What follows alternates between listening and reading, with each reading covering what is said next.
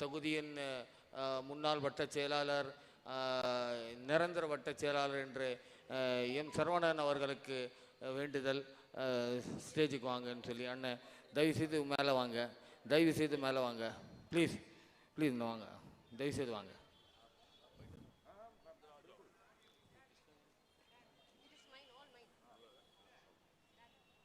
அண்ணன் சரவணன் அவர்களுக்கு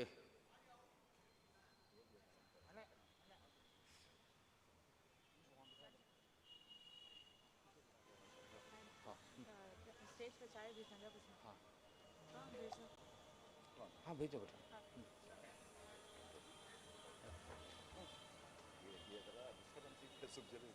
वो असल में वो देख को उतरना, देख को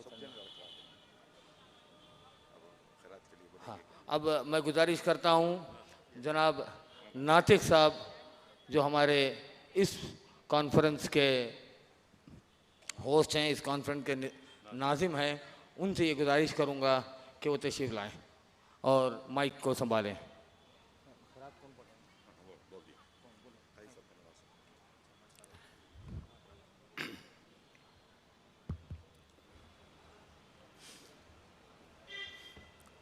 बिस्मिल्लाहिर्रहमानिर्रहीम। तमाम तारीफ़ें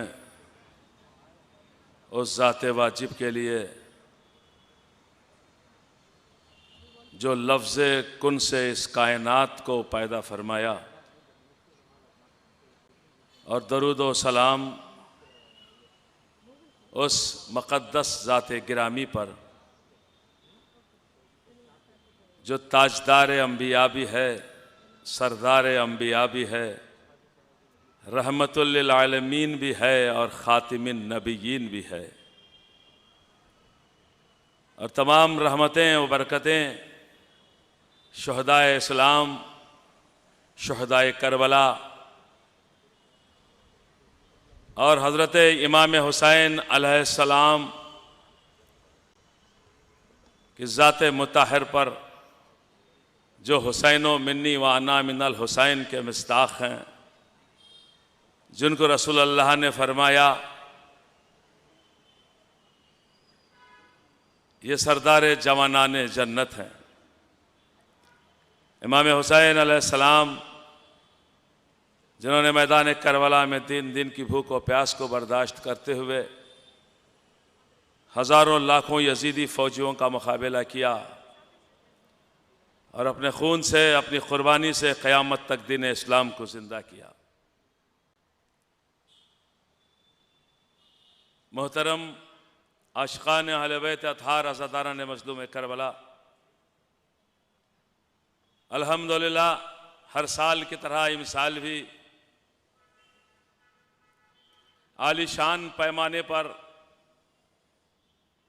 शिया सुन्नी यूनिटी मूवमेंट इंडिया ने इस यूनिटी के ज़ेर एहतमाम मनम हुसैनियम की आलमी कॉन्फ्रेंस का इनकाद अमल में आया है।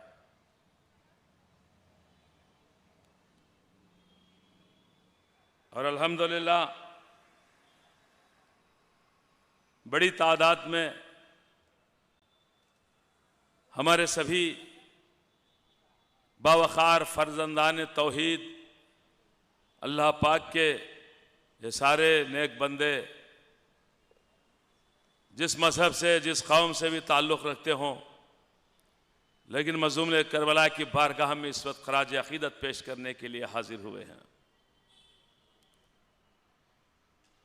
मैं पहली ही फुर्सत में बहैसियत नाज़िम इजलास आप सभी हजरात का समीम क़ल्ब के साथ खैर मक़दम करता हूँ। इस वक्त हमारे दरमियान कौम व मिल्लत की, मिल्लत इस्लामिया की नायाब शख्सियत मोहतरम नुमाइंदा रहबर आयतुल्लाह महदी महदवीपुरी साहब की आमद हुई है और साथ ही साथ वकील आयतुल्लाह सिस्तानी जो मुंबई में इस वक्त नजफ़ी हाउस में तशरीफ़ रखते हैं, जिनकी बड़ी खिदमात हैं, इस वक्त आपकी आमद भी हुई है। साथ ही साथ एक और कौम व मिल्लत की मोहतरम बुज़ुर्ग शख्सियत जो किसी तरह शहर चेन्नई और इस तमिलनाडु में तारुफ की मोहताज नहीं, मुफ्ती मौलाना हज़रत सलाहुद्दीन अय्यूबी साहब यहाँ पर तशरीफ़ रखते हैं। और कौम व मिल्लत की और इस शहर चेन्नई की मोतबर शख्सियतें आपके और हमारे रूबरू तशरीफ़ फरमा है। इंशाअल्लाह एक के बाद दीगरे इन सभी माज़्ज़ज़ शख्सियतों को ज़हमत दी जाएगी। आप हजरात इनके तक़ारीर समात फरमाएंगे। शिया सुन्नी यूनिटी मूवमेंट इंडिया की खिदमत में बड़े खुलूस के साथ हम शुक्र का नजराना पेश करते हैं। वाक़ईन हर साल बड़े जोश व जज्बों के साथ, बड़े वलवले के साथ, बड़ी मोहब्बतों के साथ, बड़े इश्क़ हुसैन के साथ ये लोग इस प्रोग्राम का इनेकाद करते हैं। आज ये हमारा बोलता हुआ मजमा, जिसमें मर्द व ख़वातीन सब मौजूद हैं, नौजवान हैं, बुज़ुर्ग हजरात हैं, सब के सब नजरान अक़ीदत के लिए तशरीफ़ लाए हैं। अल्लाह ताला आप सब की अक़ीदत को कबूल फरमाए। और ये प्रोग्राम सिर्फ सैकड़ों हज़ारों आदमी बैठे हुए नहीं देख रहे हैं, बल्कि पूरी दुनिया में कई चैनलों के हवाले से इस प्रोग्राम को ऑनलाइन देखा जा रहा है। Win channel Mumbai, graph agency Lucknow, Sadaye Husaini Hyderabad, Ya Zahra TV Bengaluru, Jafaria TV Alipur, और फिर साथ ही साथ न्यूज़ चैनल्स भी यहाँ पर हाजिर हुए हैं। और ये बड़े ही मोहतरम न्यूज़ चैनल्स हैं। न्यूज़ 18, जी सलाम, न्यूज़ 16 और कई यूट्यूब चैनल्स के हजरात भी यहाँ तशरीफ़ फरमा हैं। जिस मुल्क में भी, जिस शहर में भी, जिस गांव में भी इस प्रोग्राम को देखा जा रहा है, सुना जा रहा है, उन सभी मुअज़्ज़ज़ बिरादरान और ख़ाहिरान की खिदमत में हम सलाम व आदाब पेश करते हुए दुआ करते हैं अल्लाह पाक जहाँ से भी आप देख रहे हैं आपकी हाज़िरी को कबूल फरमाए और आप हजरात की दिली मुरादों को, जायज़ हाजतों को परवरदिगार पूरी फरमाए। आइए, नेक सातें हैं, नेक घड़ियाँ हैं। इस वक्त हमारे दरमियान मुअज़्ज़ज़ शख्सियतों के साथ सियासी शख्सियतें भी तशरीफ़ फरमा हैं। हर कौम व कबीले के लोग इस वक्त नज़र आ रहे हैं। यकीनन इमाम हुसैन अलैहिस्सलाम ने जो करबला में कुर्बानियाँ पेश की हैं, इंसानियत को बचाने के लिए पेश की गई हैं। यही वजह है आज हर कौम, हर कबीले के लोग इमाम हुसैन की बारगाह में बसत खुलूस सर झुकाते हुए नजराने अक़ीदत पेश करते हैं।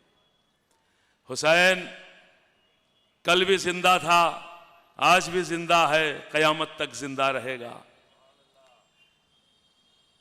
करबला की जंग कोई शख्सी जंग नहीं थी, यह हक़ व बातिल की जंग थी। यजीद बातिल पर था और हुसैन हक़ पर थे। इसीलिए आज यजीद का नामो निशान बाकी नहीं है, लेकिन मज़लूम करबला इमाम हुसैन का नाम, उनका मकसद आज भी बाकी है। अगर ये मकसद इमाम हुसैन या नाम हुसैन बाकी ना होता तो आज ये खिंच कर हर मजहब के लोग यहाँ पर मौजूद ना होते। आप हजरात का तशरीफ लाना गवारा बता रहा है कि हुसैन मरा नहीं है, जिंदा है। आइए इस प्रोग्राम को आगे बढ़ाते हैं। अल्लाह पाक की मुक़द्दस किताब कुरान मजीद की तिलावत से, वो किताब जिसको देखना भी इबादत है, सुनना भी इबादत है और पढ़ना भी इबादत है। अल्लाह पाक का एहसान, उसका कितना बड़ा करम है। उसने इतनी मुक़द्दस किताब को हुजूर सल्लल्लाहु अलैहि वसल्लम के सीने पे नाजिल किया और आज भी हुजूर का वो उनका नाम भी बाकी है और कलाम खुदा भी बाकी है। आइए इस किताब की तिलावत के लिए मैं गुजारिश करता हूँ बड़े अदब व एहतराम के साथ मोहतरम जनाब मुज़क्किर साहब जो हज़रत मौलाना मोहतरम सलाहुद्दीन अय्यूबी साहब जो इस वक्त तशरीफ़ फरमाए, उनके नबीरे उनके नवासे भी हैं। मैं इनकी खिदमत में गुजारिश करता हूँ तशरीफ़ लाएँ और कुरान पाक की तिलावत फरमाएँ। आप हजरात हुजूर और उनकी आल की बारगाह में एक सलवात पढ़ दें मोहम्मद वाले मोहम्मद।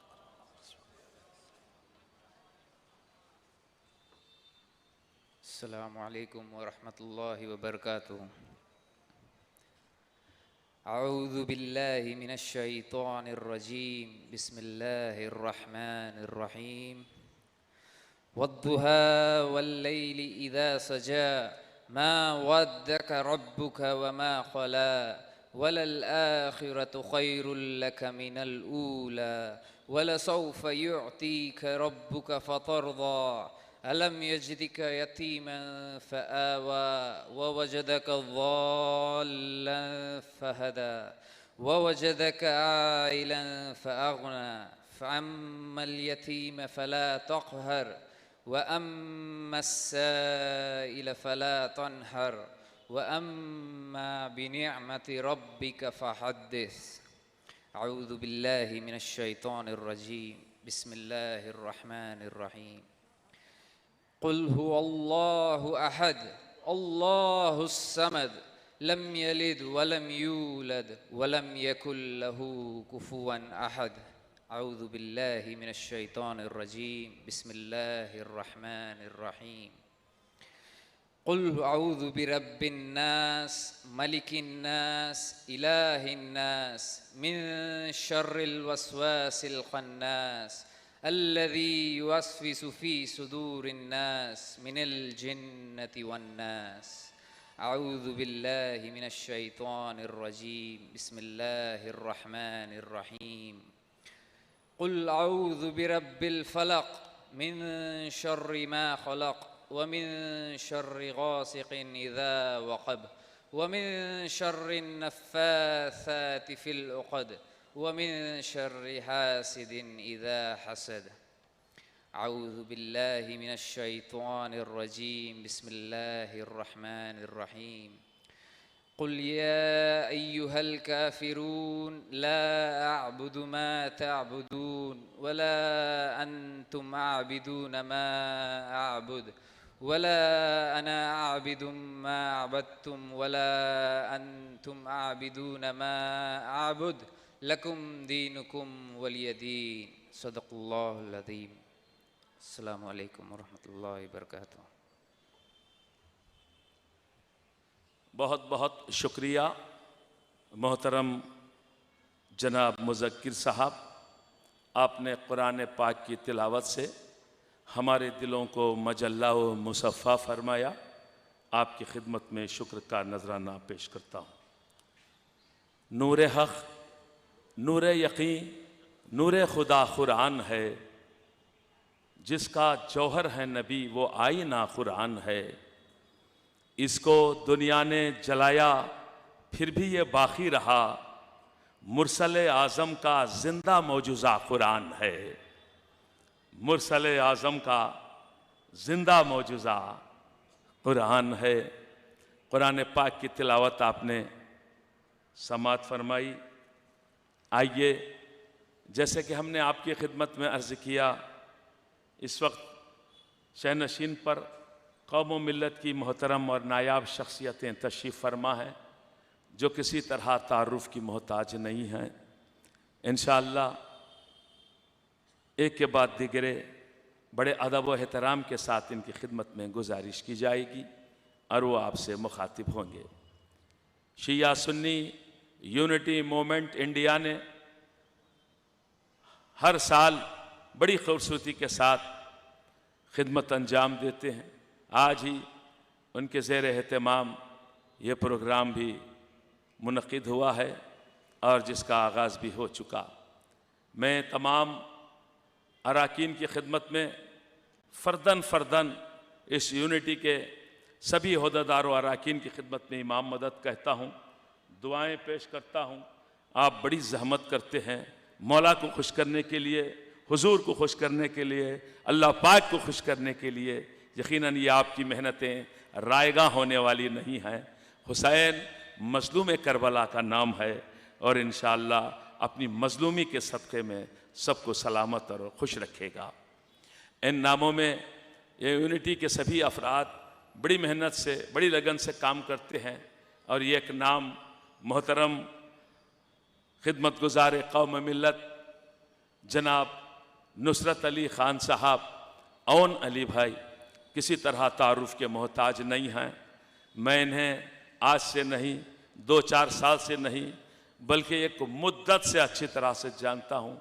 आपके इखलास को जानता हूँ, आपकी मोहब्बतों से वाकिफ़ हूँ। वाक़ईन बड़े जज्बे के साथ, बड़े खुलूस के साथ आप खिदमत अंजाम देते हैं और बराबर हमारे कांटेक्ट में रहते हैं।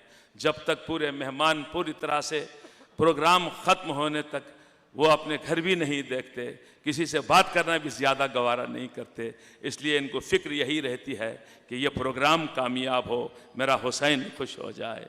आइए मैं बड़े अदब के साथ इनकी खिदमत में गुजारिश करता हूँ, तशरीफ़ लाएँ और खैर मुक़द्दमी कलमात से नवाजें। मोहतरम जनाब खिदमत गुज़ार कौम मिल्लत औन अली साहब। शुक्रिया। औज़ु बिल्लाहि मिनश शैतानिर रजीम, बिस्मिल्लाहिर रहमानिर रहीम। अस्सलामु अलैकुम व रहमतुल्लाहि व बरकातुहू। उमूमन कोई काम अगर इंसान करता है, ख़ासकर नेक काम, तो उसमें जो है कई क़ुरबानियाँ देनी होती है। खैर हम तो बहुत ही छोटे छोटे क़ुरबानियाँ देते हैं और बहुत मुश्किल होता है कि कोई एक नेक काम करने की पहल करें और उस काम को अंजाम दें। ये बहुत ही मुश्किल काम है। आज की दुनिया में सबसे ज़्यादा मुश्किल काम कोई एक नेक अमल करना है। बाकी कोई भी अमल कीजिए, आपको एक मजमा भी मिल जाएगा, एक बहुत बड़ा जो है आपको एक इजलास भी हो जाएगा। मगर ये जो काम हम जो करते हैं यहाँ पर, तमाम उम्मत मुसलमान मिलकर, हमारे भाई जनाब मुजीबुर रहमान साहब, जनाब मालिक रब्बानी साहब, जनाब हयात साहब, जनाब मुफद्दल साहब, जनाब हुसैन किताबी साहब, इस तरह के कई लोग हैं। हम सब जो हैं ये कहना चाहते हैं पूरी दुनिया से कि हम सब मनम हुसैनियम हैं, यानी हम वो हैं, हम मनम हुसैनी हैं। यानी इसका मतलब ये है कि हम सब हुसैनी हैं। और इस ज़माने में ये बात को फैलाना, ये बात को पहुंचाना बहुत ही मुश्किल तरीन काम है। मगर आप लोगों की तवस्सुल से और आप लोगों की जो है ताउन से हम इस चीज़ को कर पा रहे हैं। बहुत बहुत शुक्रिया आपका।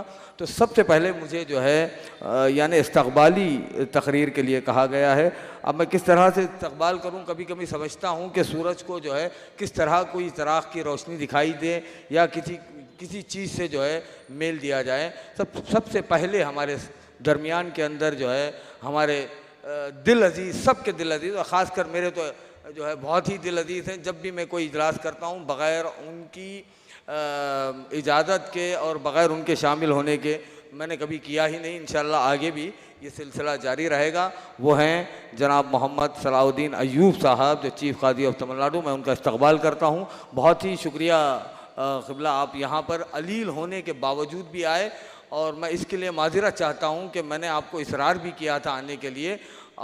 इसका मैं जो है तहे दिल से माज़िरत चाहता हूँ। बहुत बहुत शुक्रिया आप यहाँ तशरीफ़ लाए। और दूसरी शख्सियत हमारे दरमियान में, हालांकि ये सब जो है मौजूदात हैं और मौजूदा कुछ ही देर में और मौजूदात आप देखेंगे, मगर हमारे साथ मुसलसल मौजूदात होते आए हैं। वो ये है कि हमारे दरमियान में वली फ़क़ी इमाम ख़मनी के नुमाइंदे जो आयतुल्ला आगा मेहदी महदवीपुर साहब हैं, जब मेरी बात उनसे बहुत पहले हुई थी तो उनका आज जो है वो फ़्लाइट था ईरान जाने का। तो उन्होंने कहा कि शायद मुमकिन नहीं है कि मैं यहाँ आ पाऊँ। मगर उसके बाद अचानक 2 दिन के बाद मुझे उनके दफ्तर से फ़ोन आया कि आगा समझते हैं कि उस फ़्लाइट को छोड़ देंगे और चेन्नई वाली फ़्लाइट ले लेंगे। जो फ़्लाइट ईरान जाती है उसको छोड़ देंगे और चेन्नई वाली फ़्लाइट ले लेंगे। अल्हम्दुलिल्लाह मैं उनका बहुत ही शुक्रगुज़ार हूँ और इस्तक़बाल करता हूँ इस कॉन्फ्रेंस का। आगा बहुत बहुत शुक्रिया, आप वहाँ से यहाँ तक जो है ज़हमतें उठाते हुए यहाँ तक आए। इंशाअल्लाह आपसे तवक्को है कि आप जो है एक आलमी पैगाम इंशाअल्लाह पैगाम इंसानियत आप देंगे, इंशाअल्लाह हमारी तवक्को है। बहुत बहुत शुक्रिया। उसके अलावा जनाब हुज़ैफ़ा भाई जमाली साहब, उनका भी मैं बहुत ही तहे दिल से शुक्रगुज़ार हूँ कि उन्होंने भी जो है यहाँ पर यानी उनकी मसरूफियात होने के बावजूद भी, जैसे आमिल साहब वहाँ पर जो है उनके यहाँ पे अलील होने की वजह से आज सुबह ही अलील हुए, तो उसके बाद में जो है मुफद्दल साहब ने फ़ोन किया और उन्होंने कहा कि आमिल साहब नहीं आ सकते हैं, मगर उनके जगह पर उनके नुमाइंदगी में जनाब हुज़ैफ़ा भाई जमाली साहब यहाँ रहेंगे। तो मैं उनका इस्तकबाल करता हूँ। आपको इस कॉन्फ्रेंस का इस्तकबाल, बहुत बहुत शुक्रिया, आप यहाँ पे तशरीफ़ लाए। इसके बाद एक और अहम शख्सियत, ये सबसे ये कहीं किसी हिंदुस्तान में शायद ये पहली मरतबा एक तजुर्बा है, पहली मरतबा एक इत्तफाक ये है कि यहाँ पर हमारे दरमियान में मुंबई से हुज्जतुल इस्लाम मौलाना अहमद अली आबिदी साहब तशरीफ़ लाए हैं और उनका मैं बहुत ही शुक्रगुज़ार हूँ कि इतनी दूर से एक छोटे से वक्फे में, शायद 2 ही दिन पहले मैंने उनसे फ़ोन से बात की और तय किया था। अल्हम्दुलिल्लाह उन्होंने जो है हमारी दावत को कबूल किया और यहाँ पे तशरीफ़ लाए। बहुत बहुत शुक्रिया क़िबला। तो मैं इत्तफ़ाक़ की ये बात कहना चाहता था कि हमारे यहाँ पे शियों में जो है 2 तक़लीदें बड़ी मशहूर तक़लीद है। हालांकि कई लोगों की तक़लीद हो सकती है, मगर हमारे यहाँ पर जो है एक आग़ाए शिस्तानी साहब जो इराक़ में रहते हैं और एक इमाम ख़मैनी साहब जो ईरान में रहते हैं। अब ये दोनों की नुमाइंदगी यहाँ है। मेरे ख़याल से दुनिया में, अब हिंदुस्तान में पहली मरतबा इस स्टेज पर, किसी एक स्टेज पर दोनों की नुमाइंदगी हैं। तो इसलिए जो है ये हमारी खुशनसीबी है। ये एक आग़ाए जो है इमाम ख़मैनी साहब के जो हैं नुमाइंदे हैं और एक आग़ाए शिस्तानी साहब के नुमाइंदे हैं। तो मैं फिर से इन दोनों का बहुत बहुत जो है शुक्रिया अदा करता हूँ, इस्तकबाल करता हूँ। और उसके बाद एक और मरहला पैदा हो गया था, माज़रत चाहता हूँ कि एक और मरहला पैदा हो गया था। एक वो शख्स है यहाँ पर इस कॉन्फ्रेंस में, देखिए बड़ा जो है मैं कह रहा हूँ ना, कभी भी नेक काम करने में बड़ा मुश्किल होगा, बहुत ही मुश्किल है, इतना आसान नहीं है कि नेक काम कर लें। तो एक शख्स यानी एक शख्सियत, शख्स नहीं माज़रत चाहता हूँ, एक शख्सियत ऐसी है जो समंदर पार से यहाँ आई है। हम लोग उमूमन जो आए हैं कभी पूरे हिंदुस्तान से जो है, कहीं इधर बॉम्बे से, कभी दिल्ली से, कभी यूपी से आए हैं, मगर एक शख्स वो है जो समंदर पार होके आपके पास आया है पैगाम इंसानियत और पैगाम इमाम हुसैन सुनाने के लिए। वो हैं जनाब मोहम्मद मदनी लोफर साहब। मैं उनका बहुत ही शुक्रगुज़ार हूँ। वो यहाँ तशरीफ़ लाए और बड़ी ज़हमतें हुई, वो बहुत लंबी कहानी है। सुबह 8 बजे वो एयरपोर्ट में आ गए थे, उसके बाद शाम को 5 बजे एयरपोर्ट से निकल पाए। कई मुश्किलात थे, इमिग्रेशन प्रॉब्लम्स थे, कई चीज़ों को, तमाम चीज़ों को जो है उन्होंने पार करते हुए आप तक पहुँचे हैं। तो ये उनका जज्बा है कि आप तक कोई पैगाम दें। इसलिए मैं मदनी साहब का तहे दिल से शुक्रिया अदा करता हूँ और हम तमाम लोगों की तरफ से माज़रत भी चाहता हूँ कि जो ज़हमतें आपने उठाई हैं, अल्लाह आपको जो है इसकी जज़ाए खैर अता करें। बहुत बहुत शुक्रिया मदनी साहब। और इसके बाद किन किन लोगों का नाम लूँ, जनाब कोयम्बतूर से मोहम्मद रफ़ी साहब हर साल हमारे कॉन्फ्रेंस में आते हैं, हर साल एक बेहतरीन तकरीर उनकी होती है। पिछले साल की तकरीर आज भी लोगों के जहनों में घूम रही है। शहज़ादी ज़ैनब अलैहिस्सलाम के सिलसिले में उन्होंने तमिल में जो खुद तकरीर की थी, आज भी लोग उसे भूल नहीं पाए। उसी तरह जो है हमारे बहुत ही करीबी, हमारे बहुत ही यूँ समझिए कि सहाफ़त के आज इंडिया में नंबर 1 हैं, वो हैं Husaini network, Safeer TV, Sadaye Husaini, democratic news. इस तरह की कई अखबार और कई टीवी चलाने वाली शख्सियत सैयद जाफ़र हुसैन साहब जो हैदराबाद से तशरीफ़ लाए हैं। वाकई में मैं उनके तहे दिल से शुक्रगुज़ार हूँ कि वो यहाँ तशरीफ़ लाएँ। आपका इस्तकबाल करता हूँ जाफ़र भाई, बहुत बहुत शुक्रिया आपका कि आप यहाँ पर तशरीफ़ लाएँ। अब मैं ये तमाम लोगों के बाद और भी हमारे भाई जनाब नईमुर्रहमान साहब थोड़े ताख़ीर से आए, मगर वो भी जो है तमाम मसरूफियात के बावजूद यहाँ पे तशरीफ़ लाए। नईम भाई आपका भी बहुत बहुत शुक्रिया। और याकूब साहब, मैं माज़रत चाहता हूँ, अभी जो है आप ही के सिलसिले में कहने वाला था, याकूब साहब हर साल हमारी कॉन्फ्रेंस में होते हैं और सुन्नत जमात में एक अहम कड़ी हैं, जो बहुत ही तमाम सुन्नत जमात के जितने इजलास होते हैं उसमें सबसे आगे आगे रहते हैं। और उन्होंने आज कई प्रोग्राम होने के बावजूद भी वक्त निकालकर हमारे दरमियान में आए। मैं बहुत बहुत आपका शुक्रिया अदा करता हूँ याकूब साहब और जनाब नईमुर रहमान साहब का। और उसके अलावा अब जो है, अब मर्दों का हो गया, अब ख़वातीन की तरफ आऊँ। अब पता नहीं किस तरह ख़वातीन से कहूँ। ख़वातीन इंशाल्लाह, शायद मुझे तो ये लग रहा है कि मर्दों से ज़्यादा जो है ख़वातीन भारी पड़ जाएंगे, क्योंकि यहाँ ऐसे ऐसे मुकर्रिर हैं जो वाकई में जब भी मैं सुनता हूँ तो मुझे खुद ताज्जुब होता है। अब मैं कहाँ से शुरू करूँ? मैं यहाँ से शुरू करना चाहूँगा हमारी बहन रमा सुब्रमण्यम। आपने कई मरतबा देखा होगा, 3 साल 4 साल पहले भी हमारी कॉन्फ्रेंस में 3 साल पहले भी वो तकरीर कर चुकी है। और इतना ही नहीं, उन्होंने बाकायदा जो है अजमेर शरीफ गए थे और ख्वाजा गरीबुल नवाज के सिलसिले में तमिल में किताब लिखी है। और ये सूफ़ी के, आज सूफ़ी मसलक के जानी पहचानी शख्सियत बन गई है। और हमारी खुशनसीबी है कि वो हमारे दरमियान में है। वाकई में I am very very thankful to you sister. I am really thankful that all the time you take the trouble and come. Thank you very much for coming. And then अब उसके बाद जो है एक हमारे दरमियान में सिस्टर अर्पुदा मेरी, and she is a great sister who is serving humanity in many departments, and especially she does the services in hospitals. And despite her the schedules, she was really very very busy. I have spoken to her 2 to 3 times. And I used to tell her about it, but I could know from the outside. Then when she takes my call also, she is really busy. Sometimes she is into the service of humanity, and sometimes she is into the service of God. She prays, or otherwise she does some human thing. So I'm really thankful, sister, for coming here.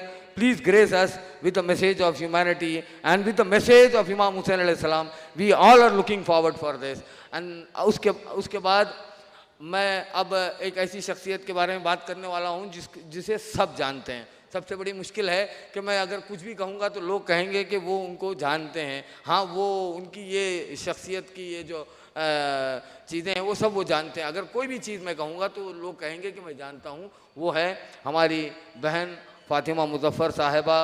वाकई में मैं किस तरह उनका शुक्रिया अदा करूँ।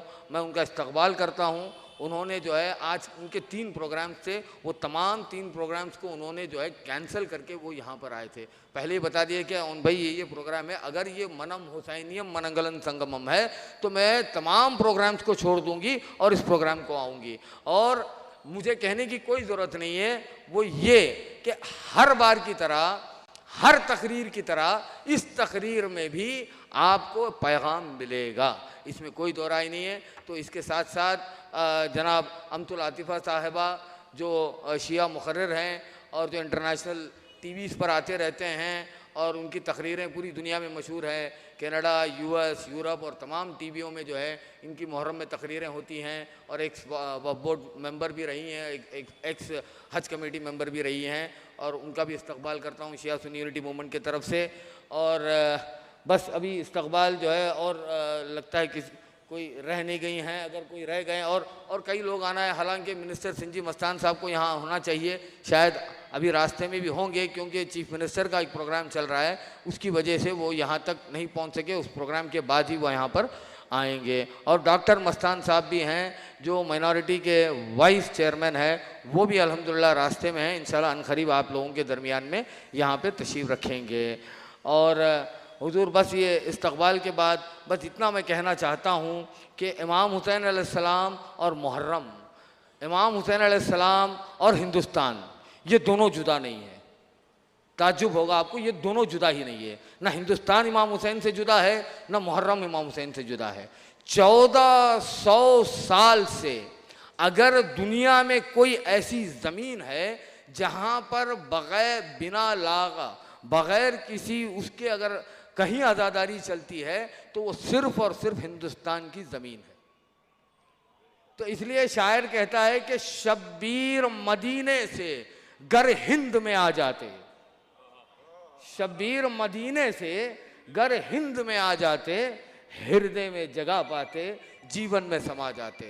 तो हम चाहते थे अगर इमाम हुसैन अलैहिस्सलाम हिंदुस्तान आ जाते तो हम वो ना करते जो यजीद ने किया था, हम वो ना करते जो माविया ने किया था, हम वो ना करते जो उस ज़माने के हुक्मरानों ने अरब में किया था, चाहे वो इराक़ में, चाहे वो शाम में, चाहे वो कूफे में, चाहे करबला में, जहाँ जहाँ मजालिम हुए थे वो मजालिम यहाँ ना होते, हम इमाम हुसैन अलैहिस्सलाम को अपने सरों पर रखते। तो इंशाअल्लाह इसके साथ साथ मैं इजाज़त चाहूँगा तमाम लोगों से, ख़ासकर नातिक भाई, बहुत बहुत शुक्रिया आपने मौका दिया। इंशाअल्लाह सलाम।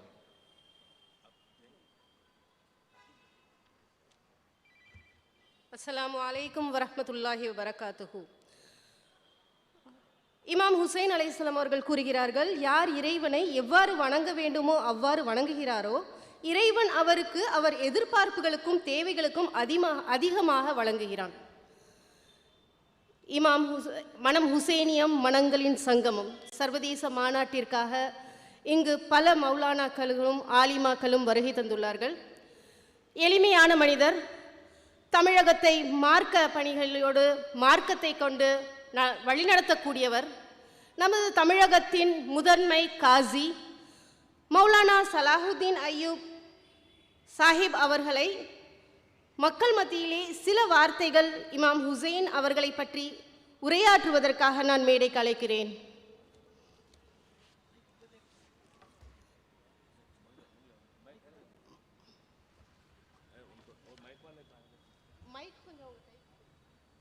माइक वाले कहाँ हैं? मेहरबानी से हैंड माइक उनको वहाँ पर दे दें। मौलाना को वहीं पर बैठ के तकरीर करेंगे, वो वहीं दे दें। ये नहीं वो उसको चेक कर लीजिए। हेलो, हाँ ठीक।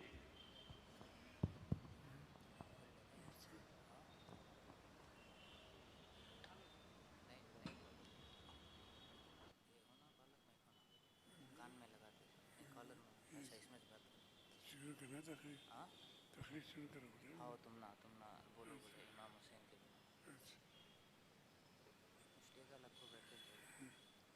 अल्हम्दुलिल्लाहि रब्बिल अकरम अल्लज़ी अल्लम बिल क़लम अल्लमल इंसाना मा लम यअलम अल्लाहुम्मा सल्लि अला मुहम्मद व आलि मुहम्मद अल्लाहुम्मा सल्लि अला सय्यिदिना Muhammad. Whenever we say salat, everybody should say salat. As-salat, Ya Rasulullah, then only Allah will accept our prayers. I am very thankful to given me an opportunity to first I spoke up in front of you because I can't sit more than 10 or 15 minutes.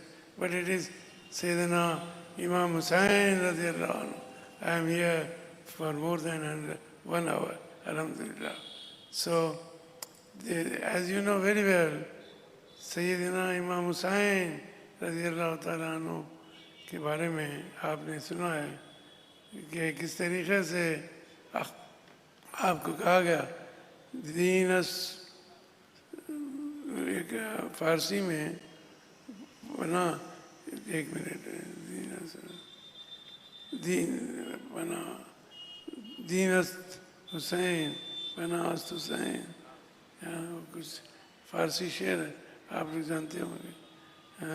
तो उसमें यही कहा गया कि इमाम हुसैन जो है दीनस शाह हुसैन दीनस दीन बनास, इमाम हुसैन के बारे में रज़ी अल्लाह अन्हु कि आप जो है दीन है और दीन को बना देने वाले हैं। किस तरीके से उन्होंने एक इत्तेहाद कायम किया और सबको एक जगह जमा करने की कोशिश की। लेकिन कैसे थे वो लोग जो अपने आप को मुसलमान कह रहे हो? उन्होंने किस तरीके से उन्होंने हुजूर अकरम सल्लल्लाहु अलैहि वसल्लम की बातों को भी न माना। तो आप देख रहे थे, अगर वो चाहते तो आपकी जान बच जाती, लेकिन नहीं।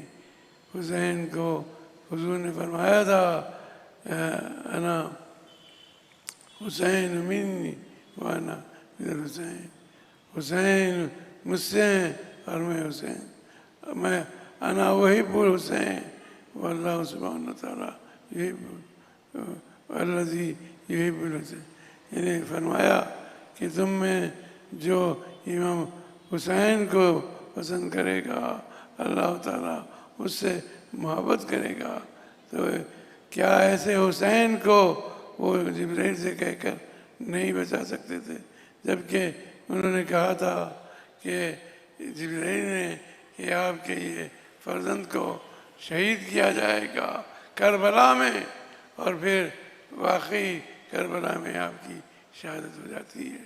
करबला में शहादत से कितनों का दिल दुखा होगा, लेकिन एक यजीद पलीद था जिसका दिल नहीं दुखा होगा, अफसोस। खैर, तो ज़्यादा लंबी चौड़ी तकरीर तो करूँगा नहीं, और भी बहुत से मुक़र्रिरीन तशरीफ़ फरमाएँ।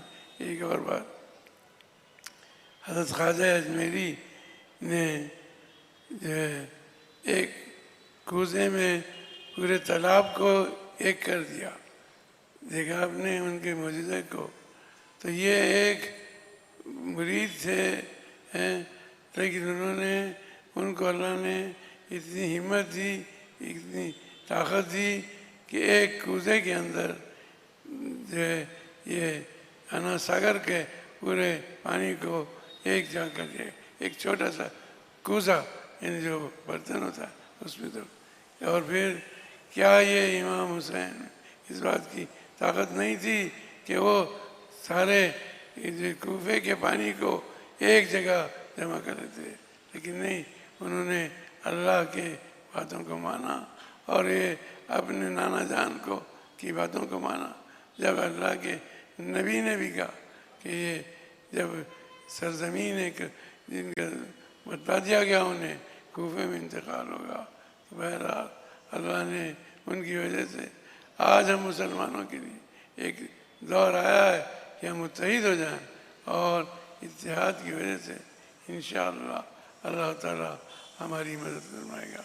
और एक बात था उसके बाद, जैसा कि ख्वाजा अजमेरी ने फरमाया कि ये जो एक नहर को वो एक कूज़े में बंद कर सकते हैं, तो फिर किस तरीक़े से हज़रत इस्माईल अलैहिस्सलाम के एक पाँव के ठोकर से जमजम निकल आता है, जबकि वो अभी नबी नहीं थे, नबी के फर्जंद यानी इब्राहीम अलैहिस्सलाम के फर्जंद थे। तो उसमें आपने जमजम को जो हज़ारों सालों से चल रहा है अभी भी चलता रहेगा। तो क्या अल्लाह ताला अपने नबी पाक के नवासे को इस बात की ताकत अता नहीं फरमा सकते कि वो उस कूफे के तमाम पानी को आपके कब्ज़े में दे दिया। बहरहाल आपका मैं बहुत शुक्रिया अदा करता हूँ कि नुसरत साहब का, और आप जानते हैं नुसरत के माने ही ये मदद करना होता है। बहरहाल लंबी चौड़ी तकरीर तो नहीं चाहिए। और आखिरी में एक बात मैं अपने लिए बहुत ज़रूरी सुनता हूँ, ये हमारा ख़ानदान जो खाजी ख़ानदान है, सबसे पहला अंग्रेज़ों का ख़ानदान था, 1880 में वो बना था, और 1880 के बाद जो है अभी तक अल्लाह ताला ने ख़ज़ात को हमारे ख़ानदान में रखा है, अल्हम्दुलिल्लाह।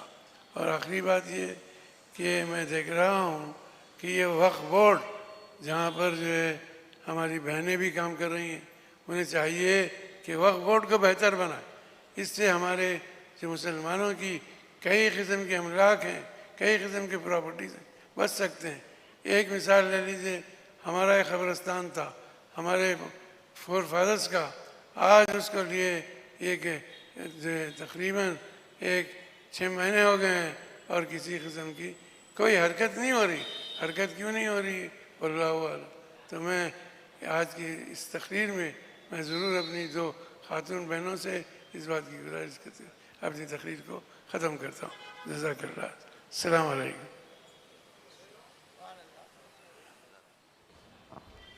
बहुत बहुत शुक्रिया मोहतरम मौलाना हज़रत मुफ्ती सलाहुद्दीन अय्यूबी साहब, चीफ़ काजी तमिलनाडु। आपने वाक़ईन जामे और मुकम्मल कम वक्त में तकरीर फरमाई। जैसे कि आपने ख़ुद 4 मिसरों के ताल्लुक़ से कहा, ख्वाजा अजमरी रहमतुल्लाह के पूरी हर चीज़ को उन्होंने सौंप दिया है, तो इसमें इस वक्त आपने माशाअल्लाह कम वक्त में तमाम चीज़ों को बता दिया। बहुत बहुत शुक्रिया मोहतरम हाज़रीन। यकीनन एक जज्बा है, एक जोश है, एक दर्द है मिल्लत का, कौम का, जो इस वक्त इतनी उम्र में ज़ईफ़ुल उम्र होने के बावजूद भी मोहतरम हज़रत मुफ्ती मौलाना अयूबी साहब यहाँ पर तशरीफ़ लाए हैं। बहुत बहुत शुक्रिया मौसूफ़ की खिदमत में। मेरे मोहतरम आशिक़ान अहले बैत अतार, जैसे कि आप सभी हजरात को मालूम है और ये सिलसिला भी कल से आज से जारी है कि आने वाली जो तारीख़ें हैं, जो 15 अगस्त की तारीख़ है, ये पूरे हिंदुस्तान में जश्न आज़ादी, यौम आज़ादी मनाया जाता है। वाक़ईन मनाना भी चाहिए, हम हिंदुस्तानियों का ये फ़रीज़ा है, हम सबकी ज़िम्मेदारी है कि अपने इस मुल्क के परचम को अपने घरों पर, अपनी जगहों पर लहराएं और इस मुल्क के, अपने मुल्क के इस परचम को सलामी दें।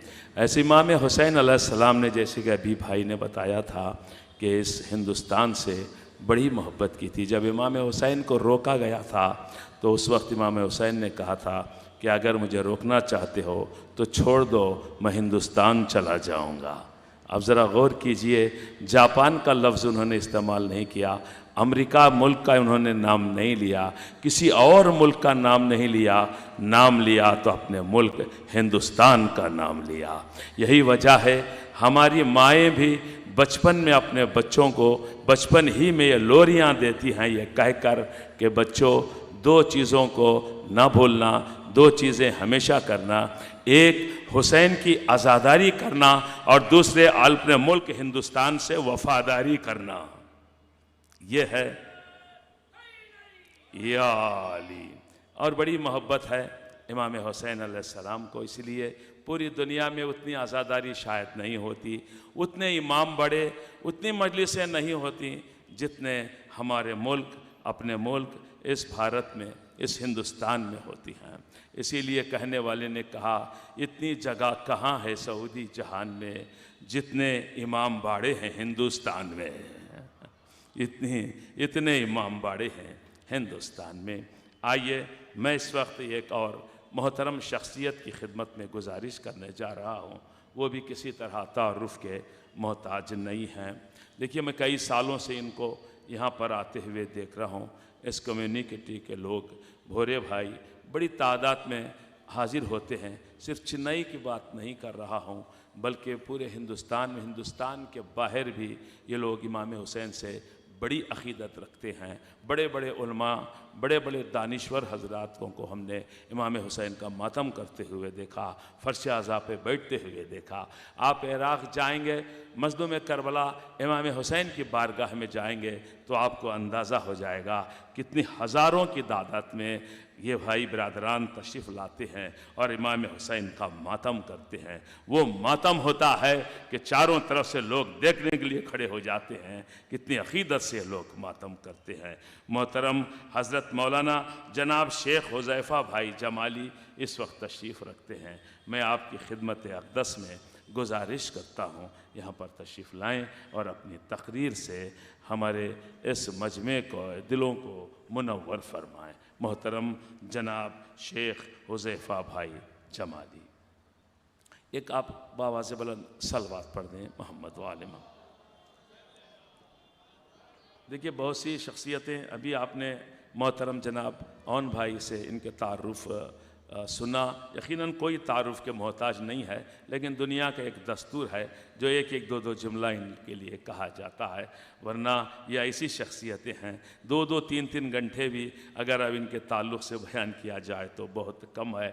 हमारे इस वक्त एक जो मेहमान बैठे हैं शहनशीन पर, मोहतरम जनाब जाफ़र हुसैन साहब हैदराबाद से तशरीफ़ लाए हैं, जो किसी तरह तारुफ के मोहताज भी नहीं हैं। आपकी खिदमतें पूरे हिंदुस्तान में फैली हुई हैं। खुसूसी तौर पर हमारे इस साउथ इंडिया में अखबार के हवाले से, न्यूज़ के हवाले से सच्चाई इनके अखबार में मिलती है। एक तस्वीर है कौम की जो ये पेश कर रहे हैं। एक मुद्दत से उर्दू ज़बान को अपने साथ लेकर कौम मिल्लत की खिदमत अंजाम देते हैं।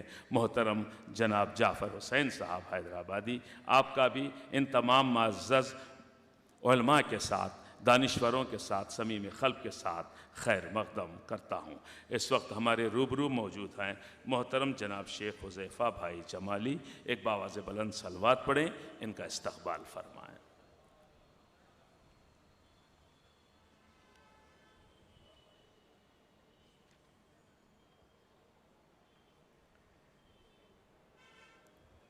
बिस्मिल्लाहिर्रहमानिर्रहीम। अस्सलामु अलैकुम वरहमतुल्लाहि वबरकातुहू। हाज़रीन अज़ीज़ा किराम,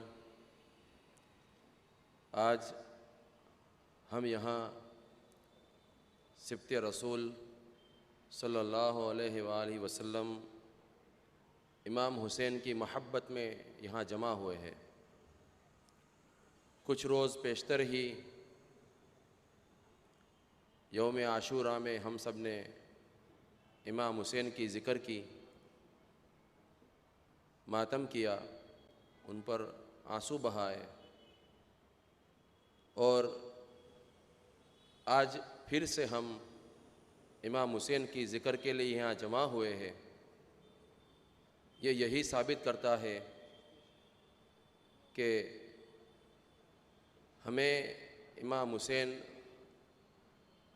अलैहिस्सलाम की ज़िक्र से कितना लगाव है, कितना शौक़ है, और उस ज़िक्र की क्या शान है। अल्लाह सुब्हानहू की बारगाह में हम शुक्र करते हैं कि अल्लाह ने हमको ज़िक्र रसूल सल्लल्लाहु अलैहि वसल्लम और ज़िक्र हुसैन अलैहिस्सलाम की तौफ़ीक़ अता की है। और दुआ भी करते हैं कि अल्लाह ताला हमको आखिर दम तक ज़िक्र रसूल और ज़िक्र हुसैन सल्लल्लाहु अलैहिमा पर हमेशा बाकी रखे। आज मैं दाऊदी बोहरा की ओर से सभी मुंतज़मीन का यहाँ शुक्रिया पेश करता हूँ कि उन्होंने ये अज़ीम मौका दिया कि हम साथ में हुसैन की ज़िक्र के लिए जमा हों। रसूल अकरम ने दीन इस्लाम कायम फरमाया और जाहिलियत के दीन से सबको इस इंसानियत और इस्लामियत की तरफ हिदायत दी। दीन इस्लाम के पेशतर जो जाहिलियत का माहौल था, उन माहौल से हम बहुत वाकिफ़ हैं। रसूल अकरम ने इस्लाम के दीन की तरकीज़ इंसानियत पर की और हर आदमी एक बेहतर इंसान बने, उसके लिए बहुत सी इरशादात करीमा आपने अता फ़रमाए। आपकी सीरत ये एक बेहतर नमूना है कि इंसान कैसा होना चाहिए। आपके अखलाक करीमा और आदाब जमीला से मुतासिर होके तमाम आलम के लोग इस्लाम के दीन में शामिल हो गए, और आज भी पूरा आलम रसूल अकरम सल्लल्लाहु अलैहि वसल्लम के अखलाक व आदाब से मुतासिर है और उसकी खुशबू से मुअत्तर हो रहा है और क़यामत के रोज़ लग होता रहेगा। रसूल अकरम सल्लल्लाहु अलैहि वसल्लम ने आपके प्यारे नवासे इमाम हुसैन अलैहिस्सलाम को मिरारन बिशारत दी थी कि एक दिन ऐसा आएगा जब इस्लाम पर हमला होगा, ईमान पर हमला होगा, बल्कि इंसानियत पर हमला होगा। और वो दिन कौन सा था? वो दिन कौन सा था कि इंसानियत के परचम को इमाम हुसैन ने करबला में बुलंद किया। और सामने जाहिलियत का परचम था, यजीदियत का परचम था, जुल्म और सितम का परचम था। और आज हम इमाम हुसैन की ज़िक्र कर रहे हैं तो आज भी इस्लामियत का, ईमानियत का, हुसैनियत का परचम बुलंद है और ये परचम क़यामत के रोज़ लग बुलंद रहेगा। इमाम हुसैन अलैहिस्सलाम ने आपकी हयात मुबारका में इंसानियत के परचम को हमेशा बुलंदी रखा। एक एग्ज़ाम्पल, एक ज़िक्र करते हैं कि आप हज़रत इमाम हुसैन शहादत के पहले करबला तशरीफ़ लाए, उससे पहले आप मक्का में तशरीफ़ रखते थे और मक्का में आप इबादत तवाफ़ में मसरूफ़ थे, इबादत तवाफ़ में मसरूफ़ थे। तभी एक शख्स ने आपको आकर इल्तिमास किया कि मौला हुसैन, मुझे आपसे एक हाजत है,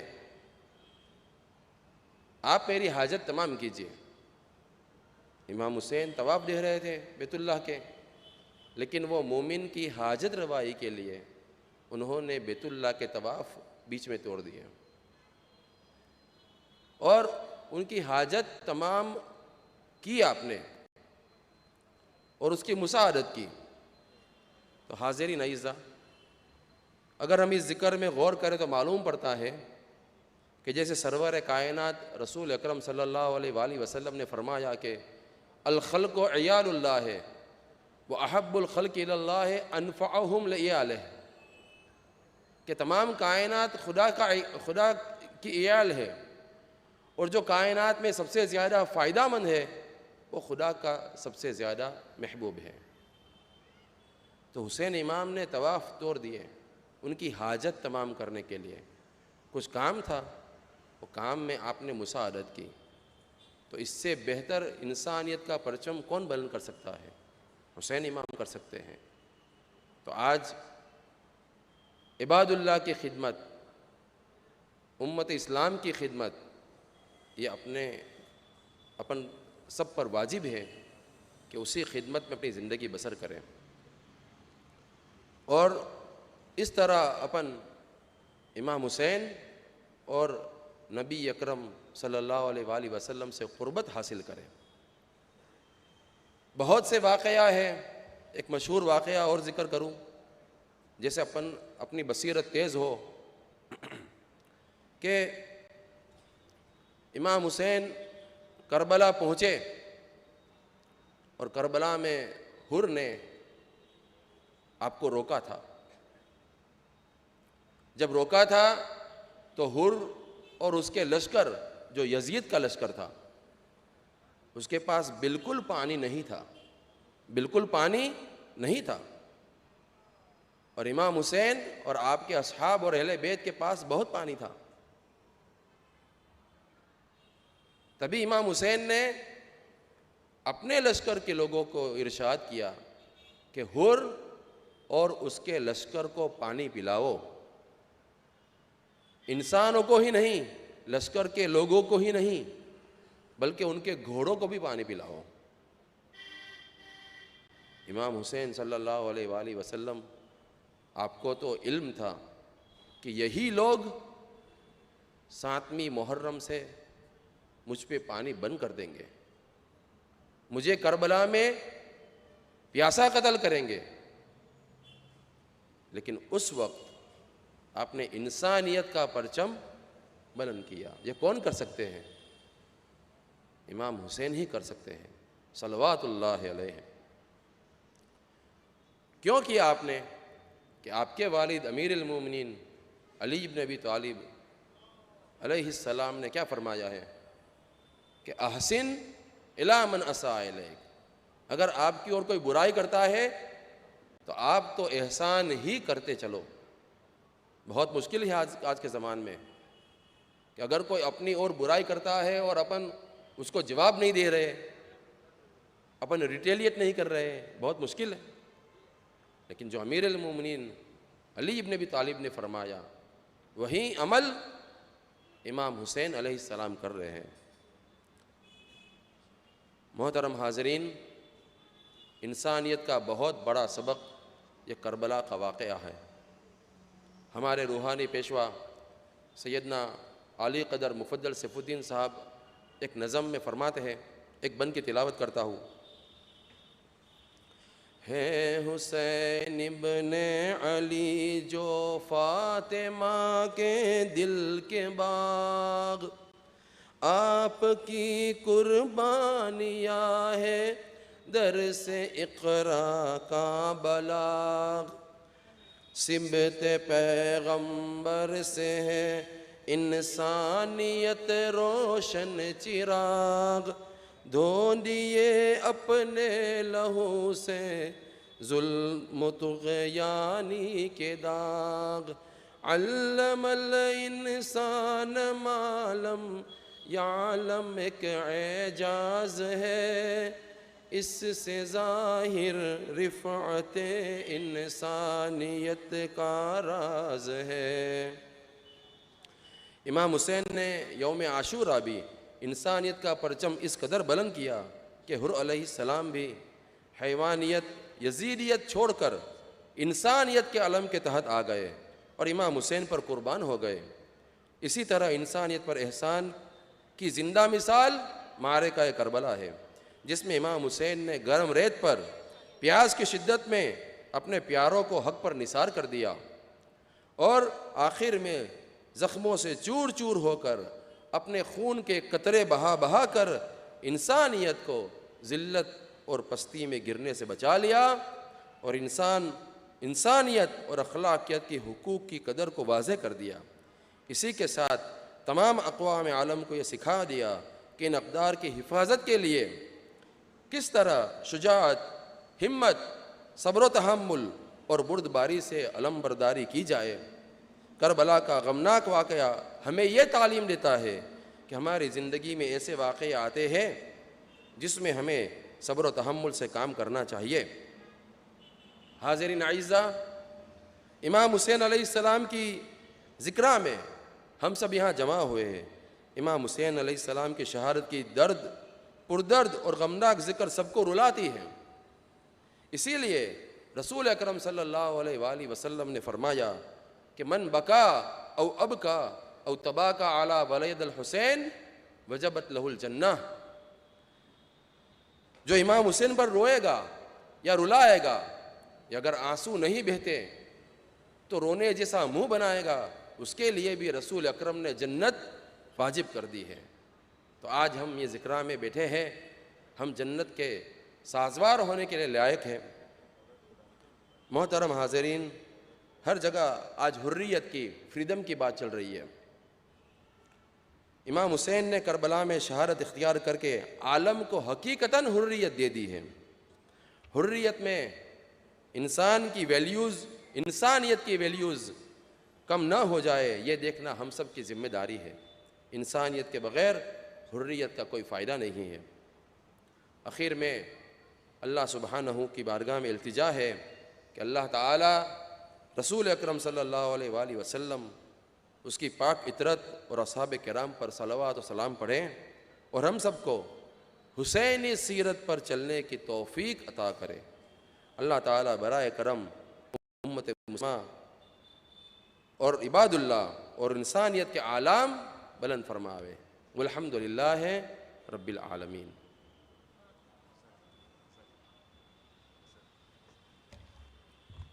ஜஸாக்கல்லா ஹைரா அக்ஸரன் கசீரா. போரா கம்யூனிட்டியுடைய காசி அருமையாக ஹுசைன் அலைஹிஸ்ஸலாம் அவர்களை பற்றியும் கர்பலாவை பற்றியும் அதிலிருந்து நமக்கு கிடைக்கக்கூடிய படிப்பினை பற்றியும் சகோதரத்துவத்தை பற்றியும் நமக்கு புரிகிற மாதிரி இங்கே எடுத்துரைச்சாங்க. ஒரு போரா கம்யூனிட்டியுடைய தலைமைத்துவத்தை பற்றி ஒரு உதாரணத்தை நான் இங்கு சொல்வதற்கு கடமைப்பட்டிருக்கிறேன். யார் அமீரை பின்பற்றுகிறாரோ அவர் என்னை பின்பற்றுபவர் போன்று என்று நபி ஸல்லல்லாஹு அலைஹி வஸல்லம் அவர்கள் கூறியிருக்கிறார்கள். அதற்கு முழு உதாரணமாக திகழக்கூடிய ஒரே சமுதாயம் இஸ்லாமிய சமுதாயத்திற்கு இடையே போரா சமுதாயம் மட்டுமே. அமீருக்கு கட்டுப்படுறதுனா என்னன்னு அவங்கள்ட்ட கேட்கணும். அவர்களுடைய தலைமைத்துவம் ஒரு வார்த்தை சொல்லாமல் அவர்கள் எதையும் செய்ய மாட்டார்கள், பேசக்கூட மாட்டார்கள். அப்படிப்பட்ட ஒரு அற்புதமான ஒரு சமுதாயத்தை சார்ந்தவர்கள் நமக்கிடையே இருக்கிறார்கள்.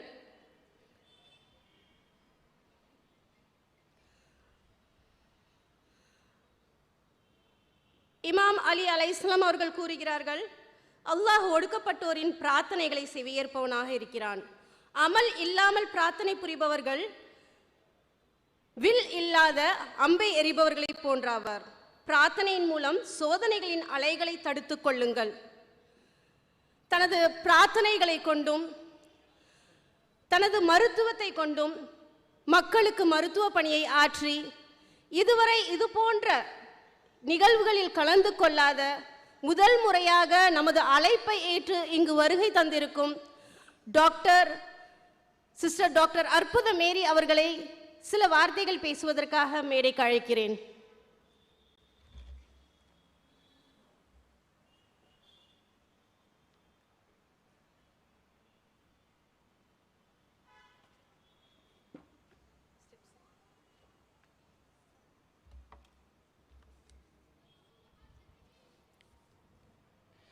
உங்கள் அனைவருக்கும் எனது மாலை வணக்கம்.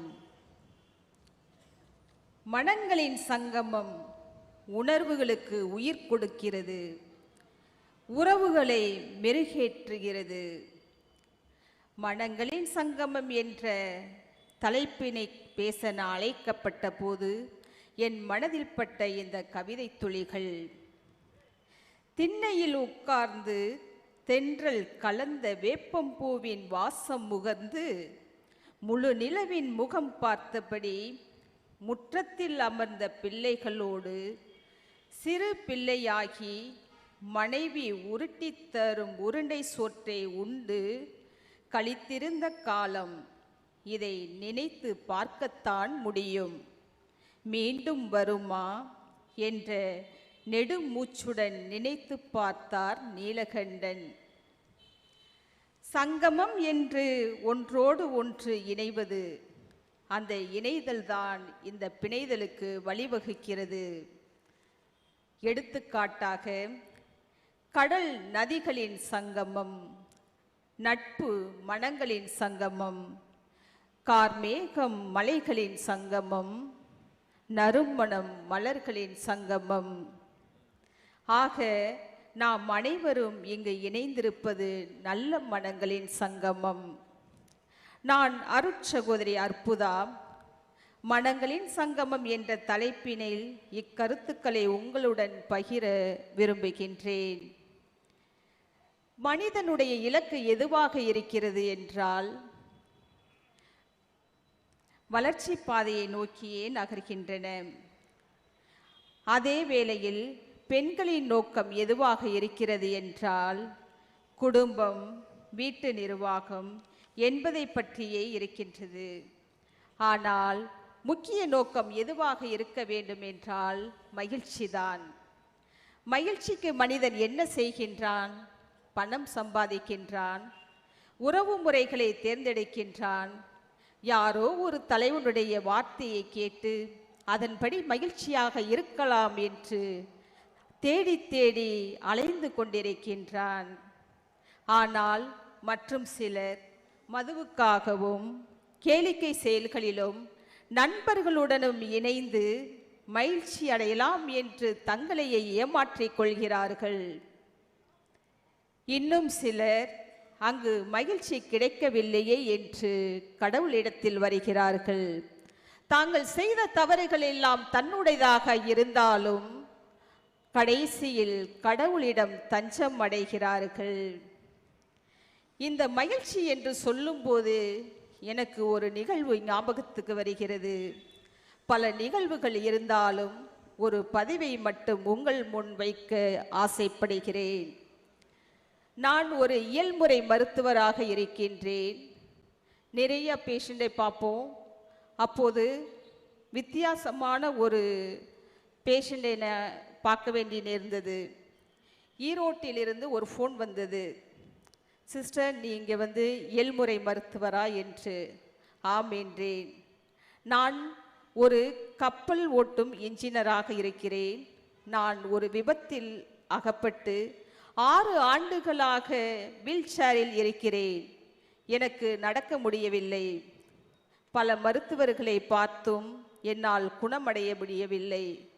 ஆனால் இப்போது 2 நண்பர் மருத்துவர்கள் கூறினார்கள் உங்களை தொடர்பு கொள்ள சொல்லி. அதற்காகத்தான் நான் தொடர்பு கொள்கிறேன் என்றார். நான் சற்று யோசித்தேன். 6 ஆண்டுகளாக இப்படி இருக்கும்போது நம்மால் என்ன செய்ய முடியும் என்று. அவர் சொன்ன ஒரு வார்த்தை, எனக்கு நம்பிக்கை இருக்கிறது, நீங்கள் எனக்கு மருத்துவம் செய்தால் நான் குணமடைவேன் என்றார். அவர் கூறிய அந்த நம்பிக்கையின் பொருட்டு அவரை வரவழைத்தேன். மருத்துவம் செய்தோம். மாலையில் 3 மணி நேரம், மாலையில் 3 மணி நேரமாக 6 மணி நேரம் ஒரு நாளைக்கு அவருக்கு செலவழித்தோம். 3வது மாதத்தில் 6 ஆண்டுகளாக பூமியில் கால் பதிக்காத அவர் அன்று பெட்டிலிருந்து எழுந்து நின்றார். ஆம் அன்பு சகோதர சகோதரமே, நாம் நம்பிக்கை இழக்காத நிலையில் எவ்வளவாக இருந்தாலும் நாம் அதை பொருட்படுத்தாது தனது நம்பிக்கை நிமித்தம் நிகழ்ச்சி அடைய முடியும். அடுத்த 3 மாதங்களில் எந்த ஒரு உதவியுமின்றி அவராகவே நடந்து வீட்டுக்கு சென்றார். 2 நாள் கழித்து போன் செய்தார். சிஸ்டர், உங்களுடைய போட்டோவை என்னுடைய பூஜை அறையில் வைத்திருக்கிறோம் என்று. இங்குதான் இருக்கிறது, மதம் சமயம் ஜாதி எதுவும் இல்லை, நாம் அனைவரும் ஒன்றே, ஒன்றுபட்டால் உயிர் வாழலாம் என்று இந்த பதிவை முன்வைக்க நான் ஆசைப்பட்டேன். நாம் யாரால் இயக்கப்படுகிறோமோ அவர்களாகவே மாற்றப்படுகிறோம். தன்னை பற்றிய நிலை அறிய அந்த பொறுப்பை முழுமையாக ஏற்றுக்கொள்ள வேண்டும். மற்றவர்களுடைய குறைகளை பார்ப்பதை நாம் நிறுத்தி கொள்ள வேண்டும். நம்முடைய சூழ்நிலை, நமது தவறுகளை, நமது பழக்க வழக்கங்களை, நம்முடைய நிலைமையை முழுமையாக அறியும் பொழுதுதான் நாம் இலக்கை நோக்கி பயணிக்க முடியும். நல்ல மனம் படைத்தவர்களாக நாம் வாழ வேண்டும் என்று சொல்லும்போது நம் மனதில் கை வைத்து சொல்ல வேண்டும். ஆனால் மனநிலை பாதிக்கப்பட்டவர்களுக்கு மூளையில் மருத்துவம் செய்கிறோமே,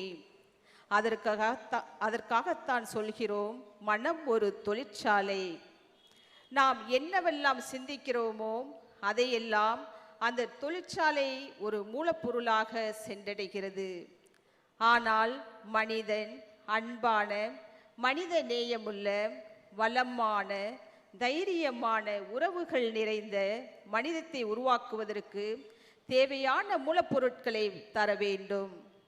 அதனால் தான் பெரியவர்கள் சொல்வார்கள், எண்ணம் போல் வாழ்க்கை. உன் எண்ணம் எதுவாக இருக்கிறதோ அதுவாகவே உன் வாழ்க்கை அமையும் என்று. மனிதன் காலையில் எழுந்தவுடன் செய்தித்தாளினை வாசிக்கிறான் அல்லது தொலைக்காட்சியை பார்க்கின்றான். அதில் வரும் செய்திகள் எல்லாம் வெட்டு, குத்து, கொலை, கொள்ளை என்றுதான் பார்த்து கொண்டிருக்கின்றான். இத்தனை விஷயங்களையும் தன் மனதில் அன்று முழுவதுமாக நினைத்து கொண்டிருக்கின்றான். அந்த நிகழ்வு எல்லாம் நம் மூளை என்னும் தொழிற்சாலைக்கு ஆபத்தாக அமைகின்றது. அதற்கு நாம் என்ன செய்ய வேண்டும்? தவறான மூலப்பொருட்களை, தவறான சிந்தனையை நாம் மனதிற்கு தருவதை நிறுத்திவிட வேண்டும். எல்லாமே எண்ணங்களால் தான் தோன்றுகிறது. ஆம், அது எப்படிப்பட்டதாக இருக்க வேண்டும் என்றால், நல்லவற்றை நினைப்பதாகவும், மகிழ்ச்சி தருகின்ற உறவுகளை, நபர்களை, இனிமை தருகின்ற குடும்ப செயல்களை சூழ்ந்ததாகவும் இருக்க வேண்டும். உதாரணமாக, நாம் குடிக்கின்ற ஒரு காஃபியாக எடுத்துக்கொள்வோம். அதில் இனிப்பு கலந்திருந்தால் மகிழ்ச்சியையும், அதே சமயம் அந்த காஃபியில் ஒரு துளி விஷம் கலந்திருந்தால் மரணத்தையும் தருகிறது. இதிலிருந்து நாம் என்ன தெரிந்து கொள்கின்றோம் என்றால், இனிப்பு மகிழ்ச்சியும் விஷம் மரணத்தையும் தருகிறது என்ற நேரத்தில் நாம் புத்திசாலித்தனமாகவும் கவனமாகவும் அந்நேரத்தில் இருக்க வேண்டும். அப்படி என்றால் நாம் என்ன செய்ய வேண்டும்? நம் மனம் என்ற கதவுகளில் எப்போதும் காவலாளியைப் போல் நாம் காத்திருக்க வேண்டும். அதனுள் என்ன நுழைகிறது, என்ன நுழைய வேண்டும், அது எப்படிப்பட்ட செயல்களை உருவாக்க வேண்டும் என்று நாம் தான் நிர்ணயிக்க வேண்டும். மேலும் நம் சுய சிந்தனையுடன் அதை ஆராய்ந்து அறிந்து அனுமதிக்க வேண்டும் என்பதே. மற்றவர்கள் நம் மனதிற்குள் திணிக்க நாம் ஒருபோதும் இடம் கொடுக்க கூடாது. ஏனென்றால் அந்த விளைவுகளை சந்திக்க வேண்டியது நாம் தான். எப்போதும் பிறருடைய வழிமுறைகளை பின்பற்றுபவர்களாக இருக்கக்கூடாது. மாறாக நல்லவர்களை, நல்ல கோட்பாடு கொண்ட நெறியாளர்களை முன்னோடிகளாக கொண்டு பாவிப்பது நல்லது. எப்போதுமே ஒரு மாணவனாக இருக்க நாம் அழைக்கப்படுகிறோம். காரணம், மாறிக்கொண்டிருக்கும் இந்த உலகில் ஒவ்வொரு நாளும் புதியவை உருவெடுத்து கொண்டே இருக்கின்றன. கண்ணில் படும் நல்ல செயல்கள், காதில் கேட்கும் நல்ல அரிய செயல்கள், அறிவுரைகளை கேட்டு அவர்கள் கூறும் செயல்களை புத்திசாலித்தனமாக செயல்பட நாம் அழைக்கப்படுகிறோம். நல்ல கருத்துக்களை நம் மனதில் செலுத்தும் போதுதான் நம் வாழ்க்கை நல்லதாக இருக்கும். அப்படிப்பட்ட ஒரு ஆசிரியர்களை நாம் தேடி செல்ல வேண்டும். அப்படிப்பட்ட ஒரு ஆசிரியராக நாமும் உருவெடுக்க வேண்டும். இதைத்தான் மாமேதை அப்துல் கலாம் சொன்னார், கனவு காணுங்கள். கனவு என்பது பகலில் காண்பது அல்ல, நம்மை தூங்க விடாமல் வைப்பதே கனவு என்றார். எதிர்காலத்தை நினைத்து நினைத்து ஏங்கி ஏங்கி வாழ்ந்து கொண்டிருப்பவர்கள் எதிர்காலத்தில் இப்படிப்பட்ட வாழ்வு கிடைக்கும் என்று பகல் கனவு காணுவோர் அதனை அடையவில்லை என்றால் ஏமாற்றம் அடைகின்றோம்.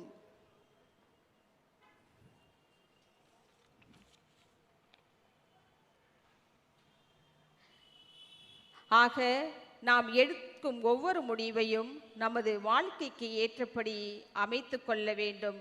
நல்ல பழக்கங்களோடும் தூய சிந்தனைகளோடும் நாம் பயணிக்கின்ற இந்த பயணம் நிர்ணயிக்கப்பட்ட அந்த இடத்தை நோக்கி செல்ல நம்மை அழைக்கின்றது. நல்லவர்களாக வாழும்போது பிறருக்கு உதவி செய்ய வேண்டும். பிறருக்கு நம்முடைய திறமைகளை பயன்படுத்த வேண்டும்.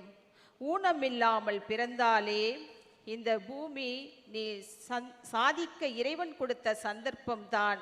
அதை நீயாக பயன்படுத்துவதும் பால்படுத்துவதும் நமது கையிலே. எனவே நல்ல மக்களாக மாறுவோம். மனிதம் மலர, மானிடம் சிறக்க, கனிந்த இதயங்கள் ஒன்றுபடுவோம் என்று கூறி எனது உரையை முடிக்கின்றேன். வாய்ப்புக்கு நன்றி. வணக்கம்.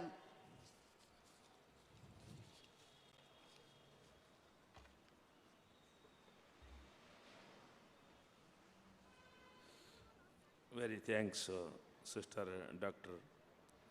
अर्पुमत मेरी. आपने तकरीर की ज़हमत उठाई. आपकी खिदमत में फिर एक मरतबा हम थैंक्स करते हैं. हज़रात, यकीनन जितनी भी आप देर यहाँ पर बैठे रहेंगे, एक तो इस्तिफ़ादा करेंगे आप, फिर उसके बाद बराबर सवाब में शामिल रहेंगे. चूँकि हमारे पास मुअज़्ज़ज़ बावक़ार मुक़र्ररीन को आप ही के इस अंजुमन ने, यानी इस यूनिटी ने, शिया सुन्नी यूनिटी ने बुलाया है. आप बराए मेहरबानी सभी हजरात को सुने और जाएं. बड़ी काबिल क़द्र शख्सियतें हमारे दरमियान मौजूद हैं. जोश ठीक. जोश मलिहाबादी ने बहुत सालों पहले एक शेर कहा था जो आज पूरी दुनिया में पढ़ा जाता है. सबको ये शेर याद रहा होगा. इंसान को बेदार तो हो लेने दो, हर कौम पुकारेगी हमारे हैं हुसैन. एक शायर हैं जो गाज़ीपुर में बागेश तिवारी गाज़ी आबादी, उन्होंने कहा था कि माथुर की ज़िंदगी के भी सहारे हुसैन हैं. माथुर की ज़िंदगी के सहारे हुसैन हैं, बागेश की भी आँखों के तारे हुसैन हैं. ऐ जोश अपने ख्वाब की ताबीर देख लो, हर कौम कह रही है हमारे हुसैन हैं. लब्बैक या हुसैन. लब्बैक या हुसैन, लब्बैक या हुसैन। आइए इस वक्त जिस शख्सियत के हुजूर हम पहुंचना है, जो न फ़क़त हिंदुस्तान बल्कि पूरी दुनिया इंसानियत में, पूरी दुनिया इस्लामिया में किसी तरह तारुफ़ के मोहताज नहीं हैं। ये बहुत बड़ी बात है हमारे और आपके लिए कि ऐसे मुक़द्दस और नूरानी चेहरे इस वक्त शहनशीन पर तशरीफ़ फरमा हैं, जो अपने आप मिसाल रखते हैं। हिंदुस्तान और ईरान का रिश्ता बहुत पुराना रिश्ता है। याद रखिएगा, बताया जाता है कि हमारे मुल्क का और ईरान का रिश्ता बहुत पुराना रिश्ता है और आज भी ये रिश्ता बाकी है। हमारे हिंदुस्तान में जब से नुमाइंदा रहबर बनकर आगा आयतुल्लाह महदी महदवी पूरी तशरीफ़ लाए हैं, उस वक्त से मुसलसल पूरे हिंदुस्तान में मैं समझता हूँ कोई ऐसा गोशा, कोई ऐसी जगह नहीं होगी जहाँ पर आगा ना पहुँचे हों और वहाँ इस्लाम का, दीन का, कुरान का, अहले बैत का पैगाम ना पहुँचाया हो। ये बहुत बड़ी बात है। काफ़ी देर से आगा हमारे दरमियान मौजूद हैं। मैं बड़े ही खुलूस के साथ आपकी खिदमत में गुजारिश करता हूँ, आयतुल्लाह आगा महदी महदवी पुरी से प्लीज़ आप यहाँ पर तशरीफ़ लाएँ और अपनी तकरीर से आपके और हमारे दिलों को इंशाअल्लाह नवाजेंगे। मैं इनका ट्रांसलेशन करने के लिए जो कौम मिल्लत की जो बुज़ुर्ग हस्ती हैं, बड़ी खिदमत हैं इनके भी, जहाँ भी पहुँचते हैं आगा आपको साथ ले जाते हैं। मोहतरम जनाब हैदर रज़ा साहब भी किसी तरह तारुफ़ के मोहताज नहीं हैं। मैं मोहतरम हैदर रज़ा साहब का भी समीम क़ल्ब के साथ खैर मक़दम करता हूँ। आगा का तो बहरहाल हर लम्हा खैर मक़दम, हर लम्हा आपकी खिदमत में शुक्रगुज़ार हूँ। आप सब मिलकर मोहम्मद और आले मोहम्मद पर एक बुलंद तर आवाज़ में सलवात पढ़ दें।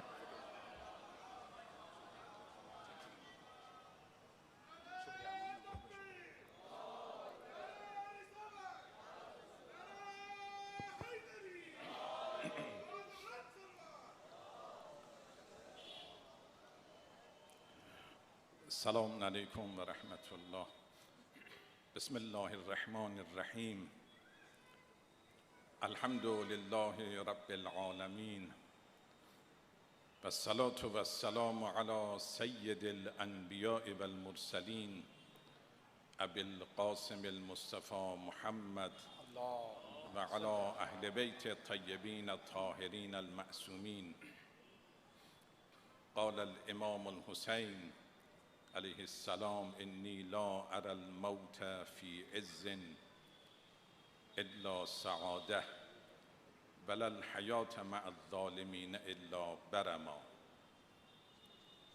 मजलिस बसियार बा अज़मत बियाद शख्सियत अज़ीमुश्शान हज़रत इमाम हुसैन अलैहिस्सलाम बरगुज़ार शुده است।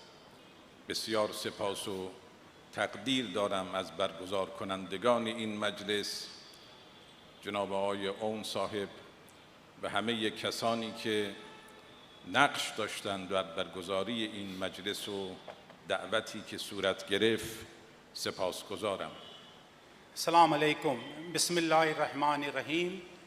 हज़रत आयतुल्लाह महदी महदवीपुर जो रहबर मौज़म हज़रत आयतुल्लाह उल-उज़्मा ख़ामनई के हिंदुस्तान में नुमाइंदे मुतलक़ है, उन्होंने तकरीर के आगाज़ में खुतबा रसूल अकरम सल्लल्लाहु अलैहि वसल्लम और अहले बैत के अतहार की शान में मतालिब बयान करते हुए उन्होंने इमाम हुसैन अलैहिस्सलाम की इस मशहूर व मारूफ़ क़ौल, जो तारीख़ी क़ौल को जो इमाम हुसैन अलैहिस्सलाम ने रोज़ आशूर मुसलसल कई मरतबा उसे बयान फरमाया था कि इज़्ज़त की ज़िंदगी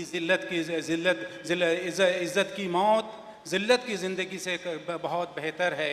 और ये जो तारीख़ी जुमला है जो इमाम हुसैन अलैहिस्सलाम ने मुसलसल रोज़े आशूर को यज़ीदियों के मुकाबले में बयान फरमाया था, और आगा ने अपने तकरीर के आगाज़ में मुंतज़मीन जलसा जो इस अज़ीम शान तकरीब और कॉन्फ्रेंस का इनेकाद अमल में लाया है, जो इमाम हुसैन अलैहिस्सलाम की याद को दोबारा ज़िंदा करने, उनके पैगाम को आलमगीर करने के लिए जो आलमी कॉन्फ्रेंस मुनक़िद की गई है, उनके तमाम मुंतज़मीन का तहे दिल से उन्होंने शुक्रिया अदा किया है। ख़ुसूसी तौर पर जनाब औन अली साहब और उनके साथियों ने जिन्होंने वाकई काविशें और मेहनतें की हैं ताकि अज़ीमुश्शान बैन अल-अक़वामी कॉन्फ्रेंस का इनेकाद अमल में लाया जाए, उनका तहे दिल से उन्होंने आगा ने उन सब का शुक्रिया अदा किया है। و همچنین سالروز استقلال و آزادی هندوستان رو 15 آگوست تبریک عرض می کنم، مخصوصاً به شخصیت بزرگی مثل مهاتما گاندی که نقش مهمی در نهضت آزادی هندوستان داشت احترام قائل هستیم، به خاطر اینکه او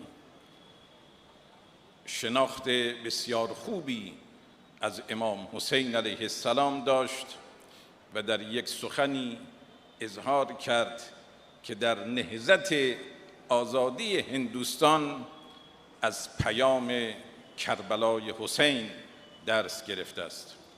خصوصی طور पर इन अय्याम में आज पूरा हमारा मुल्क हिंदुस्तान यौम आज़ादी का जश्न मना रहा है और यौम आज़ादी के जश्न को अज़ीमुश्शान पैमाने पर मुनक़िद किया जा रहा है और यौम आशूर और ये यौम आज़ादी की तक़ारीब माह मुहर्रम में इस साल मुनक़िद की जा रही है और इसका चूँकि यह आशूरा का ताल्लुक़, करबला का ताल्लुक़ व वाक़े करबला का ताल्लुक़ भी हिंदुस्तान की आज़ादी की तहरीक से मिलता है, चूँकि हिंदुस्तान की आज़ादी के तहरीक के बानी हज़रत महात्मा गांधी ने मुसलसल इस बात को अपने तक़ारीर में, अपनी आज़ादी की जिद्दोजहद में उन्होंने ऐलान फरमाया था कि मैंने इस जज्बे हुर्रियत और जज्बे इस्तिक़लाल और जज्बे आज़ादी को इमाम हुसैन अलैहिस्सलाम के इस अज़ीमुश्शान शहादत से दर्स हासिल करते हुए मैंने ये पैगाम को हासिल किया है। लिहाजा ये हिंदुस्तान की आज़ादी की जंग दर हकीकत इमाम हुसैन अलैहिस्सलाम के पैगाम हुर्रियत पर मबनी थी,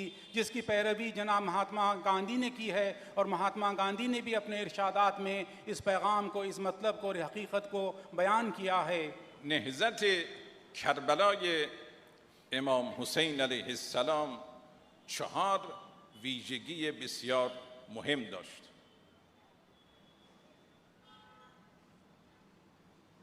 इमाम हुसैन अलैहिस्सलाम की तहरीक और इमाम हुसैन अलैहिस्सलाम की मुक़द्दस जिद्दोजहद 4 खुसूसियात पर मबनी हैं। اولین خصوصیت نهضت امام حسین علیه السلام این بود که در عاشورا تقابل بین 2 شخص نبود، بین شخص امام حسین و یزید، بلکه تقابل بین 2 مکتب و 2 جریان بود، جریان حسینی و جریان یزیدی. و تا امروز این 2 مکتب، مکتب حسینی و مکتب یزیدی، ادامه دارد این تقابل که کل یوم عاشورا و کل ارض کربلا. वाक़ आशूरा की पहली अहम खसूसियत वो ये है कि ये वाक़यात दर हकीकत 2 अफराद के तक़ाबुल का वाक़या नहीं है।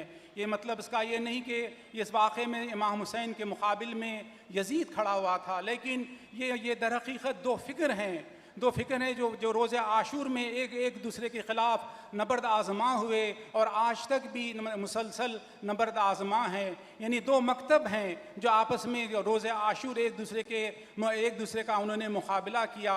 एक मकतब फ़िक्र मकतब हुसैनी है और दूसरा मकतब फ़िक्र या मकतब यजीदी है जो इमाम हुसैन अलैहिस्सलाम के फ़िक्री मकतब के मुकाबले में खड़ा हुआ था। और लिहाजा ये जिद्दोजहद और ये फ़िक्र जो है हक़ व बातिल की हक़ बातिल के दरमियान जो नबर्द आज़माई है, जो रोज़ आशूर अपने उरूज पे पहुँची थी, उसका सिलसिला आज तक भी जारी है और मुसलसल आइंदा मुस्तक़बिल में भी ता क़यामत जारी रहेगा। चूँकि ख़ुद ये पैगाम अइम्मा मासूमीन ने फरमाया था कि हर सरज़मीन करबला है और हर रोज़ रोज़े आशूरा है। دومین خصوصیت نهضت امام حسین علیه السلام این بود که در یک طرف تعداد اندک یعنی 72 یار امام حسین علیه السلام و در طرف دیگر هزاران نفر دشمنان، اما یاران حسین بهترین انسانها، دارای کرامت، دارای عزت، دارای وفاداری، روحیه فداکاری و ایثار، و لذا اضافه بر این که امام حسین علیه السلام الگوست، بلکه یاران او हर एक برای ما الگوست. जिस तरह आप मुलाहिजा करें कि एक जानिब हज़ारों की तादाद में बातिल का लश्कर मौजूद था और उसके मुकाबले में मुट्ठी भर जो हक़ के परस्तार थे, जो इमाम हुसैन अलैहिस्सलाम के तरफदार थे। आप मुलाहिजा करते हैं जिस तरह से इमाम हुसैन अलैहिस्सलाम पूरे इंसानियत के लिए उन्हें बेहतरीन नमूना बन के पेश किया, उसी तरह से इमाम हुसैन के महदूद साथी जो इमाम हुसैन के हमरा रहकर आखिरी ख़तरे खून तक अपने जानों की कुर्बानी पेश की, वो भी इंसानियत के लिए बेहतरीन मिसाल हैं। لذا جریان عاشورا دو بعد داره، یک بعد عزا، مصیبت و غم و اندوه به خاطر شهادت بهترین انسانها، و بعد دیگرش درس و عبرت و پیام‌های عاشوراست که تا قیام قیامت به عنوان یک مکتب فکری عاشورا میتواند برای جامعه سازنده باشد. वाक़े आशूरा के दो रुख पाए जाते हैं। उस पहला रुख ये है कि इंसानियत की अजीम शान शख्सियत का खून, मुक़द्दस खून बहाया जाता है और उनके साथियों को इंतहाई बेदर्दी के साथ उन्हें शहीद किया जाता है और इनके गम में आंसू बहाए जाते हैं, अज़ा बर्पा की जाती है, मातम का फ़र्ज बिछाया जाता है।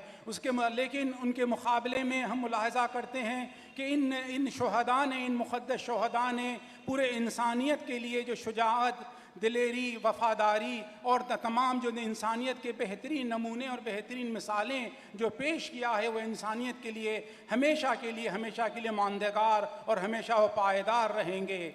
در روز عاشورا یک جمله‌ای دارد در ضمن سخنرانی که حضرت فرمودند و اون این بود، اشاره کردند به دشمنان که ای دشمنان، نیزه‌های شما، شمشیرهای شما بدنهای ما را قطعه می کند، اما کرامت ما و عزت ما را نمی تواند آسیب برساند. रोज़ आशूर इमाम हुसैन अलैहिस्सलाम ने जब यजीदी लश्कर का मुकाबले के सामने आकर ठहरे, उन्होंने एक तारीख़ी जुमला यजीदी लश्कर से ख़िताब करते हुए बयान किया कि ए यजीदी लश्कर, तुम्हारे नेज़े, तुम्हारे तलवार, तुम्हारा असलहा हमारे बदन के टुकड़े टुकड़े कर सकते हैं, लेकिन हमारे विखार को, हमारे इज़्ज़त को जैसे मुसलसल उसमें इजाफ़ा होता रहेगा। برای امام حسین علیه السلام عزت او، کرامت او بسیار ارزشمند است. لذا وقتی که به امام حسین پیشنهاد کردند که با یزید بیعت کن تا جنگی اتفاق نیفتد، فرمود لا والله انی لا اعطیهم بیدی اعطاء الذلیل ولا افر منهم فرار العبید. فرمود من هرگز با یزیدیان بیعت نمی کنم و هرگز دست ذلت به اونها نمی دهم و هرگز مانند بردگان از صحنه جنگ فرار نخواهم کرد. मख़सूसन इमाम हुसैन अलैहिस्सलाम की इज़्ज़त, करामत और शराफत इमाम हुसैन अलैहिस्सलाम की अहम खुसूसियात में शामिल होता है। जब इमाम हुसैन अलैहिस्सलाम से इस बात का इसरार किया गया कि वो यजीद के हाथों बैअत कर लें ताकि यह वाक़या रूनुमा ना हो, तो इमाम हुसैन अलैहिस्सलाम फरमाते हैं कि हरगिज़ कभी भी मैं यजीद और यजीदियों के हाथों कभी मैं बैअत नहीं करूँगा। मैं इज़्ज़त की मौत को ज़िल्लत की ज़िंदगी पर मैं तरजीह देता हूँ। और इस एतबार से आप मुलाहिज़ा करें कि इमाम हुसैन और की इज़्ज़त और करामत का जो दर्स और जो सबक इमाम हुसैन अलैहिस्सलाम ने इंसानियत के सामने पेश किया है, वो इंतहाई बेमिसाली है। لذا قرآن میگوید ولقد کرمنا بنی آدم، ما انسان را کرامت دادیم. این کرامت و عزت یک گنج گرانبهاست. ख़ुद कुरान मजीद में अल्लाह ताला का इरशाद है कि हमने इंसानियत को करामत बख्शी है, और दर हकीकत करामत अल्लाह ताला के जानिब से इंसान के लिए एक अजीम ख़जाना है. به خاطر این کرامت است که وقتی که خداوند متعال اولین انسان را یعنی آدم را آفرید، دستور داد به ملائکه اذ قلنا للملائکه اسجدوا لآدم، به ملائکه دستور داد در مقابل آدم سجده کن. به خاطر اون کرامت و ارزش انسانی است که بر تمام مخلوقات برتری دارد. जिस तरह से अल्लाह ताला ने अबुल बशर जनाब हज़रत आदम अलैहिस्सलाम को जब खल्क़ फरमाया, चूँकि हज़रत आदम अलैहिस्सलाम को अल्लाह ताला ने करामत अता किया था, इसी एतबार से अल्लाह ताला ने तमाम फ़रिश्तों को ये हुक्म सादिर किया कि हज़रत आदम के करामत के मुकाबले में सजदा रेज़ हो जाएँ. و سومین ویژگی نهضت امام حسین این است که نهضت عاشورا در عین حالی که بعد حماسی و سیاسی داشت، بعد عبادی و دینی هم داشت. इमाम हुसैन अलैहिस्सलाम की इनकलाब की तीसरी अहम खसूसियत वो ये है कि इस नहज़त में, इस तहरीक में हिमासी और सियासी पहलू भी था. उसके अलावा जो इंसानियत के तमाम इम्तियाज़ी पहलू जो पाए जाते हैं वो इमाम हुसैन अलैहिस्सलाम की तहरीक में नुमायाँ तौर पर पाए जाते हैं. لذا امام حسین علیه السلام در روز عاشورا وقتی که موقع نماز شد، در عین حالی که دشمنان تیرباران می کردند، اما امام حسین در همون حال نماز رو به جماعت خوند و بعضی از یاران حضرت مثل سعید ابن عبدالله و دیگران سینه‌شون رو سپر کردند در مقابل این تیرها که به امام حسین نخورد. در همون بحبوحه خطر نماز را اهمیت داد. और तहरीक करबला, वाक़े करबला का जो इबादी पहलू, जो अहम तरीन पहलू जो इमाम हुसैन अलैहिस्सलाम ने ज़ोहर आशूर को पूरी इंसानियत के सामने उसका बेहतरीन मुज़ाहरा किया है. नमाज ज़ोहर को बाजमात उन्होंने अदा फरमाया, जबकि दुश्मन के जानिब से तीरों की बारिश की इमाम हुसैन के लश्कर पर की जा रही थी, साथियों पर की जा रही थी जो नमाज को अदा कर रहे थे. और इमाम हुसैन अलैहिस्सलाम के चंद सहाबा ने, उनके चाहने वालों ने इमाम हुसैन अलैहिस्सलाम के सामने आकर ठहर गए ताकि इमाम हुसैन अलैहिस्सलाम को तीरों की ज़रबत ना लगे. और इसी तरह से कई सहाबी इमाम हुसैन अलैहिस्सलाम के, जय्यद सहाबी इमाम हुसैन अलैहिस्सलाम की नमाज के खातिर और इस नमाज जमात के खातिर अपनी जान की कुर्बानी इमाम हुसैन अलैहिस्सलाम के राह में अदा फरमाई. چهارمین ویژگی نهضت عاشورا این بود که در عین حالی که امام حسین و یارانش شهید شدند اما پیروز شدند. پیروزی خون بر شمشیر بود. امام حسین شکست نخورد، کشته شد اما پیروز شد. پیروزی امام حسین فتح سرزمین نبود اما فتح دلها بود. इमाम हुसैन अलैहिस्सलाम की जुम्बिश और इमाम हुसैन अलैहिस्सलाम की इस मुक़द्दस नहज़त और इनक़लाब का चौथा और अहम खसूसियत वो ये है कि इमाम हुसैन अलैहिस्सलाम ने, गरचे इमाम हुसैन अलैहिस्सलाम ने को शहादत नसीब हुई, लेकिन कामयाबी हमेशा सरफराजी और कामयाबी इमाम हुसैन अलैहिस्सलाम को अता हुई. इसलिए ये है कि इमाम हुसैन अलैहिस्सलाम ने अपनी इस नहज़त के ज़रिए कामयाबी हासिल की. गरचे उन्होंने अपने जाम शहादत को नोश फरमाया, उनके चाहने वालों ने जाम शहादत को नोश फरमाया, लेकिन दर हकीकत ये शहादत और कामयाबी और सरफराजी इमाम हुसैन अलैहिस्सलाम का पूरे इंसानियत के लिए है. इमाम हुसैन अलैहिस्सलाम ने ता क़यामत तक तमाम अवाम, मुसलमान हों चाहे गैर मुसलमान हों, इंसानियत के ख़ुलूक़ को तस्ख़ीर कर लिया, उनके ख़ुलूक़ में जगह पा ली. दर हकीकत इमाम हुसैन की फ़तह दर अबदी फ़तह है, ख़ुलूक़ पर फ़तह है और इंसानियत को बेदार करने की एक अहम अलामत और ख़ुसूसियत इमाम हुसैन अलैहिस्सलाम की शहादत में मुज़मिर है. آخرین جمله این است که انقلاب اسلامی ایران الهام گرفته از پیام عاشورا و شاخه‌ای از شجره کربلاست. आखिरी पैगाम मैं तमाम हाज़रीन मोहतरम की खिदमत में पेश करना चाहता हूँ, वो ये है कि ईरान में रूनुमा होने वाला इस्लामी इनकलाब शजर मुबारक वाक़ करबला और शजर मुबारक इमाम हुसैन अलैहिस्सलाम की एक शाख है और उनसे मुत्तसिल है और उन्हीं की बरकतों से ईरान में इस्लामी इनकलाब रूनुमा हुआ है। लिज़ा 43 साल از این انقلاب می‌گذرد. در مقابل قدرت‌های بزرگ مخصوصاً آمریکا ایستاد. 43 سال تحریم‌ها، پایبندی‌ها، همه این سختی‌ها را تحمل کرد، اما عزت خودش را نگذاشت پایمال شود و در مقابل قدرت‌های شیطانی دنیا خضوع و خشوع نکرد. और ईरान में इस्लामी इनकलाब चूँकि इमाम हुसैन अलैहिस्सलाम के पैरों हैं और उनके इमाम हुसैन अलैहिस्सलाम के चाहने वाले और मानने वाले हैं, लिहाजा जिस तरह से इमाम हुसैन अलैहिस्सलाम की पैरवी करते हुए कब तमाम शैतानी और तमाम जो जाबिर ताक़तों का डट कर मुकाबला किया, ख़ुसूसी तौर पर 40 साल ईरान के इस्लामी इनकलाब के कामयाबी के गुज़र चुके हैं। अमरीका के जानिब से तमाम शैतानी बड़ी ताक़तों के जानिब से इस्लामी जमहूरी ईरान पर मुख्तलिफ़ किस्म के मसाइब ढाए गए और इक़्तिसादी माशी नाकाबंदी गुज़श्ता 40 बरस से की गई है, लेकिन उसके बावजूद जो इस्लामी जमहूरी ईरान हर महाज पर कामयाबी के साथ आगे बढ़ रहा है, चूँकि वो इमाम हुसैन अलैहिस्सलाम के पैरोकार हैं और इमाम हुसैन अलैहिस्सलाम की तालीमात उनके मद्दे नज़र है और लिहाजा ज़िल्लत और खारी हमारे मकतब में इमाम हुसैन अलैहिस्सलाम के मकतब में मौजूद नहीं है। उसी एतबार से आप देख रहे हैं कि ईरान के मुसलमान भी जो इमाम हुसैन के चाहने वाले हैं, इमाम हुसैन के राह की पैरवी करते हुए वो हर महाज पर कामयाबी को हासिल करने में मुसलसल तौर पर आगे बढ़ रहे हैं।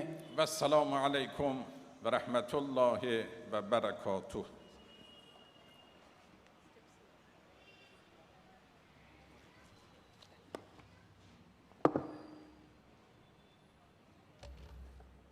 ஜஸாக்கல்லா ஹைரா அக்ஸரன் கசீரா. இமாம் ஹுசைன் அலைஹிஸ்ஸலாம் அவர்களை பற்றிய சில வரலாற்று குறிப்புகளையும் படிப்பினைகளையும் நமக்கு வழங்கி சென்ற அவர்களுக்கு நன்றியை தெரிவித்துக் கொள்கிறேன். இமாம் அலி அலைஹிஸ்ஸலாம் அவர்கள் கூறுகிறார்கள், நன்மைகளை உருவாக்குவதற்காக சில கருத்துக்களை சிலதின் மீது செயற்படுத்துங்கள். ஆய்வு என்பது கருத்துடைமையாகும், கருத்து என்பது சிந்தனையுடையதாகும்.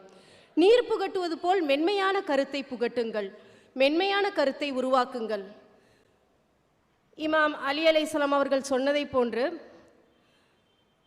இஸ்லாமில் இருக்கக்கூடிய அறிவியல் பூர்வமான கருத்துக்களை ஒரு இந்துவாக இருந்து கொண்டு தமிழகத்தின் முதல் பெண்மணி, சூஃபியுடைய முதுகலை பட்டம் பெற்ற பெண்மணி இவர்,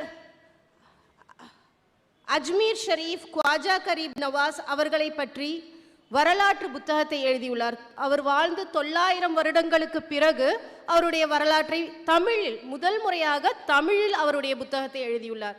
பிறகு ஹஸ்ரத் தாஜுதீன் பாபா நாக்பூரி அவர்களை பற்றியும் அவர்கள் வரலாற்றை பற்றியும் தமிழில் புத்தகம் எழுதியுள்ளார். இஸ்லாம் மட்டுமல்லாமல் இந்துத்துவத்தின் அறிவியலை பற்றியும் இஸ்லாமிய அறிவியலை பற்றியும் பல புத்தகங்கள் எழுதியுள்ளார். அப்படிப்பட்ட ஒருவரை உங்கள் மத்தியில் பேசுவதற்காகவும் அறிமுகப்படுத்தியதற்காகவும் பெருமை கொள்கிறேன். நான் சகோதரி அன்பு சகோதரி ரமா சுப்பிரமணியம் அவர்களை சிறு உரை ஆற்றுவதற்காக அழைக்கிறேன்.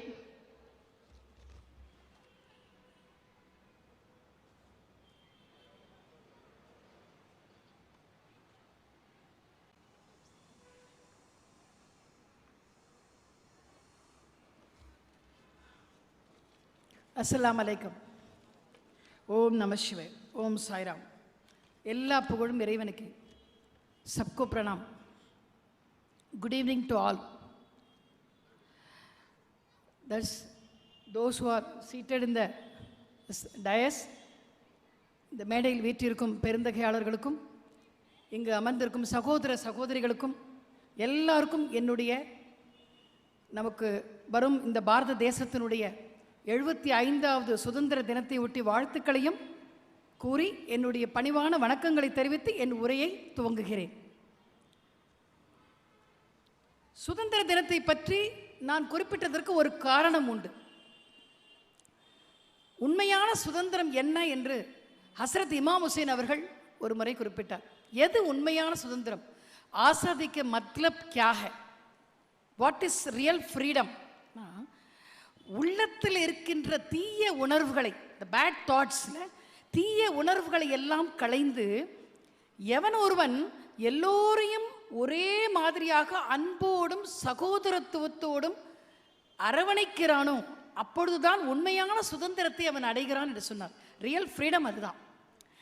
அந்த ஃப்ரீடம் வந்து ஹஸ்ரத் இமாம் ஹுசைன் வந்து வாழ்ந்து காட்டினார். ஹி லிவ்ட், ஆக்சுவலி வாழ்ந்து காட்டினார். அந்த சரித்திரத்தை அவர் படைத்து காட்டினார்.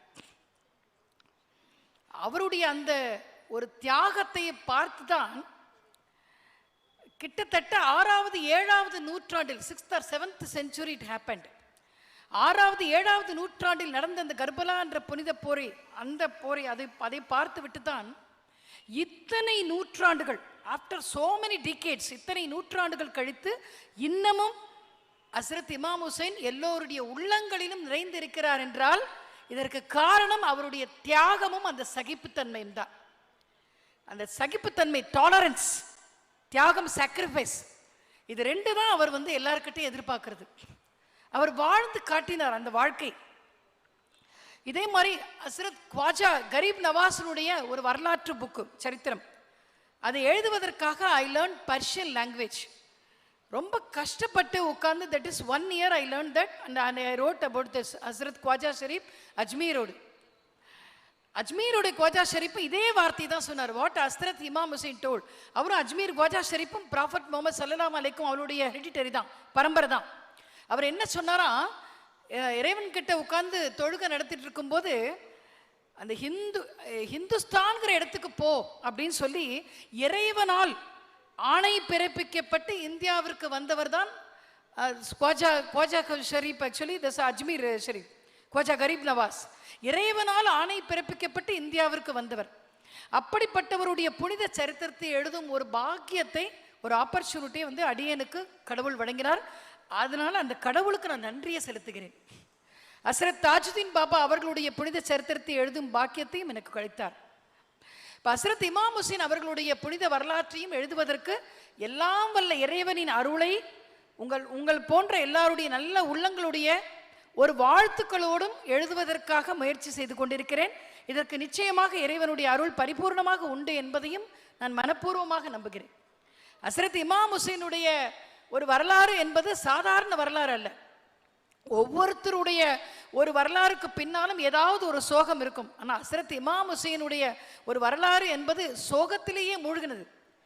அவருடைய சகிப்புத்தன்மை பற்றி பேசும்பொழுது மகாத்மா காந்தியிலிருந்து ஜகத்குரு ஸ்ரீ சங்கராச்சாரியா அவர்கள் வரை என்ன சொன்னாரா, சங்கராச்சாரியா அவருடைய சகிப்புத்தன்மை மாதிரி இனி ஒருத்தருக்கு யாருக்காவது வருமானு தெரியலன்னு சொன்னாராம்.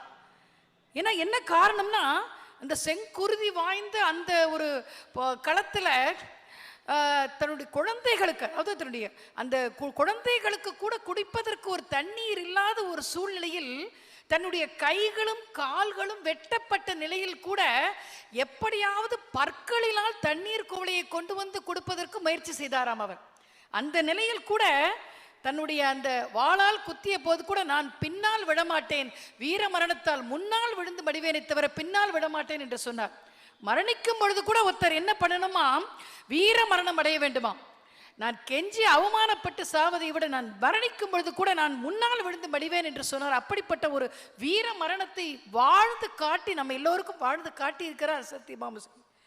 இந்த சமூகத்தில் வாழும் ஒவ்வொருவரும் ஹஸ்ரத் இமாம் ஹுசைன் பற்றிய ஒரு அவேர்னஸ், அது சகோதரியோட பேசும்பொழுது அவர்கள் சொன்னார்கள், எல்லோருக்கும் இந்த ஒரு அவேர்னஸை நம்ம கொடுக்கணும், இந்த விழிப்புணர்வை நாம் தர வேண்டும். இது வந்து இஸ்லாமிய மதத்திற்கு மட்டும் கிடையாது. ஏன் இவ்வாறு சொல்லுகிறேன், என்ன காரணம், ஏன் இவ்வாறு சொல்லுகிறேன் என்றால், ஹஸ்ரத் இமாம் ஹுசைன் கர்பலா என்ற ஒரு புனித போரில் வந்து பங்கெடுத்த பொழுது, உண்மையாக சொல்ல போனால் சகோதர சகோதரிகளே, போரை ஹஸ்ரத் இமாம் ஹுசைன் விரும்பவே இல்லை. ஹஸ்ரத் இமாம் ஹுசைன் இஸ் அகைன்ஸ்ட் ஆஃப் வார். எனக்கு சண்டை வேண்டாம், எனக்கு சமாதானம் அன்பு மட்டும் போரும் என்று சொன்னார். அவர் சண்டையை விரும்பவில்லை. அதனால்தான் அந்த கொடுங்கோல் அரசன் யசித் வசித்த இடத்திலிருந்து நான் புறப்பட்டு அக்கறைக்கு செல்கிறேன் என்று சென்றார். சண்டை அவர் விரும்பவில்லை. அப்ப ஹஸ்ரத் இமாம் ஹுசைன் வந்து வாழ்ந்து காட்டினார் என்று சொல்லும்போது, அந்த கர்பலா யுத்தத்தில் புனித போரில் பங்கெடுத்தவர்கள் இஸ்லாமியர்கள் மட்டும்தான் இல்லை சகோதரர்களே, இந்துக்களும் பங்கெடுத்திருக்கிறார்கள் என்பதுதான் வரலாற்று உண்மை. அது நிறைய பேருக்கு தெரியாது. ஆக்சுவலி அந்த வரலாற்று உண்மை என்னன்னா, இந்துக்களும் பங்கெடுத்திருக்கிறார்கள். அந்த இந்துக்கள்ல ஒரு பிரகத மோயல் என்று சொல்லுவார்கள், தத் என்று சொல்வார்கள். அதை பற்றி இப்பொழுது ஒரு ஆராய்ச்சி கட்டுரை எழுதி கொண்டிருக்கிறேன். அல்ஹம்துலில்லாஹ், நிச்சயமாக அது எல்லாருடைய உள்ளங்களிலும் சென்று சேரும், எல்லாருடைய இல்லங்களிலும் சென்று சேரும் என்ற நம்பிக்கை எனக்கு உண்டு. அந்த மோயல் தத் என்ற ஃபேமிலி 6வது 7வது நூற்றாண்டில் வணிகம் செய்வதற்காக அரபு நாடுகளுக்கு சென்றிருக்கிறார்கள். அப்பொழுது ஹஸ்ரத் இமாம் ஹுசைன் அவர்களுக்கு குழந்தை பேர் இல்லை. ஹஸ்ரத் இமாம் ஹுசைன் ஒரு மிகப்பெரிய ஒரு மௌலவி, ஒரு இறைவனுடைய தூதராக விளங்குகிறார் என்பது தெரியும். அவருக்கு சென்று எனக்கு குழந்தை பாக்கியம் வேண்டும் என்று கேட்டாராம்.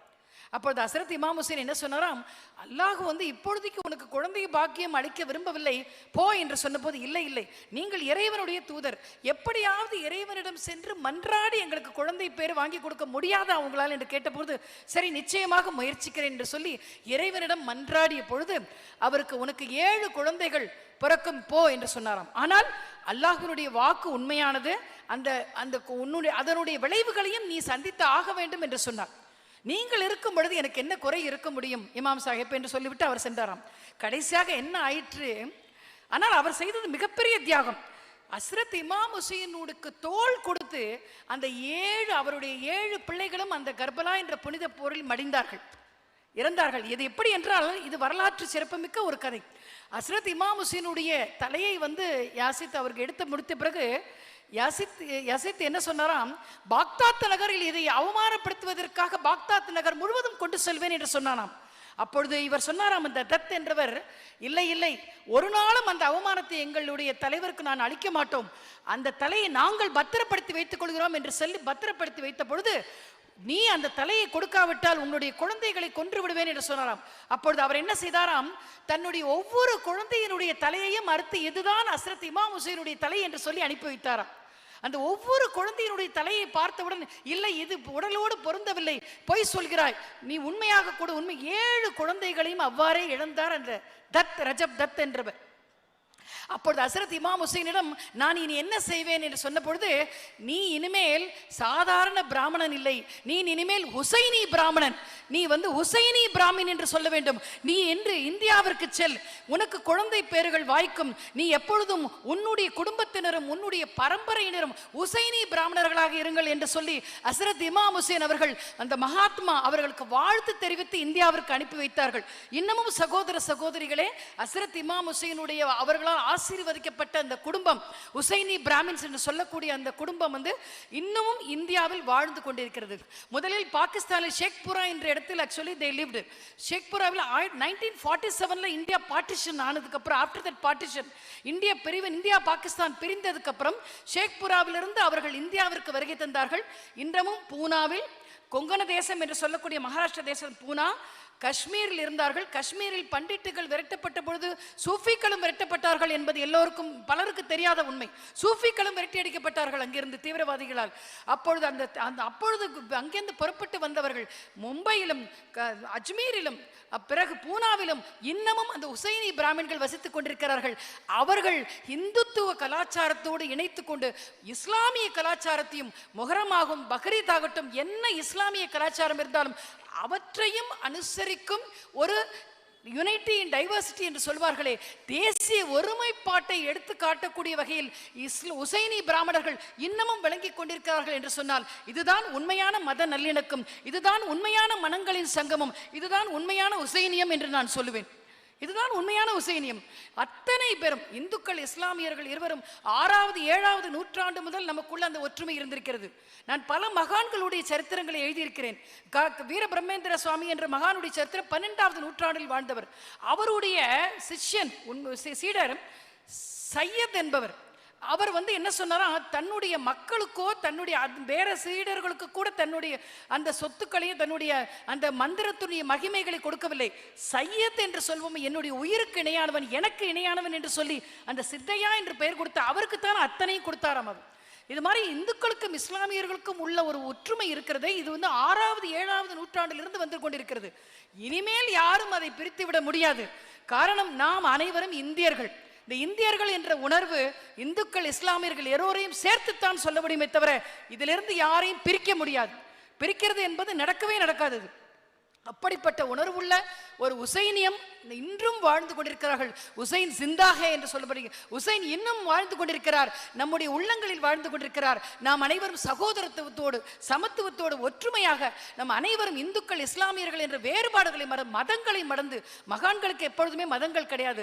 அதுபோல மதம் என்பது ஒரு ஏணி மாறி, இந்த ஏணியை நம்மால் ஏற்றுவித்து இறைவனை காண்பிப்பதற்காக உபயோகிக்கப்படுவதே மதம். அந்த மதத்தை வைத்துக்கொண்டு மதம் படித்தவர்களாக இருக்க வேண்டுமே தவிர மதம் பிடித்தவர்களாக நாம் இருக்கக்கூடாது. அந்த மதத்தை வைத்துக்கொண்டு இறைவனை காண்பதற்கு நாம் முயற்சிக்க வேண்டுமே தவிர மதத்தை வைத்துக்கொண்டு காரணமாக கொண்டு பிரிவினைகளை நமக்குள் உண்டு சேர்த்துக்க கூடாது. அப்படிப்பட்ட ஒரு இஸ்லாமிய குடும்பங்கள் நம்மிடையே இல்லை. காரணம், இஸ்லாம் என்ற சொல்லே தியாகத்தின் அடிப்படையில் விளைந்த மதம். Sacrifice, Islam is known for sacrifice. நபிகள் நாயகம் ஸல்லல்லாஹு அலைஹி வஸல்லம் அவரும் அப்படித்தான் சொல்றார். உன்னுடைய மதம் உனக்கு, அவனுடைய மதம் அவனுக்கு, ஏன் அடுத்தவனை துன்புறுத்துகிறாய் என்று சொல்கிறார். ஒருபோதும் ஒருவரையும் துன்புறுத்த சொல்லவில்லை இஸ்லாம். தவறுதலாக புரிந்து கொண்டிருக்கிறார்கள் சில பேர். அவர்களுக்கு சொல்லிக் கொள்கிறேன், நான் ஒரு இந்து, அடிப்படையில் பிறப்பால் ஒரு அந்தன குடும்பத்தை சேர்ந்தவள், ஆனால் இஸ்லாம் மதத்தை முழுமையாக அன்பாக புரிந்து கொண்டவள் நான் என்ற முறையில் சொல்கிறேன். இஸ்லாம் என்பது தியாகத்தின் அடிப்படையில் விளைந்த மதம். ஆகையால் நாம் அனைவரும் இந்துக்களோ இஸ்லாமியர்களோ மதங்களை கடந்து ஒற்றுமையாக சகோதரத்துவமாக இந்தியன் என்ற உணர்வோடு வாழ்வோம் என்று சொல்லி நல்ல வாய்ப்பு கொடுத்த அனைவருக்கும் நன்றி கூறி விடைபெறுகிறேன். நன்றி, வணக்கம்.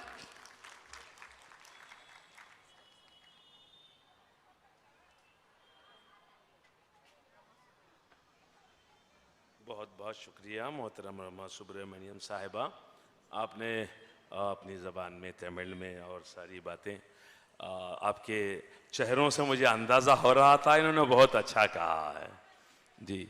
मैं इनकी खिदमत में फुल थैंक्स करता हूँ और इंशाल्लाह हमें उम्मीद है कि जब भी यूनिटी की तरफ से आपको रिक्वेस्ट किया जाएगा, दावत दी जाएगी, तो आइंदा साल भी आप तशरीफ़ लाएंगे। बहुत बहुत शुक्रिया। मोहतरम हाज़रीन, यकीनन काफ़ी देर से माशाल्लाह आप यहाँ बैठे हुए हैं और अपनी अक़ीदत का सबूत पेश कर रहे हैं। आपकी समातों का बहुत बहुत शुक्रिया। अल्लाह पाक आपकी समातों को नूरानी बनाए। हमारी दुआएं आपके साथ हैं। इसका अजर सिवाय अहले बैत अतार के सिवा अल्लाह पाक की कोई दे नहीं सकता। जो आप यहाँ पर वक्त जो दे रहे हैं मौला हुसैन की बारगाह में। आइए, बग़ैर किसी तमहीद के मैं चाहता हूँ कि एक आलिम दीन, बाअमल आलिम दीन आपके रूबरू आए। कहता है कौन दी को नया नाम दीजिए, लाए थे जो नबी वही इस्लाम दीजिए। मुमकिन है हुर की तरह कोई राह हक़ पे आए, दुनिया को फिर हुसैन का पैगाम दीजिए। दुनिया को फिर हुसैन का पैगाम दीजिए। शिया सुन्नी यूनिटी मूवमेंट इंडिया वाक़ईन तारीफ़ के काबिल है। ये सारे हजरात, सारे अरकान बड़ी दिलेरी के साथ, बड़ी मोहब्बतों के साथ उन्होंने इस प्रोग्राम को हर साल की तरह आलीशान पैमाने पर इस प्रोग्राम को ऑर्गेनाइज़ किया है। इन सब की पाक परवरदिगार इनकी जायज़ हजतों को पूरी फरमाए। आइए, मैं बड़े अदब व एहतराम के साथ उस शख्सियत की हुजूर में गुजारिश करने जा रहा हूँ जो मिल्लत इस्लामिया में किसी तरह तारुफ़ के मोहताज नहीं हैं। वकील आयतुल्ला सिस्तानी इस वक्त मुंबई में रह के पूरे हिंदुस्तान का दौरा करते हैं। जब भी किसी ज़रूरत अपने लोगों को, इंसानियत को, कौम को पड़ती है तो वहाँ पहुँचते हैं।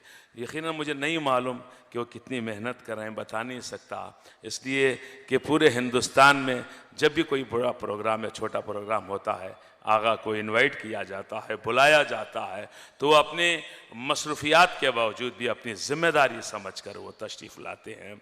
यकीनन हमारे पास लफ्ज़ नहीं हैं किस तरह से इनका खैर मक़दम किया जाए।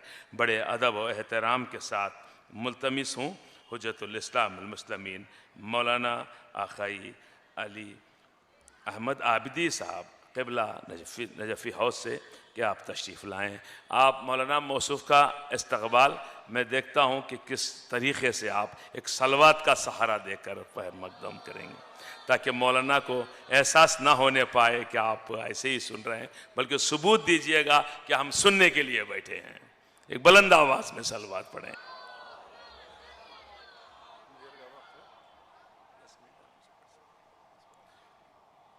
अस्सलामु अलैकुम व रहमतुल्लाहि व बरकातुहू।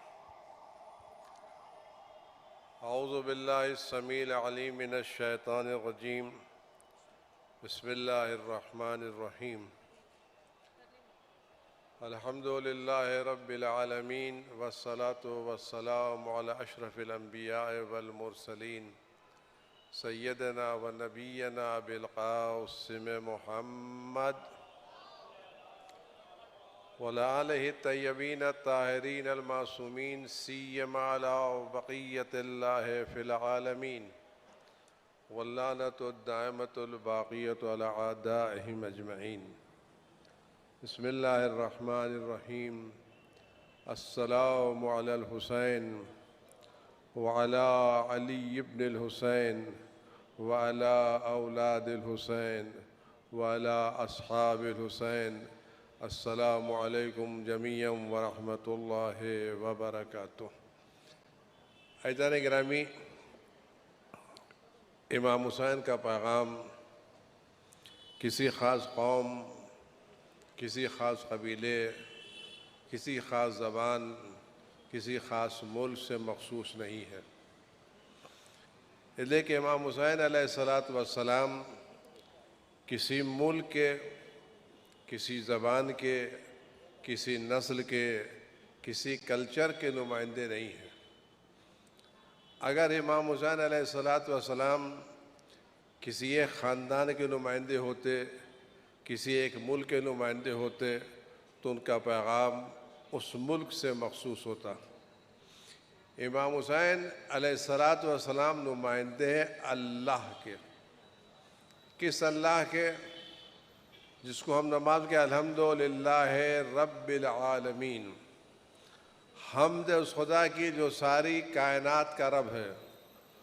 तो खुदा की खुदाई किसी एक कौम से, किसी एक नस्ल से, किसी एक ज़बान से मख़सूस नहीं है, बल्कि कायनात में जो कुछ है सबसे खुदा की खुदाई मख़सूस है।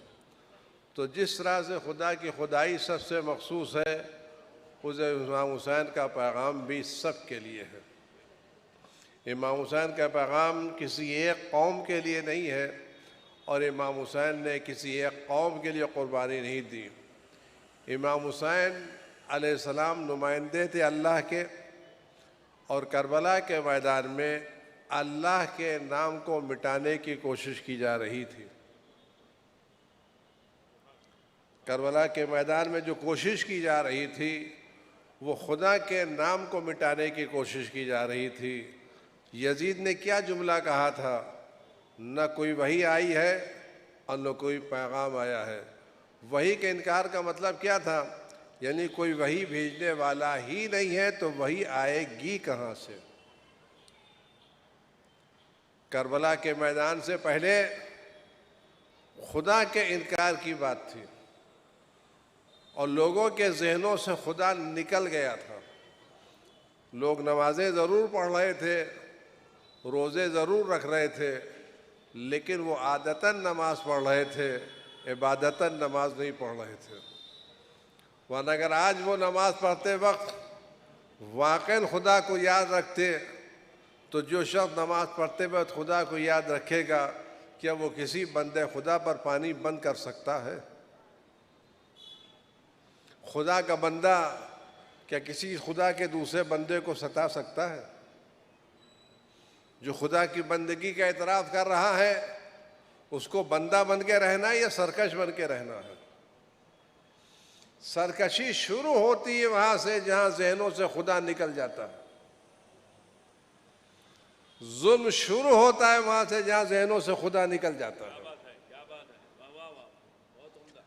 अगर जहन में खुदा है तो कभी कोई बंदा किसी पर जुल्म नहीं करेगा, क्योंकि जब वो अपनी ताकतों को महसूस करे कि मेरे हाथ में जो ताकत है ये अल्लाह की दी हुई है, मेरी ज़बान में गोयाई अल्लाह की दी हुई है, तो जब अल्लाह की दी हुई ताकत तो गोई है तो ये ताकत अल्लाह की राह में इस्तेमाल होना चाहिए, शैतान की राह में नहीं। और आप देखें इमाम हुसैन ने जो कारनामे अंजाम दिए हैं उन्होंने दुनिया का मिजाज बदला है। इमाम हुसैन किसी एक कौम की मिल्कियत नहीं है। आज भी अगर दुनिया जिस बारूद पर बैठी हुई है और दुनिया में दहशतगर्दी आम हो रही है, आप यकीन जानिए, मैं पूरे वसूख के साथ और पूरे ईमान के साथ ये बात कहना चाहता हूँ कि दुनिया जितनी भी तरक्की कर ले, कितने भी असलहे बना ले, कितने भी सैटेलाइट भेज दे और कितने ही लोगों की हरकतों पर कंट्रोल कर ले, घरों में कैमरे लगा ले, ये दहशतगर्दी को नहीं रोक सकती। क्यों?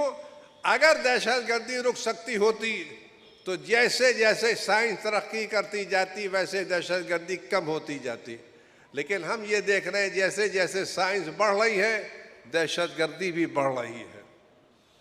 वजह क्या है कि साइंस इंसान के जहन को इल्म की तरफ तो ले जाती है, लेकिन जब जहन में खुदा नहीं होता तो असलहा बनता है, इंसानियत की तामीर की कामें नहीं होती। अगर ये साइंसदानों के जहन में जर्रा बराबर खुदा होता तो अपनी साइंस इंसानियत की तामीर के लिए इस्तेमाल करते, इंसानियत की बर्बादी के लिए इस्तेमाल न करते। जो चीज रोक सकती है वो इंसान का पैगाम। आज दुनिया की आज हालत देख लें कि जब जंग होती है तो सारे अखलाकियात, सारी बातें किनारे रख दी जाती हैं। आप देख लें इस वक्त दुनिया में जब जंग हो रही है तो जब बम गिराए जा रहे हैं तो ख्याल उन्हीं पर बम गिराए जा रहे हैं जो मैदान में खड़े हैं, या इन बमों में मासूम बच्चे नहीं मारे जा रहे हैं। ये मिसाइल शहरियों पर नहीं दागे जा रहे हैं, खेत बर्बाद नहीं किए जा रहे हैं, औरतें नहीं सताई जा रही हैं। यानी जंग में सारे अखलाकियात बालाए ताख रख दिए जाते हैं। लेकिन हुसैन उस बाप का बेटा है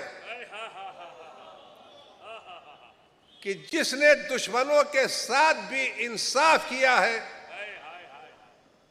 आप यकीन जानिए, जिस वक्त सिफीन के मैदान में मुआविया ने नहर फुरात पर कब्जा कर लिया था और अली के लोगों को पानी पीने से रोक दिया था, तो मौला ने दो जुमला कहा कि देखो, दो चीजें हैं, या जिल्लत के साथ जिंदा रहो और या इज्जत के साथ जिंदा रहना है।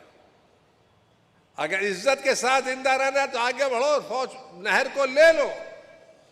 जिन लोगों ने कल नहर ले करके अली के और उनके असाब पर पानी बंद किया था, जब मौला ने नहर ले ली और मौला का कब्जा नहर पर हो गया तो लोगों ने मुआविया से कहा, हम पानी कहां से लाएंगे?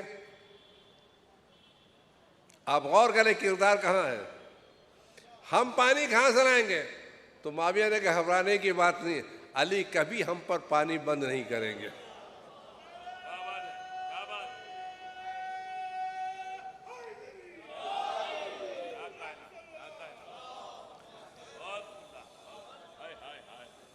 ये जंग में अखलाकियात का इस्तेमाल करना हुसैन की खुसूसियत है। कुरान कहता है, ला यजरिमन्नकुम शनान कौमिन अला अल्ला तअदिलु इदिलु हुवा अक़रबु लित्तक़वा। देखो, किसी कौम की दुश्मनी तुम इस बात पर आमादा न करे कि तुम अदल इंसाफ से तजावुज करके आगे बढ़ जाओ, तुम दुश्मनों के साथ भी अदल इंसाफ से पेश आओ।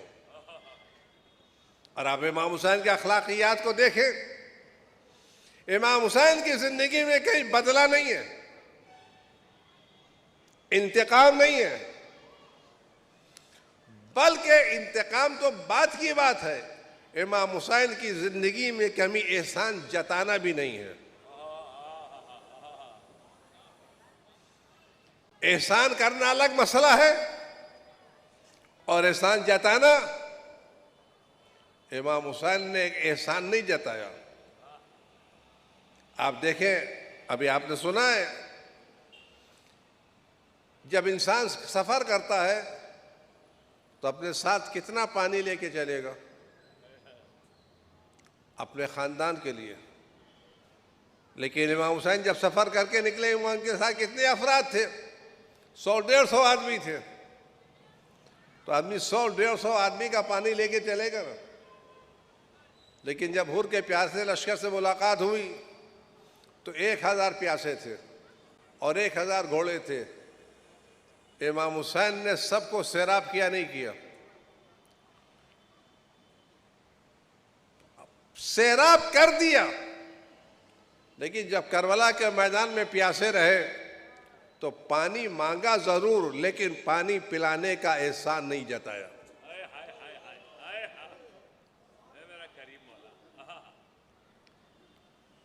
असगर को अपने हाथों में लेके आए, सूखे हुए होठों पर पपड़ाई हुई जबान फिराई, बच्चे को जमीन पर रख के पानी मांगा। लेकिन बच्चे को हाथ पर रख के ये नहीं कहा कल तुम प्यासे थे, हमने पानी पिलाया है, आज हमारा बच्चा प्यासा है, तुम पानी क्यों नहीं पिलाते? क्योंकि इमाम हुसैन क्या कहना चाहते थे? खुदा कहता था, देखो, ला तब्तुलू सदक़ातकुम बिलमन्नि वलज़ा, अपनी नेकियों को एहसान जता करके बर्बाद न करो। हुसैन पानी पिला करके, उस पानी पिलाने के सवाब को एहसान जता के बर्बाद नहीं करना चाहते थे। मेरा बच्चा प्यासा रह जाए ये गवारा है, लेकिन मैं एहसान जताना नहीं चाहता। आप हुसैन के पैगाम को तो देखें, हुसैन के पैगाम में इज्जत है।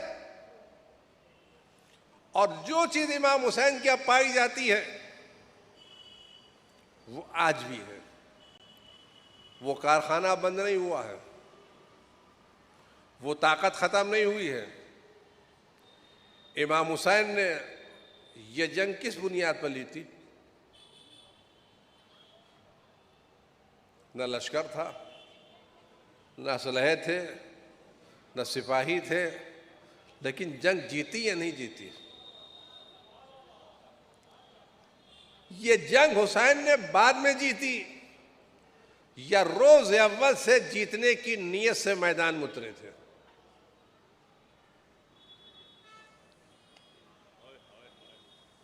दो फौजें मैदान में उतरती हैं, कहते देखते हैं क्या होता है, हम जीतते हैं या वो जीतते हैं। हुसैन आशूर के बाद से जीत का ऐलान कर रहे थे या रोज आशूर से पहले उनको अपनी जीत का यकीन?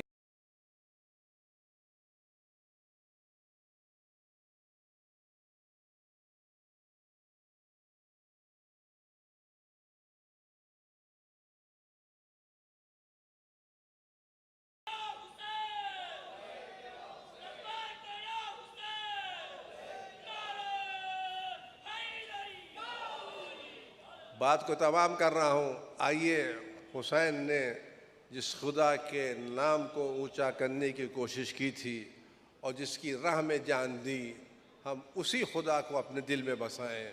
हुसैन सारुल्लाह है। हुसैन ने नाम खुदा को बुलंद करने के लिए जान दी, हम उसी नाम को अपने दिल में बसाएं। और जितना खुदा हमारे दिलों में आता जाएगा उतना हमारी ताकत बढ़ती जाएगी, हमारी क़ुव्वत बढ़ती जाएगी। हम अपने नस्व भी कंट्रोल करेंगे और दूसरों भी कंट्रोल करेंगे। और आखिरी बात, हुसैन लावारिस नहीं हैं, हुसैन लावलद नहीं हैं। अगर आज ये हुसैन का नाम जिंदा है, ये हुसैन की मजलिसें हो रही हैं, ये हुसैन डे हो रहे हैं, तो ये हम लोग जो यहाँ कर रहे हैं ये सब ज़रिया है। असली करने वाला हुसैन का वो बेटा है जो गैबत में बैठा हुआ है और हुसैन की अज़ादारी कर रहा है।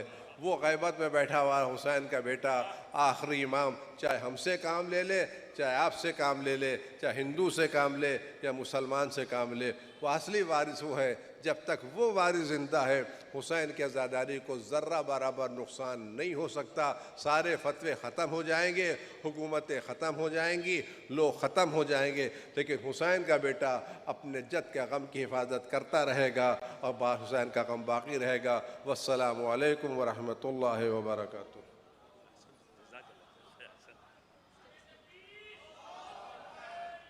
या रसूल अल्लाह या अली मलम मनम हुसैनियाम, मलम मनम हुसैनियाम, सब मिलके मलम मनम हुसैनिया, लब्बैक या हुसैन, नारा हैदरी।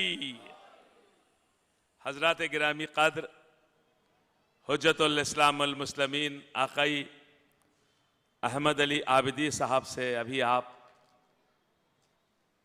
नूरो निखत में डूबी हुई, हकीकत से मबनी और अकीदत के दरिया में डूबी हुई तकरीर को समाअत फरमा रहे थे।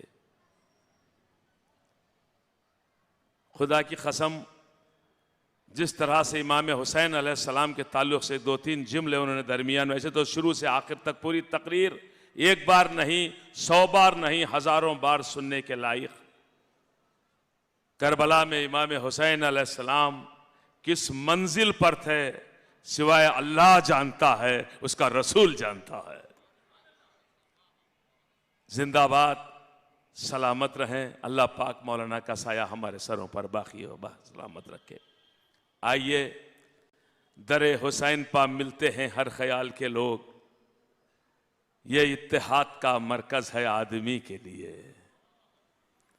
आज दुनिया भर में इमाम हुसैन की बारगाह में अकीदत पेश की जा रही है, नजराना पेश किया जा रहा है। तमाम मज़ाहिब के लोग अपने अपने तरीक़े से नजराने अकीदत पेश कर रहे हैं। अल्लाह पाक सबके नजराने को कबूल फरमाए। बड़ी तादाद में बरदरान ईमानी, बरदरान इस्लाम बाहर और खड़े हुए हैं। मैं उन सभी हजरात से दरख्वास्त करता हूँ, बस 2-3 मुकर्रिर रह गए हैं, आप हजरात अंदर तशरीफ़ लाएँ। यकीनन एक जज्बा आपने दिखाया, मोहब्बत आपने दिखाई, काफ़ी तादाद में आप यहाँ तशरीफ़ लाए। फिर एक मरतबा मैं शिया सुन्नी यूनिटी मूवमेंट की तरफ से आप सभी हजरात का खैर मकदम भी और शुक्रिया भी अदा करता हूँ। आइए मैं इसी के साथ एक ऐसी आलिमा व ज़ाकिरा ख़तीबा की खिदमत में गुजारिश करने जा रहा हूँ, जो पूरे हिंदुस्तान खुसूसी तौर पर हमारे साउथ इंडिया में किसी तरह तारुफ की मोहताज नहीं है। आपकी खिदमत चेन्नई के सभी मोमिनीन मोमिनात जानती हैं। वाक़ियन ये चेन्नई के सरज़मीन के लिए एक शरफ़ की बात है कि इस सरज़मीन पर ऐसी ख़तीबा और आलिमा और ज़ाकिरा पैदा हुई। अल्लाह पाक का एहसान। जो हज़रात, जो मोमिनात खुसूसी तौर पर वो जानती हैं कि मोहतरमा जब भी जहाँ भी मजलिस पढ़ने के लिए तशरीफ़ ले जाती हैं तो एक बड़ी तादाद में मोमिनात बड़ी मोहब्बतों के साथ, बड़े जोश व जज्बे के साथ इनकी तकरीर को सुनने के लिए तशरीफ़ लाती हैं। मुझे कहना तो इनके ताल्लुक़ से कम आधा घंटा था, लेकिन वक्त की मजबूरी है।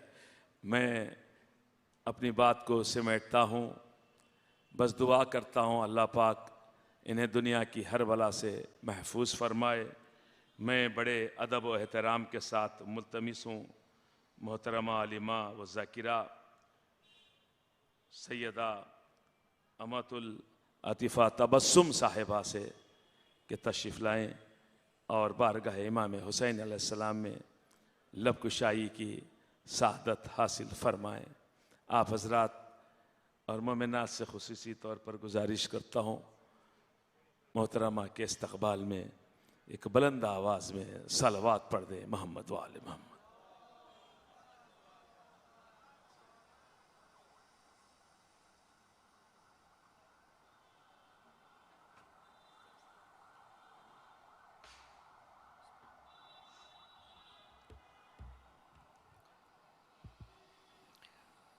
औज़ुबिल्लाहि मिनश्शैतानिर्रजीम बिस्मिल्लाहिर्रहमानिर्रहीम रब्बि इश्रह ली सदरी व यस्सिर ली अमरी वहलुल उक़दतम मिन लिसानी यफ़क़हू क़ौली।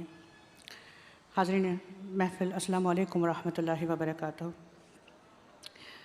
तमाम तारीफ़ें उस परवरदिगार आलम की जिसके दस्ते क़ुदरत में हम सभी की जान है। दरूद व सलाम मोहम्मद व आले मोहम्मद पर एक ज़ोरदार नारे सलवात। अल्लाहुम्मा सल्लि अला मोहम्मद व आले मोहम्मद व अज्जिल फ़रजहू। सबसे पहले तो मैं सुन्नी शिया यूनिटी मूवमेंट के अरकान की शुक्रगुज़ार हूँ और उनके लिए दुआ गो हूँ कि परवरदिगार आलम की तौफ़ीक़ात उन्हें अता हुई और बेहतरीन इजलास का इनेक़ाद किया।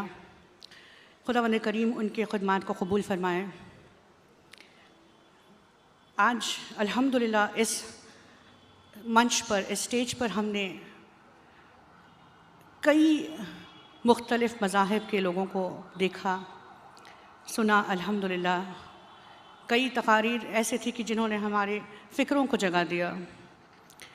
ज़रूरी है कि हम ऐसे इजलास बारहा करते रहें। बिलख़ुसूस मौला हुसैन उस शख्सियत का नाम है कि जिसकी नाम पर तमाम मज़हब के लोग एक सतह पर खड़े हो जाते हैं।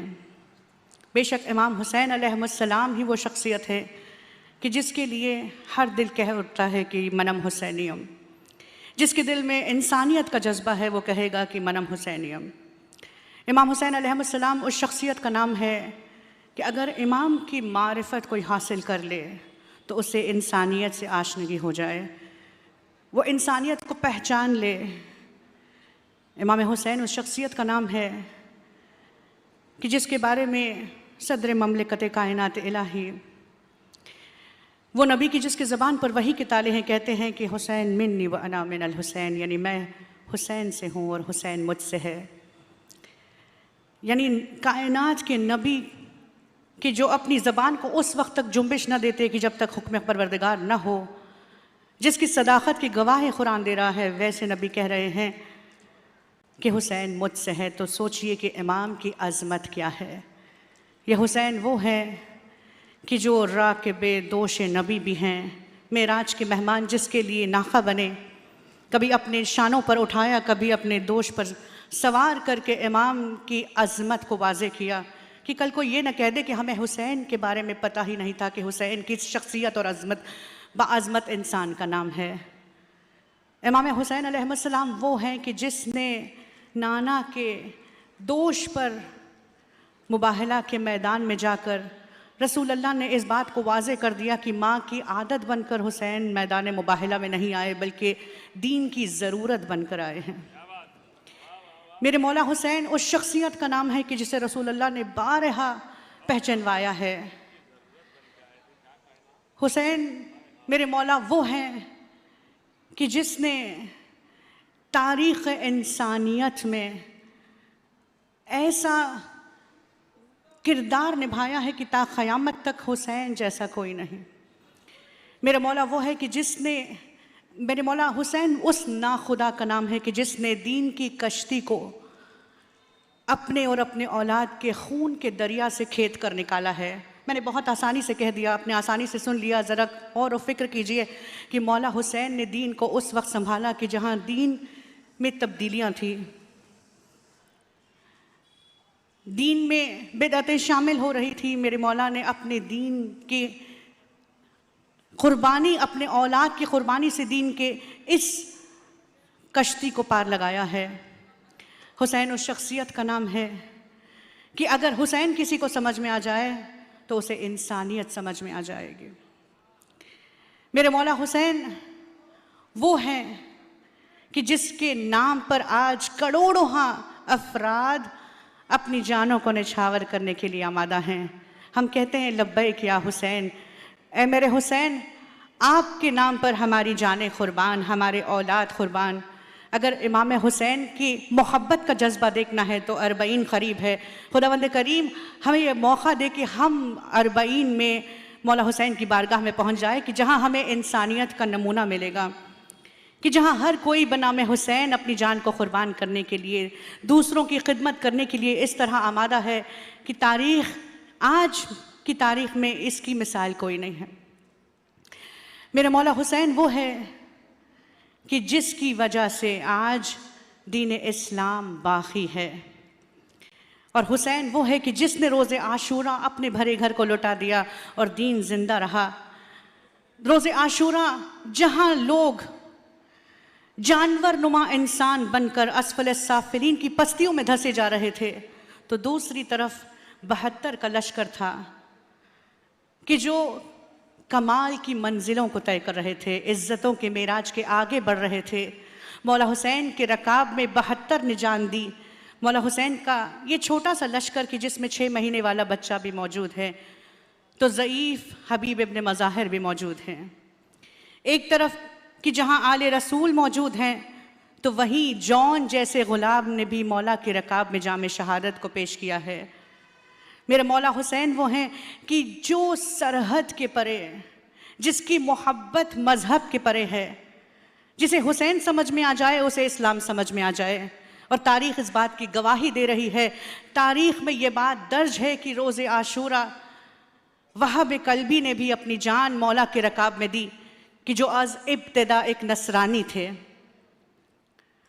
जिसे हुसैन से मोहब्बत हो गई, जिसे हुसैन की मारिफत हासिल हो गई, उसे दीन हक समझ में आ गया। हुसैन समझ में आ जाए तो दीन समझ में आ जाए। आज हमारे दीन पर उंगलियां उठ रही हैं। यहाँ बैठे हुए हर अज़ादार की ये जिम्मेदारी है, हर वो आंख जो मौला हुसैन पर गिरिया कर रही है, उसकी जिम्मेदारी है कि मकसद हुसैन को दुनिया के कोने कोने तक पहुँचाए। बिलखुसूस मेरी माएँ बहनें जो यहाँ ज़्यादा तादाद में नहीं मगर अंदर हैं, उनसे मैं मुखातिब होकर कहूँगी कि कभी भी अपने आप को कमज़ोर ना समझें। हम उस बीबी की मानने वाली हैं कि जिन्होंने मकसद हुसैन को दुनिया के कोने कोने में आम किया। यजीद मलून ने सहरा में मेरे मौला हुसैन को कत्ल करके मंसूबा बनाया कि नाम हुसैन वहीं दब जाए, मगर बीबी वो है कि जो अपने भाई के लाशे से जब दूदा हो रही थी तो वादा करके उठी थी कि ए हुसैन, ए मेरे माँ जाए, तुम्हारे इस पैगाम को दुनिया के कोने कोने तक पहुँचाऊँगी। शहजादी ने मौला हुसैन के पैगाम को दुनिया के कोने कोने में पहुँचाया। आज इस्लाम शहजादी का कर्जदार है, बीबी का कर्जदार है, वरना नाम हुसैन तो उसी सहरा में दब कर रह जाता। ये तो शहजादी ज़ैनब की मेहनतों का नतीजा है कि आज दुनिया के इस छोटे से कोने में हम नाम हुसैन ले रहे हैं। हमारी ये जिम्मेदारी है कि हम नाम हुसैन और पैगाम इंसानियत को दुनिया में आम करें, मगर ज़बान से नहीं बल्कि अपने अमल से। हमने अपने दरवाज़ों को बंद कर दिया है। हमें चाहिए कि हम मौला हुसैन की मारिफत को लोगों तक पहुँचाए। जिसे हुसैन समझ में आ जाएगा उसे दीन समझ में आ जाएगा। अजब नहीं कि वो दीन हक़ को तस्लीम भी कर ले। शायर ने भी बहुत खूब कहा, अगरचे उनका तस्वुर है मगर बिलखुसूस बहुत ही आज के हवाले से 2 जुमले और फिर अपनी इस तकरीर को समेटूं। वक्त आखिर लब शब्बीर पर आई ये दुआ, वक्त आखिर लब शब्बीर पर आई ये दुआ, मेरे माबूद सदा होती रहे मेरी अज़ा। रोज़े अव्वल का जो वादा था किया वो पूरा, मैं तेरा बंदा हूँ फिर करता हूँ तुझसे वादा। अगरचे शायर का तस्वुर है मगर बात हक़ है। शायर कहते हैं कि हो सकता है कि मौला ने ये वादा फिर वक्त आखिर खंजर के नीचे कहा हो, फ़ौज इस्लाम को हर दौर में गाजी देगी, फ़ौज इस्लाम को हर दौर में गाजी देगी, मेरी मजलिस तेरी मस्जिद को नमाजी देगी। यानी अगर हुसैन समझ में आ जाए तो दीन हक़ समझ में आ जाए और फिर मस्जिदें भरी रहें। परवरदिगार आलम हमारे तौफ़ीक़ात में इजाफ़ा फ़रमाए, परवरदिगार आलम हमारे इस आने को कबूल फ़रमाए। व आखिर दावाना अनिल हम्दुलिल्लाहि रब्बिल आलमीन। अस्सलामु अलैकुम व रहमतुल्लाहि व बरकातुहू।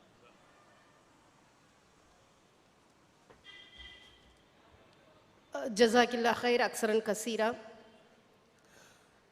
ஆலிமா அமத்துல் அத்தீஃபா அவர்கள் இமாம் ஹுசைனை பற்றியும் அவருடைய பொன்மொழிகளை பற்றியும் இங்கு அழகான முறையில் உரையாற்றினார்கள்.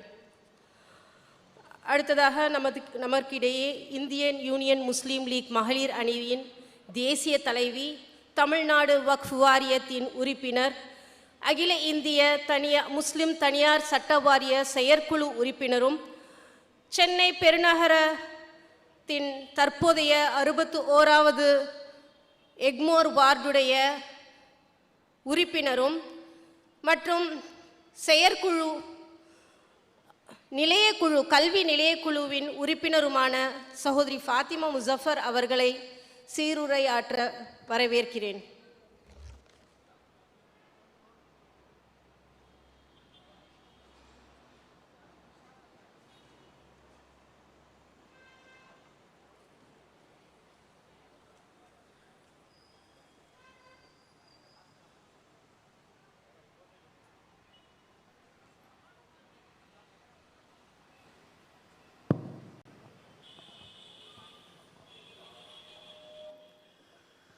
अल्हम्दुलिल्लाह अल्हम्दुलिल्लाह रब्बिल आलमीन वस्सलातु वस्सलाम अला रसूलिल्लाह वल आलिहि वस्हाबी अजमाइन अम्मा बाद औज़ु बिल्लाहि मिनश शैतानिर रजीम बिस्मिल्लाहिर रहमानिर रहीम रब्बि इश्रह ली सदरी वयस्सिर ली अमरी वहलुल उक़दतम मिन लिसानी यफ़क़हू क़ौली सुब्हानक ला इल्म लना इल्ला मा अल्लमतना इन्नका अंतल अलीमुल हकीम रब्बि ज़िदनी इल्मन नाफ़िया रब्बि हबली हुक्मा। शुरू करती हूँ अल्लाह के नाम से जो हमारा मालिक है, खालिक है, राज़िक है, जो रहमान और रहीम है। सारी तारीफ़ अल्लाह की है कि आज इस मजलिस में हमको जमा किया अल्हम्दुलिल्लाह, जिससे अल्लाह सुब्हाना व तआला मोहब्बत करता है। उनके नाम के मजलिस से जो हम लोग जमा हुए हैं, तो पहले तो अल्लाह को शुक्र अदा करूँगी, फिर शिया सुन्नी यूनिटी मूवमेंट के ज़रिए आज मुक़द्दस शख्सों से, ख़ासकर हमारे उलमाए दीन से, उनके साथ जो बैठना, जब उनके दुआ लेना, अल्हम्दुलिल्लाह उनके तक़रीर सुनना, शिया सुन्नी यूनिटी मूवमेंट को मेरा दिली मुबारकबाद देती हूँ और शुक्र अदा करती हूँ। वक्त रात के 10:30 बजे है, सुभान अल्लाह। फिर भी मैं देखती हूँ यहाँ के मजलिस में थोड़ा भूख है, थोड़ा थकान है, मगर कोई परेशान नहीं है, कोई उठ के जाने वाला नहीं है, क्योंकि ये मजलिस इमाम हुसैन रलियल्लाहु अन्हु के नाम से चलता है। अल्हम्दुलिल्लाह लोग में भी इधर उधर हैं, मगर जो पूरी दुनिया जो देख रही है, अल्हम्दुलिल्लाह जो दुनिया के लिए हम लोग ये पैगाम भेज रहे हैं, मनम हुसैनिया। अल्हम्दुलिल्लाह ये जो पैगाम है लोगों को इम्प्रेस करने के लिए नहीं, बस अल्लाह की रहमत लेने के लिए है, क्योंकि आज का बहुत ज़रूर चीज़ है, ज़रूरियत है। इंसान में इंसानियत नहीं रहा, भाइयों में भाईचारगी नहीं रहा, माँ के ममता भी आज जो है कमर्शियल हो गया है। आज रिश्ते बिक रहे हैं, घरां जो है बिजड़ रहे हैं, और रिश्ते जो खासकर मियाँ और बीवी का जो है बर्बाद हो रहे हैं।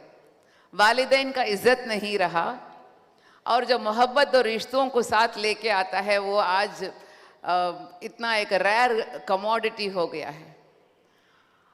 सियासी जो है आज एक मेन सियासी मार्केटिंग चल रहा है दीन को लेके, रिलीजन को लेके।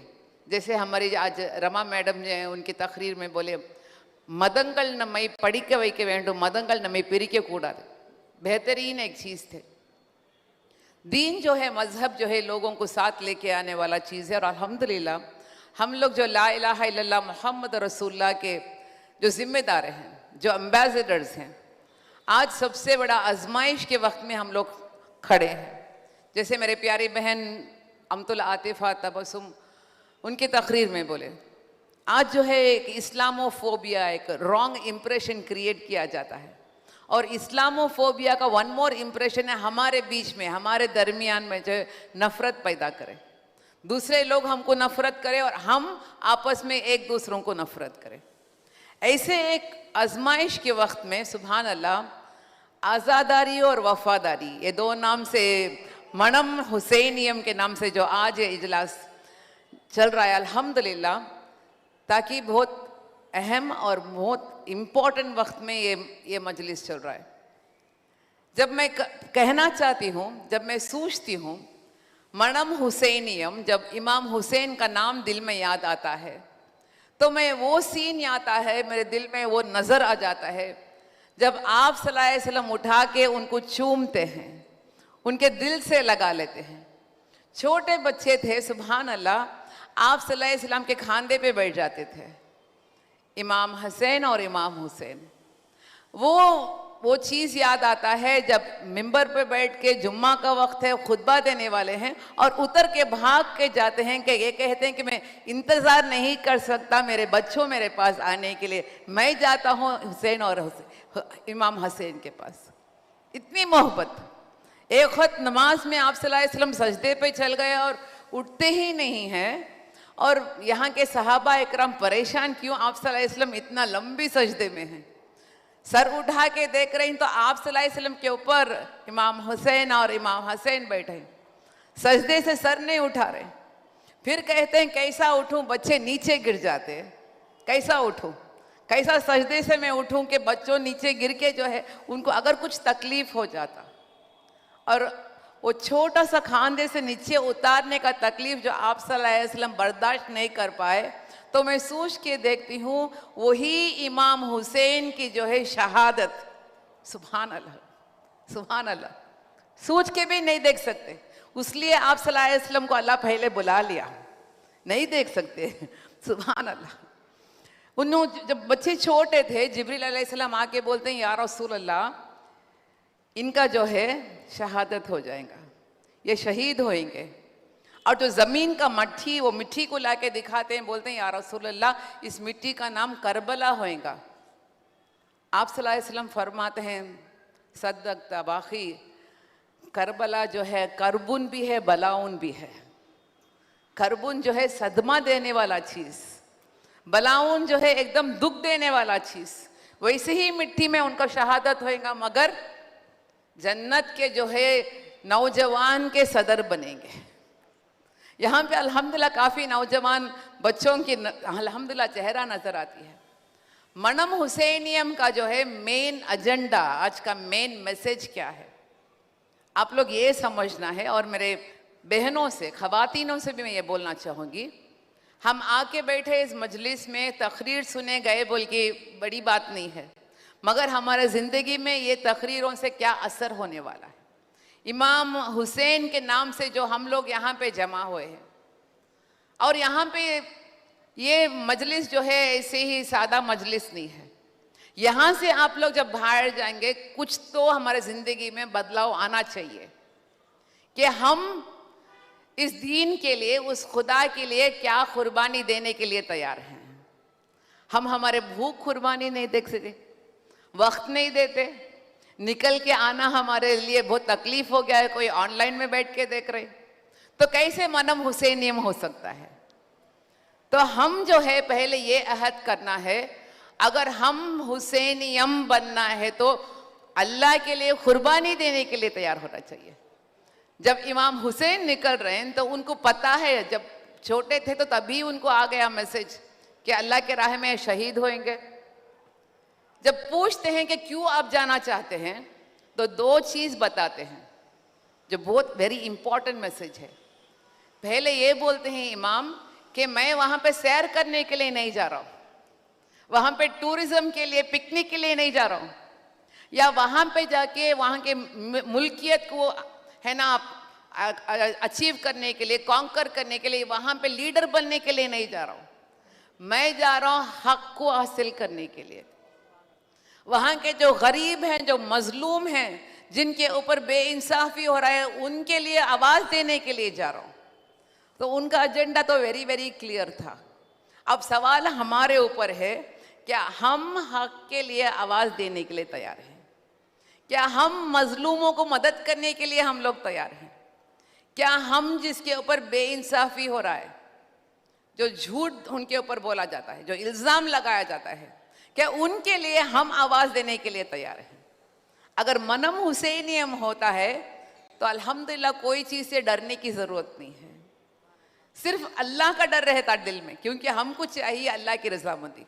मैं सोचती हूँ शहादत इमाम हुसैन का, सुभान अल्लाह, करोड़ों लोग आए, अल्लाह इस दुनिया में करोड़ों लोग को भेजा, करोड़ों लोग को बुला लिया, मगर चंद शख्स जो हैं अल्लाह उनके मौत से राज़ी होता है, जिनको हर साल नहीं हर लम्हा हमको याद दिलाता है वो शख्सियत से सबसे आला शख्सियत है हमारे इमाम हुसैन रज़ियल्लाहु अन्हु। कैसी मौत जो इतने 100 सालन चले गए और क़यामत तक भी कोई नहीं भूल सकता है इमाम हुसैन की जो शहादत। क्यों? क्योंकि अल्लाह के लिए निकले, अल्लाह के लिए हर आजमाइश से सब्र से अपनाए और अल्लाह के लिए जान दे दिए। ये आज चाहिए मेरे भाइयों और बहनों। आज क्या हम अल्लाह के लिए उठ के खड़ने के लिए तैयार हैं? आज इतनी बड़ी तादाद में हमारे मुसलमान कौम है, मगर ऐसी हालत है कि हमारे 60 से बढ़ के कंट्रीज़ हैं, इस्लामिक कंट्रीज 7 से बढ़ के हैं। अल्हम्दुलिल्लाह हमारे बीच में जो है बड़े क्या भी डिफरेंसेस नहीं हैं, मगर हमारे पास यूनिटी, वो जो मोहब्बत, जो मिलाप, बहुत बड़ा क्वेश्चन मार्क है, जिसके बारे में आप सल्लल्लाहु अलैहि वसल्लम 1400 साल पहले ही बोल दिए। एक वक्त आएगा कि मेरे उम्मत कचरा से भी जो है बदतर उनका हालत रहेगा। जैसे एक बहुत बड़ा सैलाब आता है और पूरे कचरों को मार के लेके जाता है, वैसे ही मेरे कौम का हालत होगा। तो आप सल्लल्लाहु अलैहि वसल्लम के पास पूछे, या रसूलुल्लाह क्या हम बहुत छोटे तादाद में रहेंगे? क्या हमारा पॉपुलेशन बहुत कम रहेगा? तो आप सल्लल्लाहु अलैहि वसल्लम बोले नहीं, सबसे बड़े तादाद में रहेंगे। आज 4 in 1 in the world are Muslims. तो पूछे या रसूलुल्लाह क्या वजह है? तो आप सल्लल्लाहु अलैहि वसल्लम फरमाए उनके दिल में एक डिजीज़ आ जाता है, मरीज़ बन जाएंगे। उस मरीज़ जो डिजीज़ का नाम है वहन। तो पूछे या रसूलुल्लाह वहन का नाम क्या है? हुब्बुद दुनिया व कराहियतुल मौत। आप सल्लल्लाहु अलैहि वसल्लम फरमाए उनके दिलों में ऐसा एक मरीज़ के हालत आ जाएगा उनके दिल में कि वो लोग को मोहब्बत आ जाएगा इस दुनिया में और मौत से वो लोग कराहत करेंगे। माना क्या है, आखिरत के बारे में कोई डर नहीं रहता, फिर सिर्फ दुनिया ही की ख्वाहिश रहता और दुनिया की ही डर रहता उनके दिल में। आज देखिए हमारे बीच में दिल में डर है कि कोई मेरे खिलाफ ना बोले, कोई मेरे अगेंस्ट ना गए, कोई मुझे क्रिटिसाइज ना करे, या मेरे पीछे कितने लोग हैं, मुझे कितने लोग फॉलो करते हैं, मुझे कितना लाइक मिलता है, मेरे जो है कितना रीच है मेरा सोशल मीडिया का। सिर्फ दुनिया की ख्वाहिश है, किसी के दिल में ये ख्वाहिश नहीं है कि क्या अल्लाह मेरे से राज़ी है। तो आज हमारी हालत का जो है जिम्मेदार हम हैं। तो इस मुबारक मजलिस में मैं सबसे यही दरख्वास्त करूँगी कि मनम हुसैन ये होना है तो पहले बात अल्लाह के लिए जीना है। सेकेंड, जैसे भी मौका होगा, जैसे भी मोड़ पे हम लोग खड़े हो जाए, जो भी आजमाइश के वक्त है अल्लाह के लिए सब्र करना है। और थर्ड मोस्ट इम्पॉर्टेंट चीज़, किसी से नहीं डरना है। जो है आज बुज़दिल बन के हम लोग जी रहे हैं, बच्चों को ऐसा पाल रहे हैं कि तुम बारबी डॉल जैसा रहना है। जिस्म को ज़्यादा इम्पोर्टेंस दिया जाता है, हमारा रंग को ज़्यादा इम्पोर्टेंस दिया जाता है। बच्चों को ऐसा हीरोज़ दिखा रहे हैं जो सुपरमैन है, जो स्पाइडरमैन है, जो बिल्कुल नामुमकिन आइकॉन्स है, जो टोटल फेक आइकॉन्स है, जो टोटल आर्टिफिशियल आइकॉन्स है, जो सही आइकॉन्स नहीं है। अगर बच्चों को आप किसी को दिखा के पालना है तो बीबी ज़ैनब को दिखा के पालिए, बीबी फातिमा रज़ियल्लाहु अन्हा को दिखा के पालिए, इमाम हसैन इमाम हुसैन को दिखा के पालिए। हमको बारबी डॉल सुपरमैन स्पाइडरमैन नहीं चाहिए। हर घर में बीबी ज़ैनब चाहिए, हर घर में बीबी हज़रत इमाम हुसैन चाहिए, जिसके बारे में आज नहीं कल नहीं, जैसे बोलते हैं सुभान अल्लाह, कल भी जिंदा थे आज भी जिंदा रहेंगे। मैं तो यही बोलूँगी क़यामत तक जिंदा रहेंगे। जैसे कहते हैं हर करबला के बाद जिंदा होता है इस्लाम। अल्हम्दुलिल्लाह। तो आज यही दिल में अहद करते हुए, जो भी आजमाइश के वक्त है, कोई परेशान होने की ज़रूरत नहीं है। ये कौम फ़िरऔन को देखे तो कौम है, ये हामान और हारून को देखे तो कौम है, नमरूद को देखे तो कौम है। तो किसी से क्या डरना है? कोई आएंगे हुकूमत में, कोई जाएंगे, हमको उससे कोई फ़र्क नहीं पड़ता, क्योंकि हमारे हुकूमत चलाने वाला अल्लाह रब्बुल इज़्ज़त है। सिर्फ अल्लाह से डरेंगे और ऐसे नमूने के कदमों तले चलना है जिसके कदम में चलने से ही हमको फला मिल जाएगा। जो आज மனம் ஹுசைனிய மனங்களின் சங்கமம் மிக அருமையான இந்த ஏற்பாடை செய்த ஷியா சுனி யூனிட்டி மூவ்மெண்ட்டுக்கு என்னோட மனமார்ந்த வாழ்த்துக்களை கூறி आज इतने बड़े बड़े जो उलमा इकराम हमारे चेन्नई शहर को जो आए हैं उनको सबको हमारे दिली बात से शुक्र अदा करते हुए, दिली से शुक्र अदा करते हुए, आप लोग की दुआ हमको बार बार चाहिए, बार बार आना चाहिए। अल्हम्दुलिल्लाह मुझे याद है जब 2005 में यहाँ पे एक प्रोग्राम हुआ तो उसके बाद अल्हम्दुलिल्लाह नुसरत भाई, हमारे आउन अली भाई और तबस्सुम, उनके तुफ़ैल से अल्हम्दुलिल्लाह तेहरान जाने का भी मौका मुझे मिला। अल्हम्दुलिल्लाह मैं और मेरे शौहर हाजी मुज़फ़्फ़र साहब 15 दिन जाके एंटायर ईरान का हम लोग है ना कॉन्फ्रेंस में वहाँ पे शामिल हुए। 86 कंट्रीज से वहाँ पे ख़वातीन आए थे। स्पेशल कॉन्फ्रेंस फॉर लेडीज़ वो वहाँ पे ऑर्गेनाइज़ किया गया।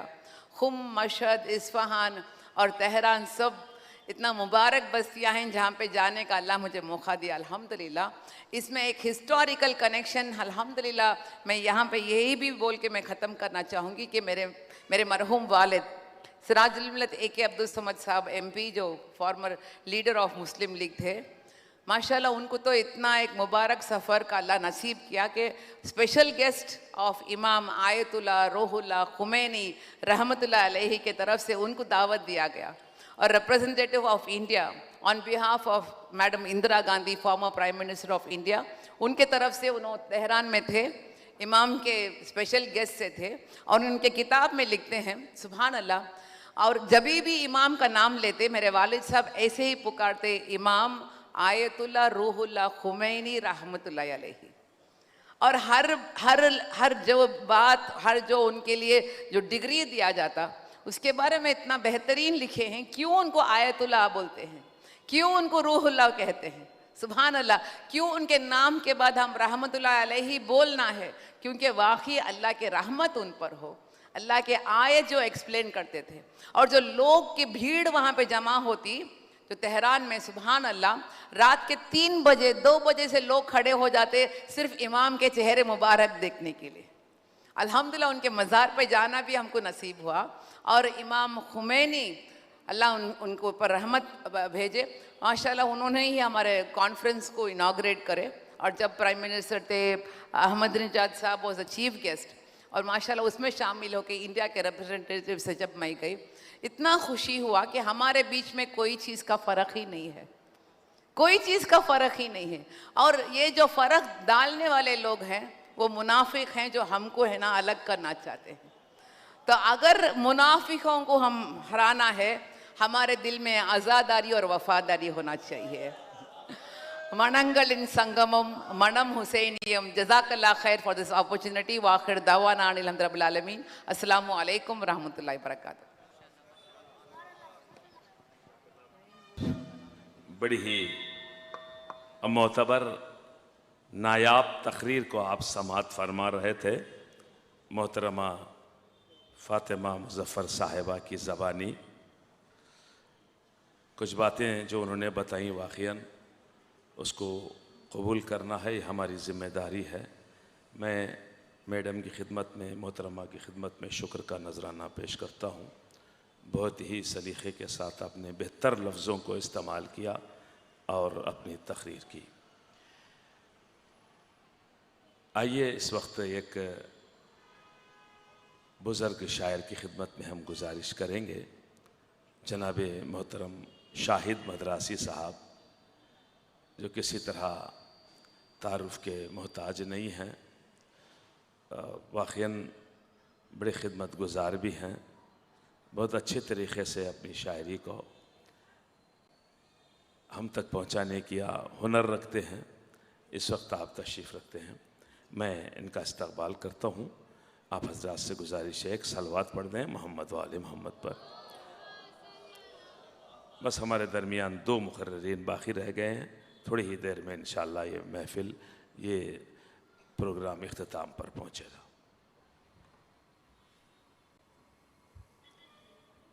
हाज़रीन की खिदमत में सलाम अर्ज़ करता हूँ। मुक़र्रिरीन ने जो कुछ भी कहा वही मेरे सलाम में होगा, यही नजराना है। अभी एक मुक़र्रिर मुंबई से तशरीफ़ फरमा बड़े ही खूबसूरत एक जुमला फरमा रहे थे इमाम हुसैन खुदा के नुमाइंदा हैं, तो उसी पर मतला मैं नज़र कर रहा हूँ। मतला अर्ज़ करता हूँ कि आप लोग भी शामिल हो जाएं। जो सबसे ऊंचा है वो मर्तबा हुसैन का है, जो सबसे ऊंचा है वो मर्तबा हुसैन का है।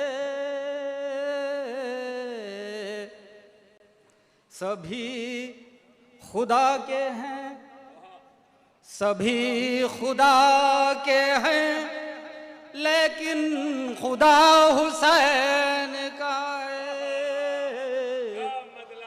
सभी खुदा के हैं, लेकिन खुदा हुसैन का है। करबला का जब तस्करा आता है तो इस शेर को भी पहुंचा दूं। मदीना मेरे नबी की पसंद है जैसे,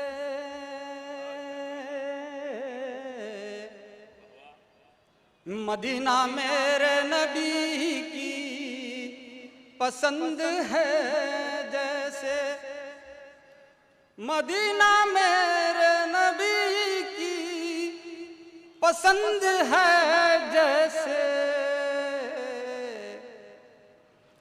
नजफ अली का नगर, नजफ अली का नगर करबला हुसैन का है।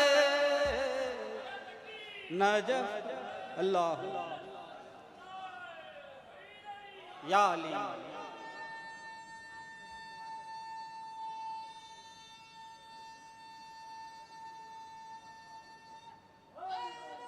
या अली। नजफ अली का नगर करबला हुसैन का है। ये तमाम अहले फ़हम, अहले दानिश हजरात की नज़र ये शेयर करूँगा। यहाँ से रास्ते खुलते हैं हक़ नुमाई के, यहाँ से रास्ते खुलते हैं हक़ नुमाई के।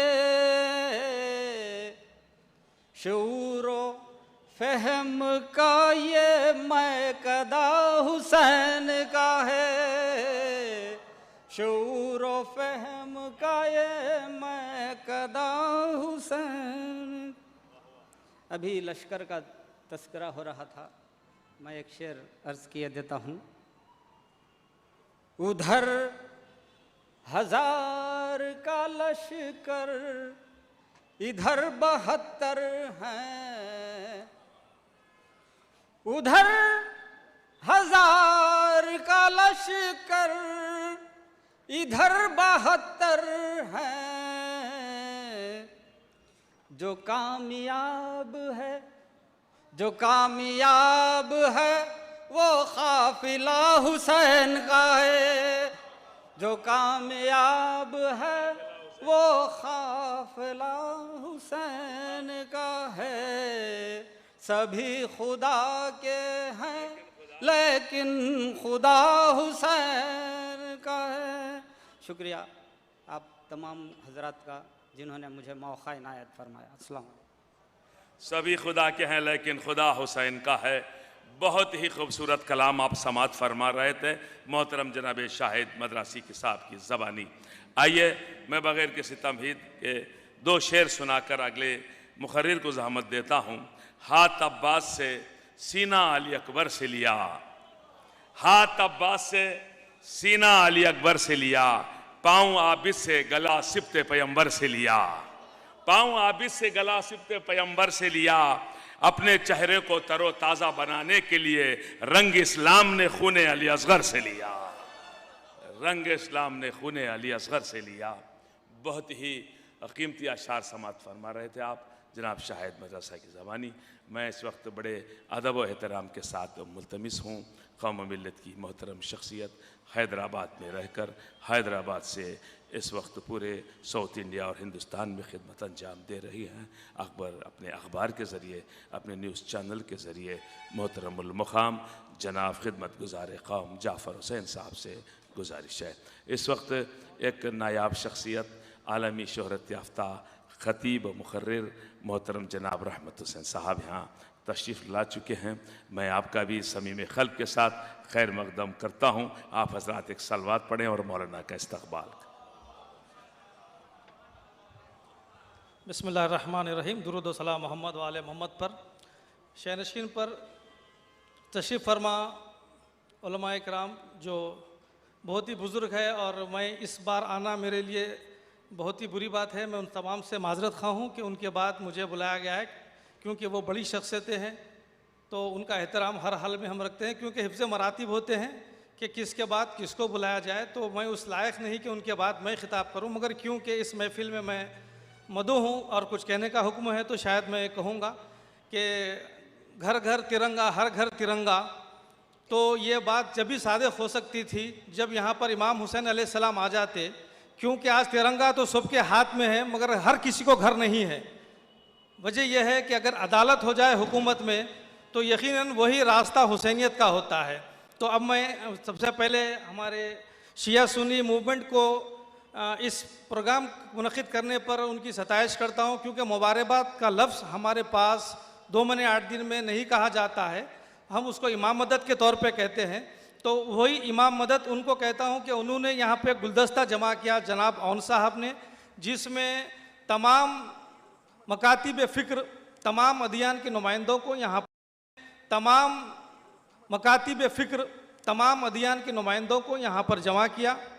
और मैं हुज्जतुल इस्लाम वल मुस्लिमीन नुमाइंदे रहबर इनक़िलाब इस्लामी आयतुल्लाह ख़ामनई के आग़ाए महदीपुर और हुज्जतुल इस्लाम वल मुस्लिमीन जनाब अहमद आबिदी साहब से माज़रत ख़्वाह हूँ कि मैं उनके बाद कुछ कहने की कोशिश कर रहा हूँ, और आपकी मुझे अगर रज़ामंदी हो तो मैं मज़ीद कुछ मेरे नुकात मुशाहिदात आवाम के सामने पेश करूँगा इंशाअल्लाह। ये देखिए, अब हम यौम आज़ादी मना रहे हैं, और इससे पहले मैं यहाँ पर मौजूद चीफ सुन्नी खाजी थे जनाब सलाहुद्दीन अय्यूबी साहब, तो चीफ शिया खाजी के फ़र्जंद भी यहाँ मौजूद है। जैसा कि औन साहब ने कहा कि उनकी नुमाइंदगी के तौर पे मैं महातिर को डाइस पर तशरीफ़ लाने के लिए कहता हूँ कि वो अपने वालिद की नुमाइंदगी कर सके। तो जो यहाँ पर बुज़ुर्ग आलिम दीन गुज़रे हैं अहले सुन्नत वल जमात के, उनको देख कर मुझे एक शेर याद आया। हबीब मुस्लिम के तेवरों में मचल रही है नई जवानी, इलाही मैदान करबला में शबाब किस किस को आ रहा है। तो वो इस बुज़ुर्गी में भी वो यहाँ आकर अपनी मौजूदगी का इजहार करना इस बात की अलामत है कि हुसैन के नाम से आपके जिस्म में, आपके खून में हरारत पैदा होती है, ज़ईफ़ी का तस्वुर ख़त्म किया जाता है। जो उन यहाँ पर लोगों ने देखा भी है वो कि इस बुज़ुर्गी में ख्वाजा गरीब नवाज का शेर कहा, शाहस्त हुसैन बादशाहस्त हुसैन दी हस्त हुसैन दी पनास्त हुसैन। मतलब यह है कि हुसैन दीन है, हुसैन दीन है। हुसैन को ना शियों में बांटे ना सुन्नियों में बांटे, जिसको भी हक़ पे चलना है उसको हुसैनी बनना होगा। क्योंकि अगर उनको ये कहा जाता है, एक वाक़या है जो मेरे साथ रोनुमा हुआ, मैं आपके सामने पेश करता हूँ। कुछ वाक़यात भी ज़रूरी है, क्योंकि मैं तेज़ तेज़ इसलिए कह रहा हूँ कि वक्त की तंगी हो चुकी है। काफ़ी अर्सा आपने समात फरमाई, आपने यहाँ पर अपने सब्र का मुजाहरा किया, तो ये हुसैनी जज्बा ही था कि आप इतनी देर कहीं बैठे रहे, वरना उमूमन 45 मिनट और 1 घंटे के बाद लोग बेचैन हो जाते हैं। यह हुसैनी कलाम था, यह हुसैनी तहरीक है जो आपको यहाँ बैठने में रखी है।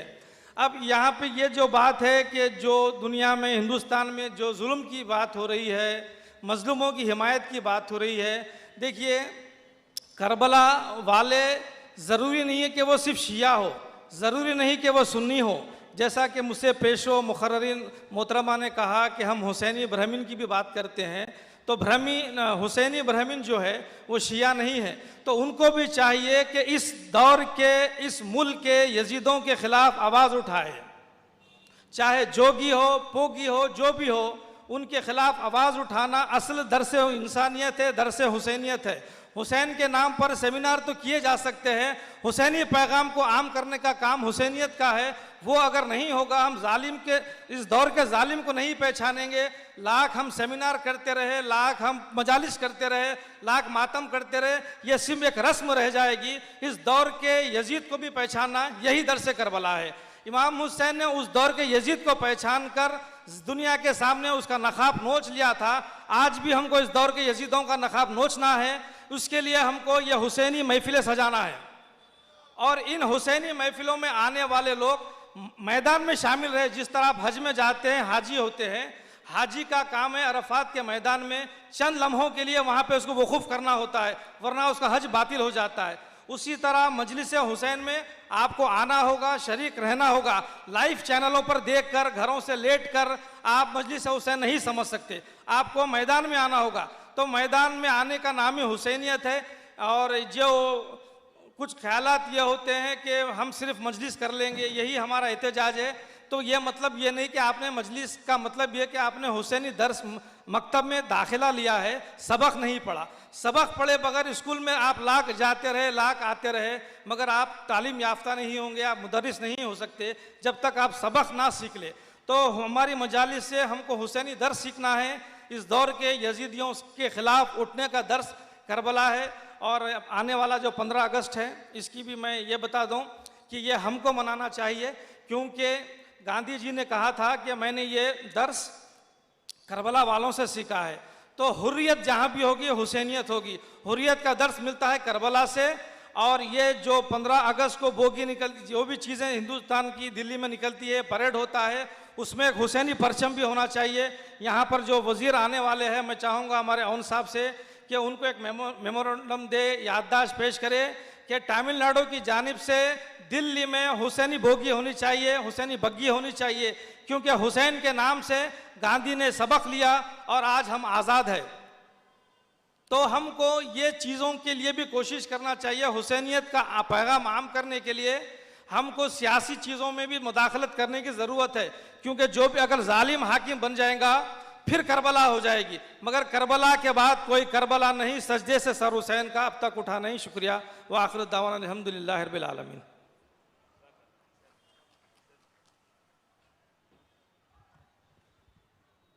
ஜஸாக்கல்லா खैरा अक्सरन कसीरा। சதாயே ஹுசைனி உடைய பத்திரிகை முதன்மை ஆசிரியர் அவர்கள் ஹுசைன் அலைஹிஸ்ஸலாம் அவர்களை பற்றி அழகாக நம்மிடையே உரையாற்றினார்கள். அடுத்ததாக இங்கு ஒரு சிறு கவிதை பாடுவதற்காக மீர் முகமது ரஸா அவர்களை அழைக்கிறேன்.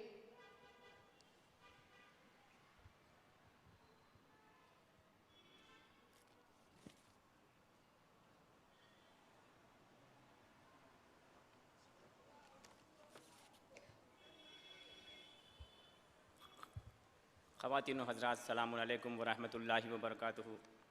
इंशाअल्लाह बग़ैर किसी तमहीद के कलाम का आगाज़ कर रहा हूँ। सबसे पहले अपने परवरदिगार की बारगाह में शुक्रिया अदा करते हुए और बारगाह मासूमीन में शुक्रगुज़ार तमहीद के तौर पर चंद अशार समाअत फरमाएँ।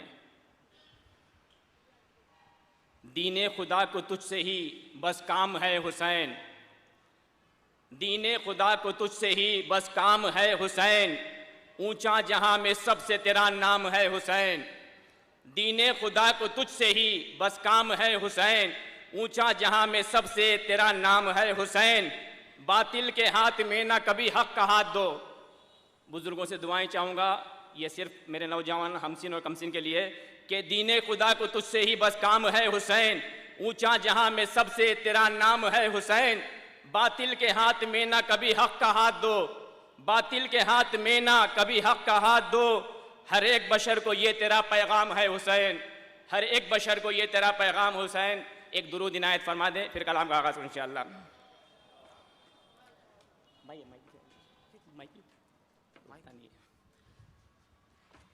दरअसल में हुसैन तू ही हक की ज़िया है, दरअसल में हुसैन तू ही हक की ज़िया है, ये कौल भी तो ख्वाजा ने क्या खूब कहा है। दरअसल में हुसैन तू ही हक की ज़िया है, ये कौल भी तो ख्वाजा ने क्या खूब कहा है। मौला तुम्हारे दम से ही इस्लाम बचा है, मौला तुम्हारे दम से ही इस्लाम बचा है। नाजा तुम्ही पे हश्र तक महबूब खुदा है, नाजा तुम्ही पे हश्र तक महबूब खुदा है। और हजरात इन दो मिसरों पे खास कर तवज्जो चाहूँगा। हरगिज यजीद फासिक व फाजिर के हाथ में, हरगिज यजीद फासिक व फाजिर के हाथ में देगा ना हाथ दीन के ताजिर के हाथ में, हरगिज यजीद फासिक व फाजिर के हाथ में देगा ना हाथ दीन के ताजिर के हाथ में। और शेर मुलाजा फरमाए, दीने खुदा का इस तरह तुमने रखा ख्याल, दीने खुदा का इस तरह तुमने रखा ख्याल, राह खुदा में दे दिया असगर सा नौनिहाल, दीने खुदा का इस तरह तुमने रखा ख्याल, राह खुदा में दे दिया असगर सा नौनिहाल। क्या जाने कैसा रंज था, क्या जाने कैसा रंज, क्या जाने कोई कैसा था वो रंज और मलाल, क्या जाने कोई कैसा था वो रंज और मलाल। तेरा ही हौसला था ये ऐ फातिमा के लाल, तेरा ही हौसला था ये ऐ फातिमा का लाल। देना था तुमको राह हक में एक सर को ही, देना था तुमको राह हक में एक सर को ही, तुमने तो दे दिया अपने पूरे घर को ही। एक सलवात इनायत फरमा दे। हर एक नबी को मौला तुम पर ही नाज है, हर एक नबी को मौला तुम पर ही नाज है, समझेगा कौन तुमको खुदा का वो राज है। हर एक नबी को मौला तुम पर ही नाज है, समझेगा कौन तुमको खुदा का वो राज है। आका तुम्हारे दम से ही दी सरफराज है, आका तुम्हारे दम से ही दी सरफराज है। हर एक रुख से मौला तू बेनियाज है, हर एक रुख से मौला तू बेनियाज है। और इन दो मिसरों पे खास कर तवज्जो चाहूंगा हजरात। करबो बला यजीदियत को ऐसे डस गई, करबो बला यजीदियत को ऐसे डस गई, अब करबला दिमाग में हर एक के बस गई। और शेर मुलाजा फरमाए, खुल्दे बरी की आबरू करबो बला में है, खुल्दे बरी की आबो हवा करबला में है, इस्लाम के चेहरे की जिया करबला में है। खुल्दे बरी की आबो हवा करबला में है, इस्लाम के चेहरे की जिया करबला में है। मर्जी खुदा की मौला तेरी रज़ा में है, मर्जी खुदा की मौला तेरी रज़ा में है। गोया के हर मरज की दवा करबला में है, गोया के हर मरज की दवा करबला में है। बातिल के चेहरे से जो उलट दी है यूं नकाब, बातिल के चेहरे से जो उलट दी है यूं नकाब, हर एक दिल में पैदा किया तूने इनकलाब। वस्सलामु अलैकुम वरहमतुल्लाहि वबरकातुहू। ஜஸாக்கல்லா खैर। அடுத்ததாக நமக்கிடையே முகமது அலி மீகாரி அவர்கள் ஒரு சிறு கவிதையை படிப்பார்கள்। बर मोहम्मद व आले मोहम्मद सलवात, अल्लाहुम्मा सल्ली अला मोहम्मद व आले मोहम्मद। हुसैन बांट रहे हैं निजात ले जाओ, हुसैन बांट रहे हैं निजात ले जाओ। कुछ आंसू के बस कायनात ले जाओ, हुसैन बांट रहे हैं, सभी मिलके निजात ले जा। ये करबला है ये मौजज़े नुमा की बस्ती है, ये करबला है ये मौजज़े नुमा की बस्ती है। कफन में इस को लपेटो हयात ले जाओ, या रसूल अल्लाह।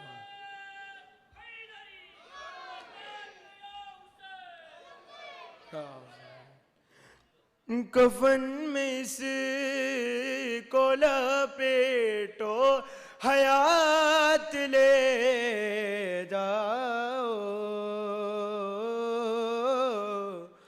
हुसैन बांट रहे हैं, निजात ले जाओ। कहेंगी मातमी हलकों से लोग महशर में, कहेंगी मातमी हलकों से लोग महशर में, हमें हुसैन की जन्नत में साथ ले जाओ।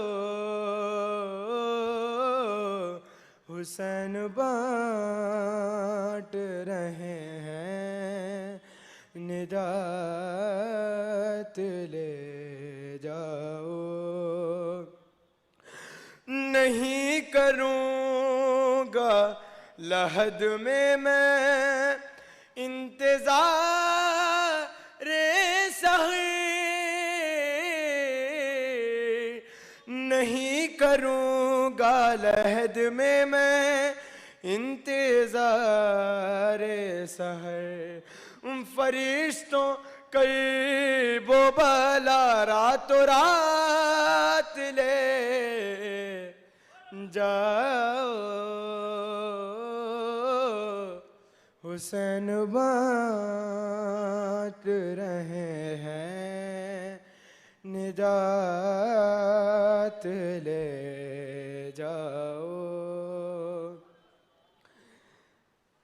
कसम कसम हुसैन, कसम हुसैन की पुरसे में कम ही लगता है। कसम हुसैन की पुरसे में कम ही लगता है। बुलंद बुलंद जितना भी मातम में हाथ ले जाओ। कसम हुसैन की पुरसे में कम ही लगता है।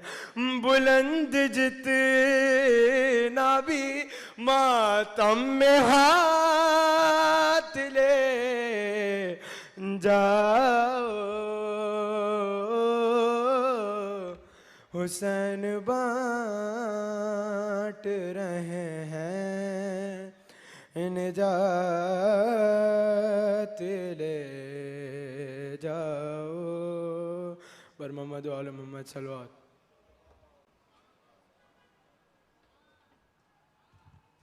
ஜஸாக்கல்லா ஹைர். அடுத்ததாக ஜனாப் மிர்சா சிக்கந்தர் சாஹிப் அவர்களை கவிதை பாடுவதற்காக அழைக்கிறேன்.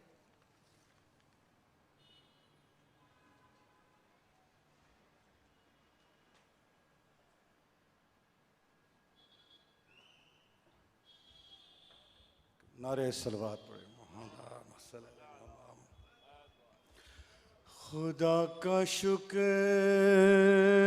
हमें भी ये दर नसीब हुए।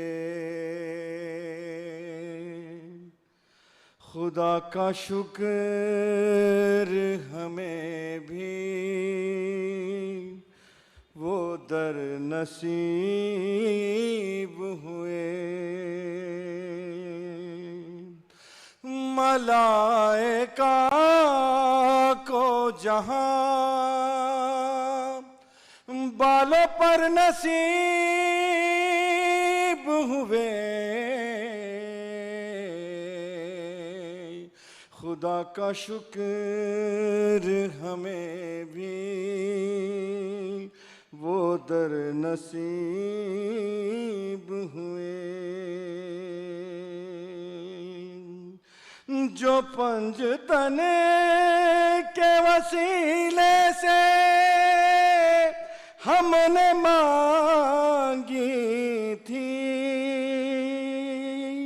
उन्हीं दुआओं को आखिर असर नसीब हुए। खुदा का शुक्र हमें भी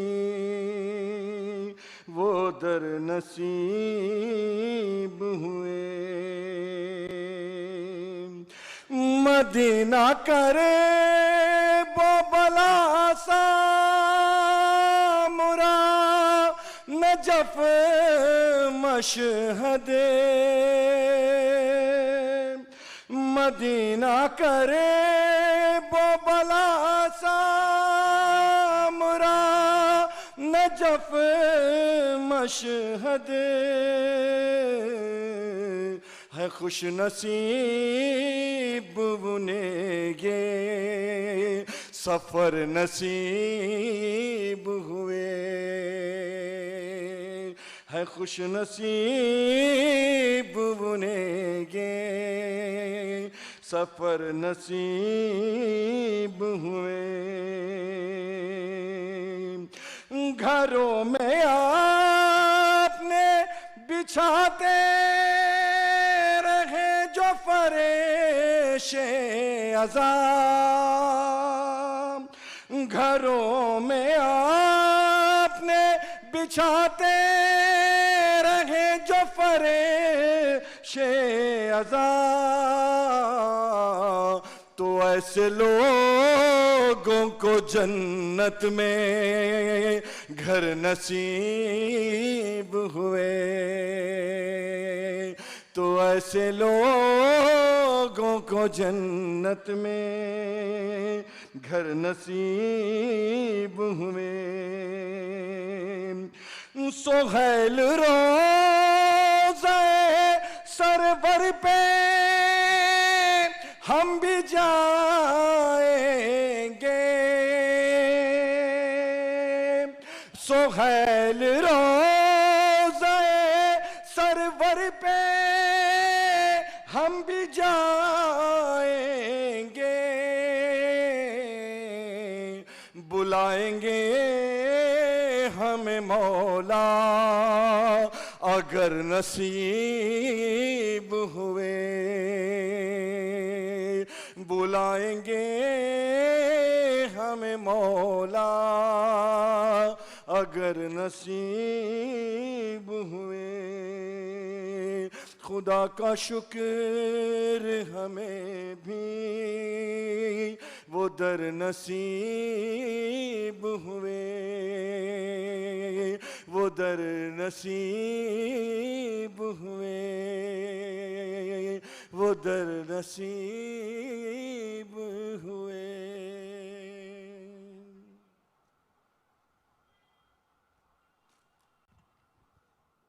ஜஸாக்கல்லா ஹைரா. ஸ்ரீலங்காவில் தற்போதைய நிலை சரியில்லாத போதும் மனம் ஹுசைனியம் மனங்களின் சங்கமமிற்காக நாம் அழைப்பு கொடுத்த போது நம்ம அழைப்பை ஏற்று பல பேர்ஷியன் மொழிகளில் இருந்த புத்தகங்களை தமிழ் மொழிபெயர்த்து அரேபியில் உள்ள புத்தகங்களையும் தமிழ் மொழிபெயர்த்த டாக்டர் முகமது சாலி லாஃபிர் மதனி அவர்கள் இங்கு ஒரு சிற்றுரை ஆற்றுவதற்காக அழைக்கிறேன்.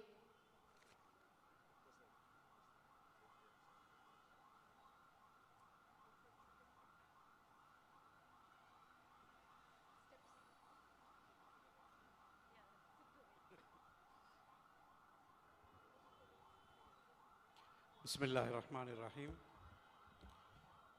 பேரன்புக்குரிய பெருமதிப்புக்குரிய சென்னை வாழ் சகோதர சகோதரிகளே, அஸ்ஸலாமு அலைக்கும் வரஹ்மத்துல்லாஹி வபரகாத்துஹு. மனம் ஹுசைனியம் மனங்களின் சங்கமம் இந்த இடத்திலே நடைபெறுகின்ற பொழுது அதிலே நானும் சங்கமிக்கின்ற பாக்கியத்தை அல்லாஹ் எனக்கு தந்தார். அல்ஹம்துலில்லாஹ். மனங்கள் வெறுமனே சங்கமிப்பதில்லை. எதுவும் எதனோடு சங்கமித்தாலும் வெறுமனே சங்கமிப்பதில்லை. ஆறுகள் கடலிலே சங்கமிப்பதற்கு உயர்ந்த மலைகளிலே ஊற்றெடுத்து காடு மலை மேடு பள்ளம் எல்லாம் தாண்டி ஒரு பெரிய நடை பயின்றுதான் இறுதியாக கடலிலே சங்கமிக்கின்றன.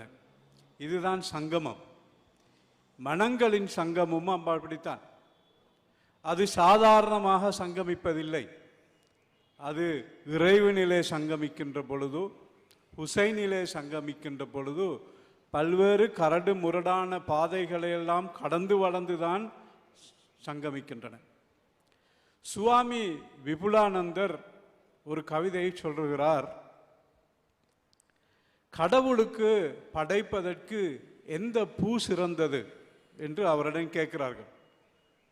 கடவுளுக்கு பூஜை செய்வதற்கு பலவிதமான பூக்கள் இருக்கின்றன. விதவிதமான பூக்களை கொடுத்து அந்த கடவுளுக்கு பூஜை செய்வார்கள். அவரிடம் கேட்கிறார்கள், எந்த பூ சிறந்தது?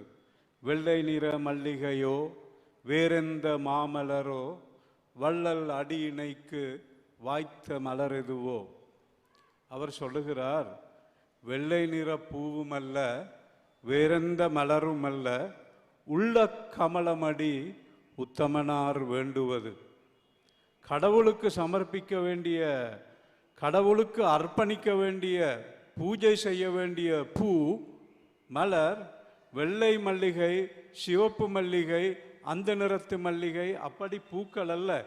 உண்மையிலே பூக்களின் மூலமாக சமர்ப்பிக்க வேண்டியது எங்களுடைய உள்ளம் என்ற தாமரை, தாமரை வடிவிலான எங்களது உள்ளத்தை இறைவனுக்கு சமர்ப்பிக்க வேண்டும். அதுதான் அந்த சமர்ப்பிப்பதிலே, அர்ப்பணிப்பதே, பூஜை செய்வதிலே இருக்கின்ற ரகசியம் என்று சுவாமி விபுலானந்தர் கோருகின்றார். அதாவது இறைவனுக்கு நாங்கள் சமர்ப்பிப்பதென்றால், தியாகம் செய்வதென்றால் எங்களுடைய இதயங்களை தியாகம் செய்ய வேண்டும். அந்த இதயங்கள் தான் சங்கமிக்க முடியும். தியாகம் செய்த இதயங்கள் தான் சங்கமிக்க முடியும். இமாம் ஹுசைன் அலைஹிஸ்ஸலாம் அவர்கள் எதனை தியாகம் செய்யவில்லை? இமாம் ஹுசைன் தியாகம் செய்யாத, விட்டு கொடுக்காத என்ன இருந்தது? அவருடைய உயிர், அவருடைய தலை, அவருடைய கைகள், அவருடைய உடல், குழந்தைகள், அவருடைய பிள்ளைகள், அவருடைய சகோதரர்கள், அவருடைய சகோதரிகள், எதனை தியாகம் செய்யவில்லை? எல்லாவற்றையும் செய்தார். எல்லாவற்றையும் கொடுத்தார், அர்ப்பணித்தார். அதனால்தான் இதயங்கள் அங்கே சங்கமிக்கின்றன.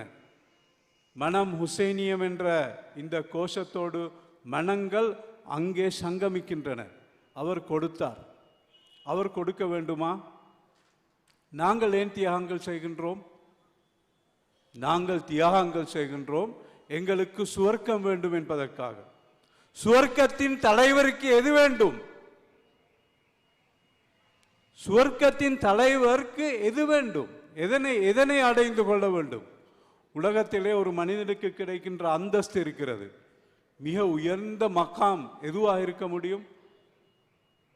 சிஎம், பிஎம், பிரசிடென்ட் அப்படியெல்லாம் போகலாம், அல்லது சிஇஓ அப்படியெல்லாம் போகலாம். நாம் அவ்வளவு மக்காம் கிடைத்தாலும் அவற்றையெல்லாம் பயன்படுத்துவது சுவர்க்கத்தை அடைந்து கொள்வதற்காக. ஆனால் சுவர்க்கத்தின் தலைவர், சுவர்க்கத்து மக்களின் தலைவர், சின்ன வயசுலே சொல்லிட்டாங்க சையீதா ஷபாபி அஹ்லில் ஜன்னாண்டு. கர்பலால மௌத்தார நேரம் இல்லை, சின்ன குழந்தையில இருக்கிற நேரம் சொன்னாங்க. இவங்க 2 பேரும் சையீதா ஷபாபி அஹ்லில் ஜன்னா. இவர்கள் சொர்க்கத்தில் வாசிகளின் தலைவர்கள், சொர்க்கத்தில் இளைஞர்களின் தலைவர்கள், வாலிபர்களின் தலைவர்கள். சொர்க்கத்தில் வயசாளிகள் இருப்பாங்களா? சுவர்க்கத்தில் வயசாளிகள் இருப்பாங்களா? இவங்க வாலிபர்கள். சுவர்க்கத்தில் எல்லாரும் வாலிபர்கள் தான். சுவர்க்கத்தில் எல்லோருக்கும் தலைவர்கள் தான் இவர்கள். அவர்கள் செய்த தியாகத்தில் தான் நாங்கள் சங்கமிக்கிறோம். அவர்கள் தியாகம் செய்ய வேண்டிய அவசியம் இல்லை. அவர்கள் சுவர்க்கத்தின் தலைவராக மாறியது கர்பலாவுக்கு பிறகு அல்ல.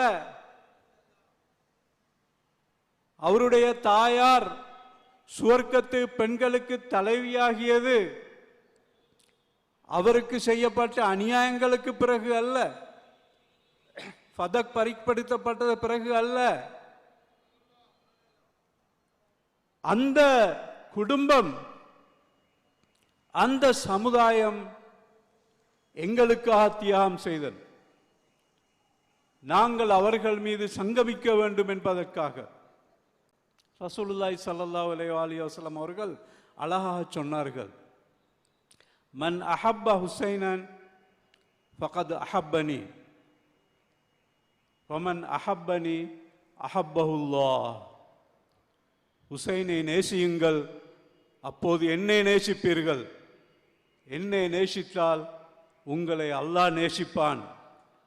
மனங்களின் சங்கமம் இங்குதான் இருக்கின்றது. மனம் ஹுசைனியம். லப்பைக் யா ஹுசைன். அஸ்ஸலாமு அலைக்கும்.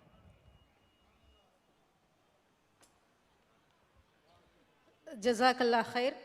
ஹுசைன் அலைஹிஸ்ஸலாம் அவர்களுடைய தியாகத்தை பற்றி இங்கு நமக்காக ஒரு சிற்றுரை ஆற்றியதற்கு மறுபடியும் ஜஸாக்கல்லா ஹைர். அடுத்ததாக ஜனாப் பாபர் நவாப் அவர்கள் ஒரு சிறு கவிதையை இங்கு உங்கள் முன் நிகழ்த்துவார்.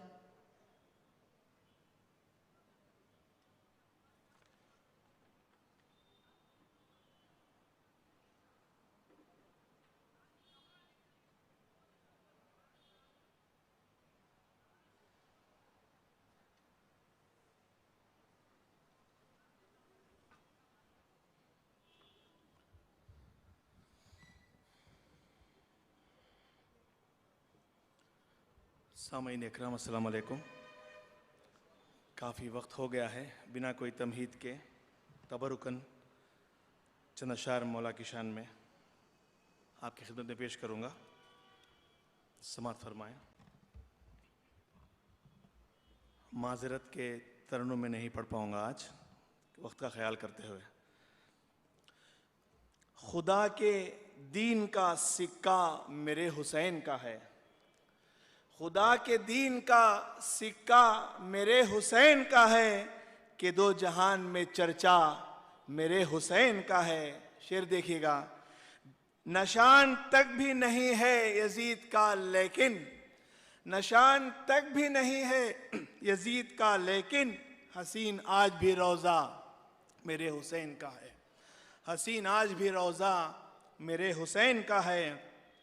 मलाइका ने झुलाया है उनके झूले को, मलाइका ने झुलाया है उनके झूले को, बुलंद सबसे भी रुतबा मेरे हुसैन का है। तवील सजदे को करके नबी ने बतलाया, तवील सजदे को करके नबी ने बतलाया, सदा नमाज पे कब्जा मेरे हुसैन का है, सदा नमाज पे कब्जा मेरे हुसैन का है। किसी को दे दिया औलाद और किसी को पर, किसी को दे दिया औलाद और किसी को पर, खुदा की मर्जी में हिस्सा मेरे हुसैन का है, खुदा की मर्जी में हिस्सा मेरे हुसैन का है। इधर जबान हिली और उधर चला आया, इधर जबान हिली और उधर चला आया, फलक से ईद का कुर्ता मेरे हुसैन का है, फलक से ईद का कुर्ता मेरे हुसैन का है। नवासा पुश्त पे उनके नमाज जारी थी, नवासा पुश्त पे उनके नमाज जारी थी, कहा नबी ने ये रुतबा मेरे हुसैन का है, कहा नबी ने ये रुतबा मेरे हुसैन का है। सहाबियों से ये कहते थे अहमद मुरसल, सहाबियों से ये कहते थे अहमद मुरसल, अभी तो समझो कि क्या क्या मेरे हुसैन का है, अभी तो समझो कि क्या क्या मेरे हुसैन का है। बता रही हैं आज़ादारियाँ जहाँ भर की, बता रही हैं आज़ादारियाँ जहाँ भर की, कि कायनात पे कब्जा मेरे हुसैन का है, कि कायनात पे कब्जा मेरे हुसैन का है।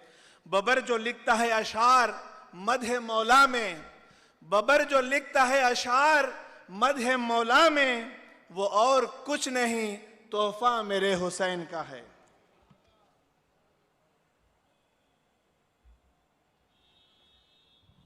जज़ाकल्लाह खैर।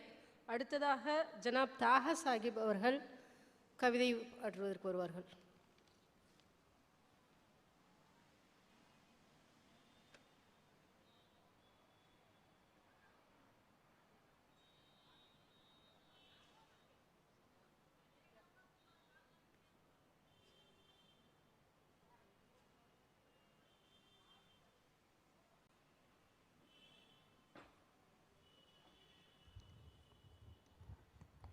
अस्सलामु अलैकुम वरहमतुल्लाहि ताला वबरकातुहू।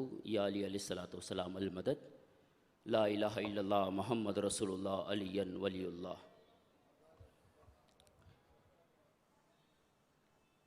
उस अलम अब्बास की तरफ नज़र देखकर ये शेर सुनिएगा। सखी के ज़िक्र वफ़ा में तू आ सका तो नहीं, सखी के ज़िक्र वफ़ा में तू आ सका तो नहीं, खुद अपने आप से पूछ कहीं बेवफा तो नहीं, खुद अपने आप से पूछ कहीं बेवफा तो नहीं। ये आ रही है सदा बादशाह के पंजे से, ये आ रही है सदा बादशाह के पंजे से, हमारा हाथ कटा है मगर झुका ही नहीं, हमारा हाथ कटा है मगर झुका ही नहीं, हमारा हाथ कटा है मगर झुका ही नहीं। उस दिन से करबला के बहुत भाव बढ़ गए, उस दिन से करबला के बहुत भाव बढ़ गए, जब से हुसैन इस पे तेरे पांव पड़ गए, जब से हुसैन इस पे तेरे पांव पड़ गए। सुन के अली का जिक्र, सुन के अली का जिक्र जो चेहरे बिगड़ गए, ऐसा लगे कि हुसैन के कातिल पकड़ गए, ऐसा लगे कि हुसैन के कातिल पकड़ गए। और मौला अमीरुल मोमिनीन इमाम अली रज़ा अलैहिस्सलाम से अपने एक चहीते ने आकर पूछा, क्या मौला करबला जाने से क्या गुनाह माफ़ हो जाते हैं? तो मौला इमाम अली रज़ा अलैहिस्सलाम ने मुस्कुरा के कहा, ए नादान, करबला जाने से गुनाह माफ़ नहीं होते, बल्कि करबला सोचने से गुनाह माफ़ हो जाते हैं। मोमिनो करबला जाया करो। जब करबला शहर में पाबंदी लग गई थी, करबला के दरो दीवार को बंद किया गया कि ज़ाहिरीन मौला हुसैन की ज़ियारत को ना आ पाए, ऐसा एक मंजर देखा गया कि बादशाहित की हुकूमत ऐसी छा गई, अगर कोई भी काफिला आएगा तो एक काफिले में एक शख्स कत्ल होगा और बाकी जियारत के लिए जाएंगे। बादशाहत की आंखें फट गई, बादशाहत के सामने मौत बर्फा हो गया जब बादशाहत ने यह देखा कि इमाम हुसैन के ज़ाहिरीन ऐसे खुशनुमा है कि इमाम हुसैन की जियारत के लिए जाने वाले कम हो गए और यहाँ पे कत्ल होने वाले ज्यादा हो गए। जब बादशाहत ने कत्ल होने वालों से आकर ये पूछा, ए कत्ल होने वालों, क्या तुम्हें जिंदगी से प्यार नहीं है? तो वो कत्ल होने वालों का वो ईमान देखिए, उन्होंने ये जवाब दिया, ए बादशाह, ए नादान, ए मजलूम बादशाह, ए नादान बादशाह, ये देख ले वो जिंदा रहकर इमाम हुसैन के खबर की जियारत करने जा रहे हैं, हम यहाँ कत्ल होकर इमाम हुसैन के कदम को चूमने जा रहे हैं। लब्बैक या हुसैन। अस्सलामु अलैकुम व रहमतुल्लाहि ताला व बरकातुहू। बड़े जज्बात के साथ आपसे मुखातिब थे मोहतरम जनाब ताहिर साहब, शुक्रिया आपकी खिदमत में। आइए सिलसिले को आगे बढ़ाते हैं। इस वक्त कौम मिल्लत की, मिल्लत इस्लामिया की, उर्दू ज़बान व अदब की एक बेहतरीन शख्सियत हमारे दरमियान मौजूद हैं, जो इस वक्त कर्नाटका, माफ़ कीजिए, तमिलनाडु स्टेट उर्दू एकेडमी के इस वक्त वाइस चेयरमैन भी हैं। और ज़ाहिर सी बात है इस ओहदे पे पहुंचना बहुत मुश्किल का काम है, लेकिन उर्दू ज़बान व अदब के लिए हर काम, हर मेहनत को, हर तरह से कोई भी परेशानी हो उसे कबूल करके ज़बान की खिदमत के लिए आगे बढ़ना, ये बहुत बड़ी बात है। मैं इमाम मदद कहता हूँ। मोहतरम डॉक्टर मोहम्मद नईमुर रहमान साहब इस वक्त हमारे दरमियान मौजूद हैं, आपसे गुजारिश है तशरीफ़ लाएँ, मुख्तसर सी तकरीर, फिर उसके बाद हमारे मौलाना साहब हैं, मौलाना रहमत साहब, वो 2-4 जुमले, फिर उसके बाद दुआ या कलमात भी अदा करेंगे इंशाअल्लाह, चूँकि आखिर में आप ही हैं। मैं दरख्वास्त करता हूँ मोहतरम से एक सलवात पढ़ दें इनके इस्तक़बाल में।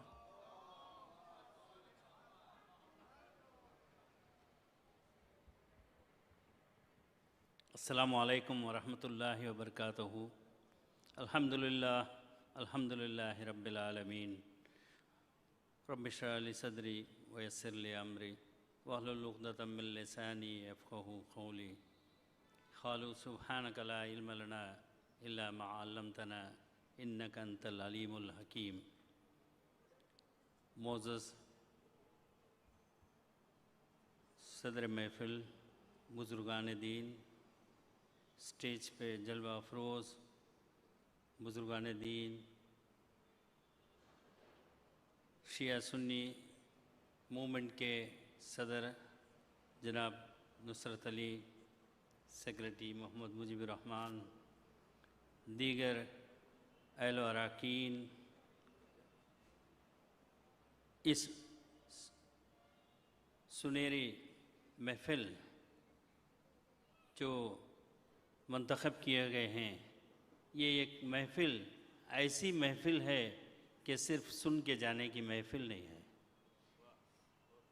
ये जो महफ़िल हज़रत इमाम हुसैन की तारीख़ याद दिलाती है कि हमें चाहिए कि इस महफ़िल में जितने भी लोग जुड़े हैं, जैसा कि हर करबला के बाद इस्लाम ज़िंदा होता है, तो उसी तरह हर महफ़िल हज़रत इमाम हुसैन की महफ़िल ये सदा देती है कि हमें हमारा इस्लाम को ज़िंदा रखना है।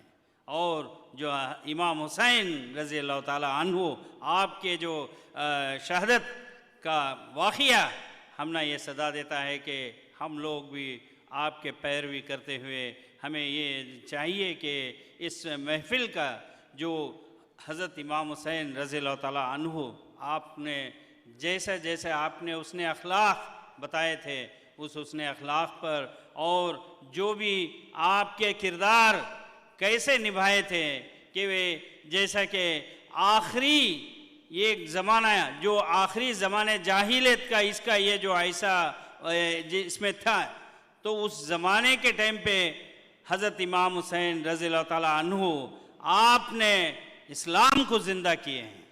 ये जो बहुत बड़ी बात है, आपके सदक़े तुफ़ैल से आज हम लोग सब इस्लाम के दायरे में हैं, और ये आपकी क़ुरबानी है।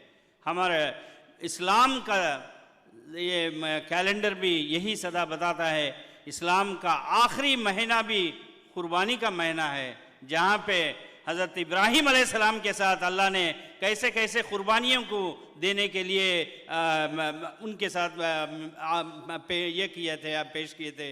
तो उसी तरह आपने हज़रत इब्राहीम अलैहिस्सलाम ने भी ऐसी क़ुरबानी कि जान की क़ुरबानी, आपके बेटे की क़ुरबानी देने का आप अल्लाह ताला ने ख्वाब में देखे, और जैसा नबियों का सिलसिला ये है कि फ़ौरन उसे लब्बैक बोलते हुए आपने उस क़ुरबानी को देने गए थे, तो और अल्लाह ताला उसकी क़ुरबानी को कबूल फरमाए। उसी तरह हमारा इस्लामी कैलेंडर का पहला महीना भी हमें ये सदा देती है कि हमारी जो हज़रत इमाम हुसैन रज़ी अल्लाह ताला अन्हु की क़ुरबानी के तुफ़ैल आज हमें इस्लाम के दीगर लोगों पूरे दुनिया में इस्लाम का बोलबाला वो चर्चा हो रहा है। ऐसे मौके पे ऐसे चीज़ को गर्दन दे आपने शहीद का होना पसंद किए, वरना शहादत की या ना कोई इसकी भी परवाह नहीं करे। तो इससे मालूम होता है कि किस तरीक़े का वाक़िया, कैसा वाक़िया करबला का वाक़िया ये मामूली वाक़िया नहीं है। ये वाक़िया हमें सदा देता है कि हमें चाहिए कि कैसे कैसे क़ुरबानियों ने दिए थे। हज़रत इमाम हुसैन की क़ुरबानी मामूली क़ुरबानी नहीं है, आपने पूरे अहले बैत आपका पूरा ख़ानदान को क़ुरबान किए। किस लिए? उनकी क़ुरबानी के तुफ़ैल से आज को हमने सादतमंदी है कि हम लोग आज इस्लाम हैं, इस्लामियत में के दायरे में, और उसी तरह से ये जो कबूल करते हुए चल रहे हैं। जैसा कि एक वाक़या वक्त का तकाज़ा है, मैं इस सुन्नी शिया सुन्नी मूवमेंट के पूरे दीगर जितने भी अहलो अरकान सदर उनका सबका शुक्रगुज़ार हूँ कि मुझे भी इस ऐसे नूरानी महफ़िल में जिस जगह पे अहले बैत का नाम लेते हुए ऐसे चीज़ों सुनने का मौका मिला। और इस महफ़िल ऐसी महफ़िल है कि ये सिर्फ हमें जो भी बातें सुने ही हमारे हम और आप देखे सुने नहीं है, अल्लाह ताला गवाह देता है कि जो जगह अल्लाह का जिक्र उसके अहले बैत नबियों का जिक्र होता है वहाँ फरिश्तों की भी जमात नाज़िर होती है। तो इससे हमें हमारे साथ हम लोग फ़कत नहीं, हज़रत इमाम हुसैन रज़ी अल्लाह ताला अन्हु भी जैसा कि वो आज भी ज़िंदा हैं, कल भी ज़िंदा रहेंगे, क़यामत तक भी वो ज़िंदा रहेंगे। तो ये चीज़ है। और इसी के साथ हमें एक छोटा सा वाक़या मैं बोलना चाहता हूँ। जैसा कि ये हुज़ूर सल्लल्लाहु अलैहि वसल्लम आपने किस तरीक़े के क़ुरबानियों से के सामना किए थे। ये एक वक्त हज़रत हमारे हुज़ूर सल्लल्लाहु अलैहि वसल्लम के पास जहाँ आपने उम्मे कुलसुम रज़ी अल्लाह ताला अन्हा से बुलाए, ऐ उम्मे कुलसुम मेरे पास ये एक फ़रिश्ता आज आने वाले हैं, जो नए फ़रिश्ते हैं वो मुझे मिलना चाहते हैं, किसी को अंदर मत छोड़ो, मैं उनसे कुछ बात करना है, मेरे से मिलने के लिए आ रहे हैं। तो आपने उम्मे कुलसुम आपने दरवाज़ा बंद किया और वो फ़रिश्ते आए और हुज़ूर सल्लल्लाहु अलैहि वसल्लम से मुलाकात हुई। और बात करने के बाद आपने वो फ़रिश्ते ने आपको ये बताए, या रसूलुल्लाह सल्लल्लाहु अलैहि वसल्लम ये करबला की मिट्टी है, इसी मिट्टी में आपके नवासे हज़रत इमाम हुसैन शहीद हो जाएंगे और आपके बड़े नवासे जो भी हैं उनको जहर से मारा जाएगा। ये दोनों चीज़ों आपने हुज़ूर सल्लल्लाहु अलैहि वसल्लम के सामने पेश किए और बताए थे इस जगह का मिट्टी का ये भी बोल के। तो इतने में हुज़ूर सल्लल्लाहु अलैहि वसल्लम वो फरिश्ता बात किए बोल के चले गए। तो फिर बच्चे हज़रत इमाम हुसैन और इमाम हसन 6 साल 5 साल 6 साल के लड़के थे, ऐसे ही खेलते हुए आपके नाना के रूम में आ गए। नाना के रूम में जब आए तो आपने दोनों बच्चों को लिपट के इतना रोए रोए रोए, इतना ज़ारे फरियाद हो के रोए, आपकी दाढ़ी पूरी आंसू से बह गई थी। तो इतने में हज़रत उम्मे कुलसुम रज़ी अल्लाह ताला अन्हा आए और पूछे, या रसूलुल्लाह सल्लल्लाहु अलैहि वसल्लम क्यों, आपको क्या कैफियत हो गई कि आपने इतना ये हैं जो इतना गमज़िदा हैं। आपने बताया कि अभी जो फरिश्ते आए हमें बता के गए कि इस तरीक़े से मेरे नवासे बड़े नवासे यहाँ पर हैं, शहीद नोश पाएंगे और दूसरे बड़े नवासे जो जहर का इससे भी और हज़रत इमाम हुसैन रज़ी अल्लाह ताला अन्हु आपको शहीद करवा देंगे करके। तो ये वाक़या जब सुन के हज़रत हुज़ूर सल्लल्लाहु अलैहि वसल्लम ने इतना रोना ज़ारे फरियाद रोए थे। तो चंद दिनों के बाद आपका जो विसाल के वक्त पे एक अल्लाह ताला ने फरिश्तों से बोला है जो उनको भेजे और भेज के बताए कि हुज़ूर सल्लल्लाहु अलैहि वसल्लम को जाके पूछो, मेरे महबूब के पास जाओ, तुम जब जाएंगे तो उनसे अदबाना सलाम उनके परमिशन लेके घर जाइए और उनको सलाम बोसी किए और जब बोलो कि हुज़ूर सल्लल्लाहु अलैहि वसल्लम अगर आप आते हैं तो उनकी रूह लेके आइए और अगर नहीं आते हैं तो उनकी रूह छोड़ के आइए करके बोल के अल्लाह ताला ने जो फरिश्ते को भेजे थे हमारे जो इसके आए थे, आपने आए दस्तक मार के परमिशन पूछे, या अस्सलामु अलैकुम या रसूलल्लाह, क्या मैं अंदर आ सकता हूँ, आइए करके हुज़ूर सल्लल्लाहु अलैहि वसल्लम ने फरिश्ते को अंदर बुलाए थे और बोले कि क्या मैं आप पहली शख्स हैं कि मैं आपके घर पे परमिशन के साथ अंदर आ रहा हूँ और आप पहली शख्स हैं कि मैं आपको सलाम करता हूँ। मैं तो आज तक किसी को सलाम नहीं किया और ना मैं आज तक किसी के घर परमिशन से लेके गया हूँ, आप पहली शख्सियत हैं। जी बताइए क्या माजरा है, क्या मामला। अल्लाह ताला ने मुझे भेजा है और आपको आपका रूह लेके आने के लिए आपसे मिलके आप अगर आते हैं, अगर आप हाँ कहते हैं तो मैं आपका रूह लेके जाता हूँ, अगर वैसा नहीं तो मैं आपको छोड़ के जाने के लिए भी मैं तैयार हूँ। तो आपने बोले अगर मैं चलते चलते रहे तो भी मेरा रूह ले लेंगे? हाँ, हुक्म इलाही है या रसूलुल्लाह सल्लल्लाहु अलैहि वसल्लम। तो वो बोल के गए। उसके बाद आपके जिब्राइल अलैहिस्सलाम आ गए, फ़ौरन जिब्राइल अलैहिस्सलाम भी साथ थे। तो अब जिब्राइल से पूछे, अरे जिब्राइल ये क्या माजरा है, ये फरिश्ते जो आए हैं और ये जो पैगाम ले आए हैं ये क्या माजरा है? जिब्राइल अलैहिस्सलाम ने बताए, या रसूलुल्लाह सल्लल्लाहु अलैहि वसल्लम अल्लाह ताला आपको शौक़ रखे, आपको दीदार का शौक़ देखें और आपके पूरे सातों आसमान सजा के पूरे फरिश्ते आपके इस्तकबाल के लिए इंतज़ार कर रहे हैं, आपको देखने का शौक़ में है अल्लाह ताला, इसीलिए आपसे पूछे। अच्छा, तो अल्लाह ताला मुझे देखने का शौक़ रखें। तो उस टाइम पे अल्लाह ताला से हुज़ूर सल्लल्लाहु अलैहि वसल्लम ने पूछे, अय जिब्राइल जाओ मेरे अल्लाह से पूछ के आओ कि मेरे बाद मेरी उम्मत का क्या हाल होगा। ये सवाल हुज़ूर सल्लल्लाहु अलैहि वसल्लम ने पूछे उस वक्त जो अल्लाह ताला का जो ये आया, ऐसा सवाल कहना था हुज़ूर सल्लल्लाहु अलैहि वसल्लम और आप और हम रहेंगे तो मेरे नवासों का क्या हाल होगा। चंद दिनों पहले ही मुझे माजरा बताया गया है, क्यों मेरे नवासों को इस तरीक़े का ये इम्तिहान होगा। तो हुज़ूर सल्लल्लाहु अलैहि वसल्लम वो नहीं पूछे, हुज़ूर सल्लल्लाहु अलैहि वसल्लम पूछे कि मेरे उम्मत का क्या हाल होगा। तो जैसा ही अल्लाह ताला फरिश्ते गए जिब्राइल अलैहिस्सलाम और अल्लाह से पूछ के आए कि अल्लाह ताला ने बोला, अरे जिब्राइल बोलो मेरे नबी को, मेरे हबीब को सुनाओ कि उनके उम्मत का ख्याल पूरे अच्छे तरह से रखेंगे, आप फिक्र मत करिए उम्मत के लिए, आप क्यों भी कुछ भी तकलीफ़ मत उठाइए करके। ये सवाल हुज़ूर सल्लल्लाहु अलैहि वसल्लम उस वक्त कहे थे। इसीलिए आज हम लोग कई तरीक़े के पहाड़ों जैसे गुनाह करते हैं, लेकिन अल्लाह ताला फिर भी रहीम है, करीम है, छोड़ बैठा है। ये एक बात जो थी मूसा अलैहिस्सलाम के कौम, जब मछली हफ्ते का दिन नहीं पकड़ना करके हुक्म दिया था और नबी ने भी उनके उम्मत को बताए थे कि मछली हफ्ते का दिन नहीं पकड़ना बोल के। तो इनकी कौम ने क्या सोचे, मछली हफ्ते के दिन ही नहीं पकड़ना है तो मैं जुमा का दिन ही जाके गड़े खोद के मछली को बना के रख दिए गड़े, ताकि मछली हफ्ता इतवार को हम जब जाएंगे तो बहुत से मच्छियाँ लोग आएंगे, हम पकड़ सकते हैं बोल के। सिर्फ और सिर्फ ये नाफरमानी करने की वजह से अल्लाह ताला उस पूरी कौम को बंदर बना दिया।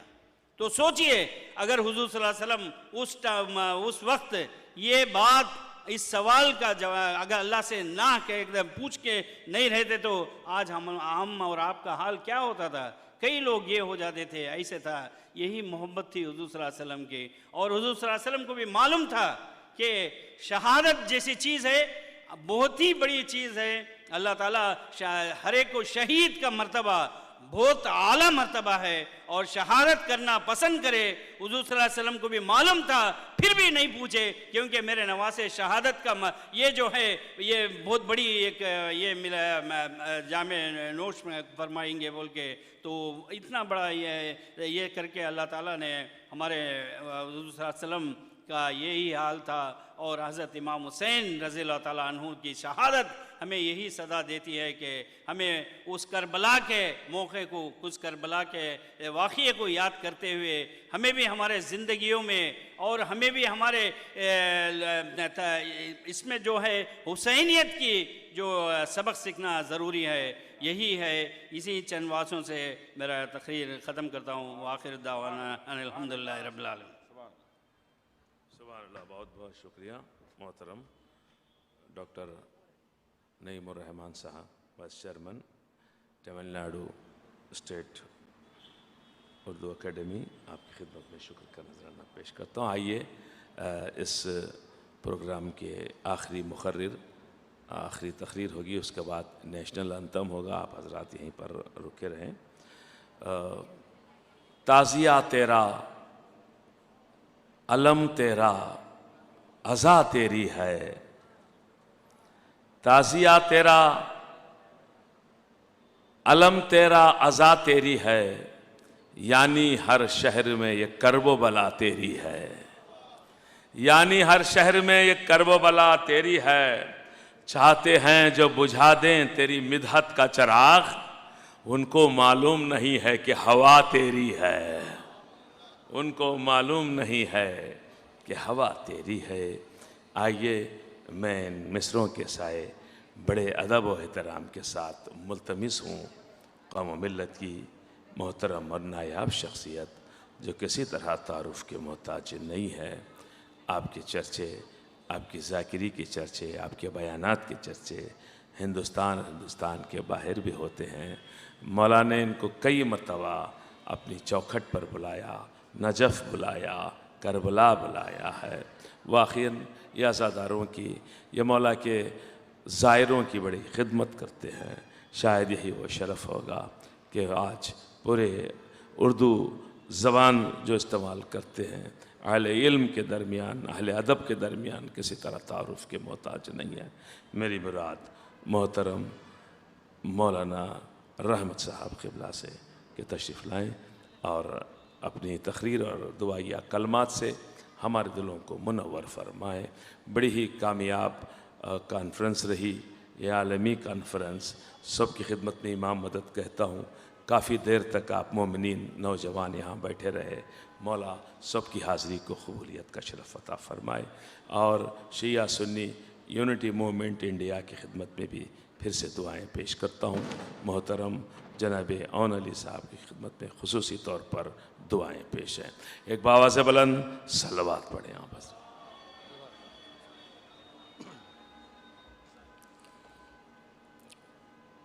हज़रत सदर मोहतरम, हज़रत उलमा खुतबा, स्टेज पे बैठे हुए दानिश्वरान, मोअज़्ज़िज़ सामईन किराम, सलामुन अलैकुम।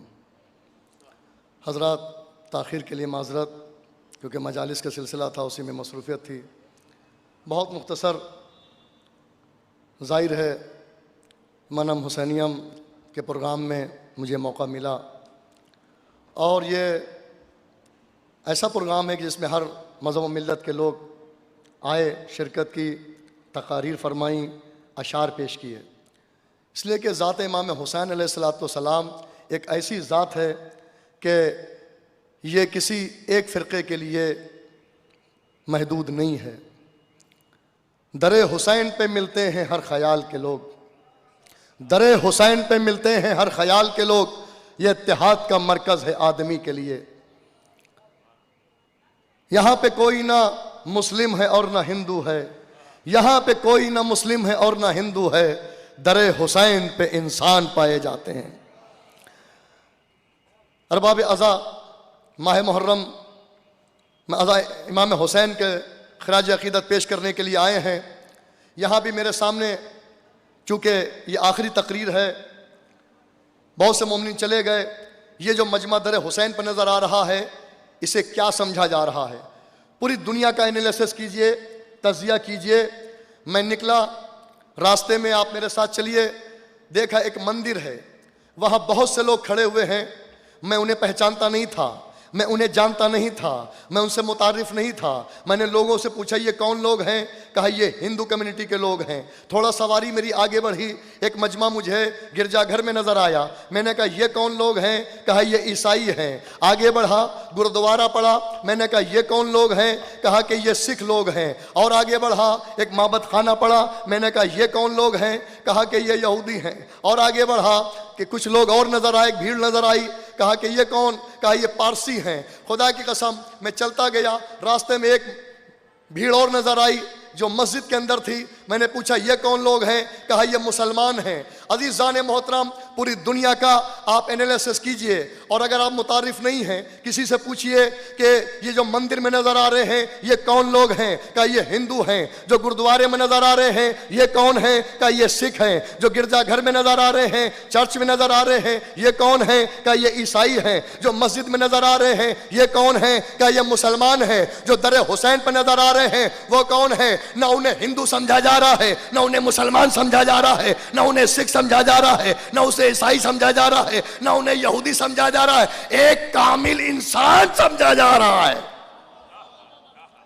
इमाम हुसैन अलैहिस्सलाम ने इंसानियत का वो मुजाहरा पेश किया कि जब सन 61 हिजरी को रसूल के नवासा मदीने से चलता है, बैत फासिक को इनकार करते हुए, और एक जुमला दिया कि मुझ जैसा तुझ जैसे की कभी बैत नहीं करेगा, चाहे जिस दौर का भी यजीद हो। खुदा की कसम, इमाम हुसैन के बाद, करबला की शहादत के बाद, हुसैन तो 72 साथियों समेत थे, जिनमें अब्बास जैसा शजा था, अली अकबर जैसा हम शबीह रसूल था, कासिम जैसा शबीह शब्बर था, अली असगर की शक्ल में हैदर थे। लेकिन इमाम हुसैन लड़े, बैत का सवाल हुआ, शहादत हो गई, सर कट गया, नो के सिना पे सूरह कहफ की तिलावत करके बता दिया कि कुरान में अल्लाह ने कहा था बिस्मिल्लाहिर्रहमानिर्रहीम वला तहसबन्नल्लज़ीना क़ुतिलू फी सबीलिल्लाहि अम्वाता बल अहयाउन इंदा रब्बिहिम युरज़क़ून। जो लोग अल्लाह की राह में कत्ल कर दिए जाते हैं उन्हें मुर्दा गुमान भी न करना, बल्कि वो जिंदा भी है, अपने रब की तरफ से रिज़्क़ भी पा रहे हैं। अगर हुसैन ना होते तो कोई साबित ना कर पाता कि शहीद जिंदा कैसे होता है, शहीद जिंदा कैसे होता है। रबाब अज़ा के दिन हैं, हुसैन के पुरसे के दिन हैं, हम सब जमा हुए हैं, शहादत हुसैन मना रहे हैं, खराज अकीदत पेश कर रहे हैं। इमाम हुसैन अलैहिस्सलाम की ज़ात के लिए जनाब अहमद मुश्तबा हज़रत मोहम्मद मुस्तफ़ा सल्लल्लाहु अलैहि वसल्लम का बड़ा मशहूर इरशाद गिरामी है, बहुत मुख्तसर लेकिन तवज्जो तलब।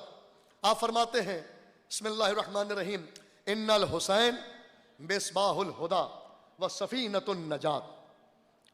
पूरी तवज्जो। हजरत ने फरमाया कि बेशक मेरा हुसैन चिराग हिदायत है और कश्ती नजात है।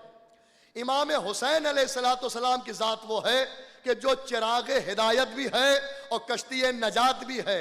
इसका मतलब ये है, और एक हदीस इसी के पैरेलल है, कि हम अहले बैत की मिसाल कश्ती नूह की है, जो इस पर सवार हो गया वो नजात पा गया, जो इससे दूर हो गया वो गर्क हो गया।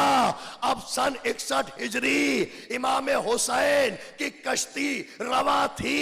इमाम हुसैन ने कश्ती को महदूद नहीं किया, मदीने से चले, मक्के आए, कूफे की तरफ चले, फिर करबला की तरफ आए।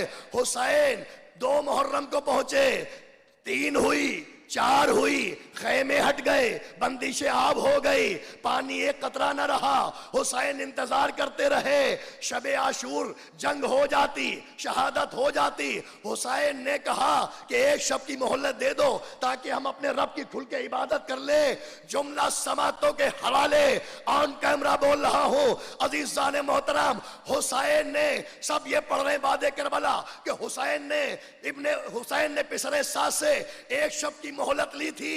हुसैन ने एक शब की मोहलत ली नहीं थी, हुसैन ने एक शब की मोहलत दी थी कि कश्ती नजात है, जिसको आना है आजा।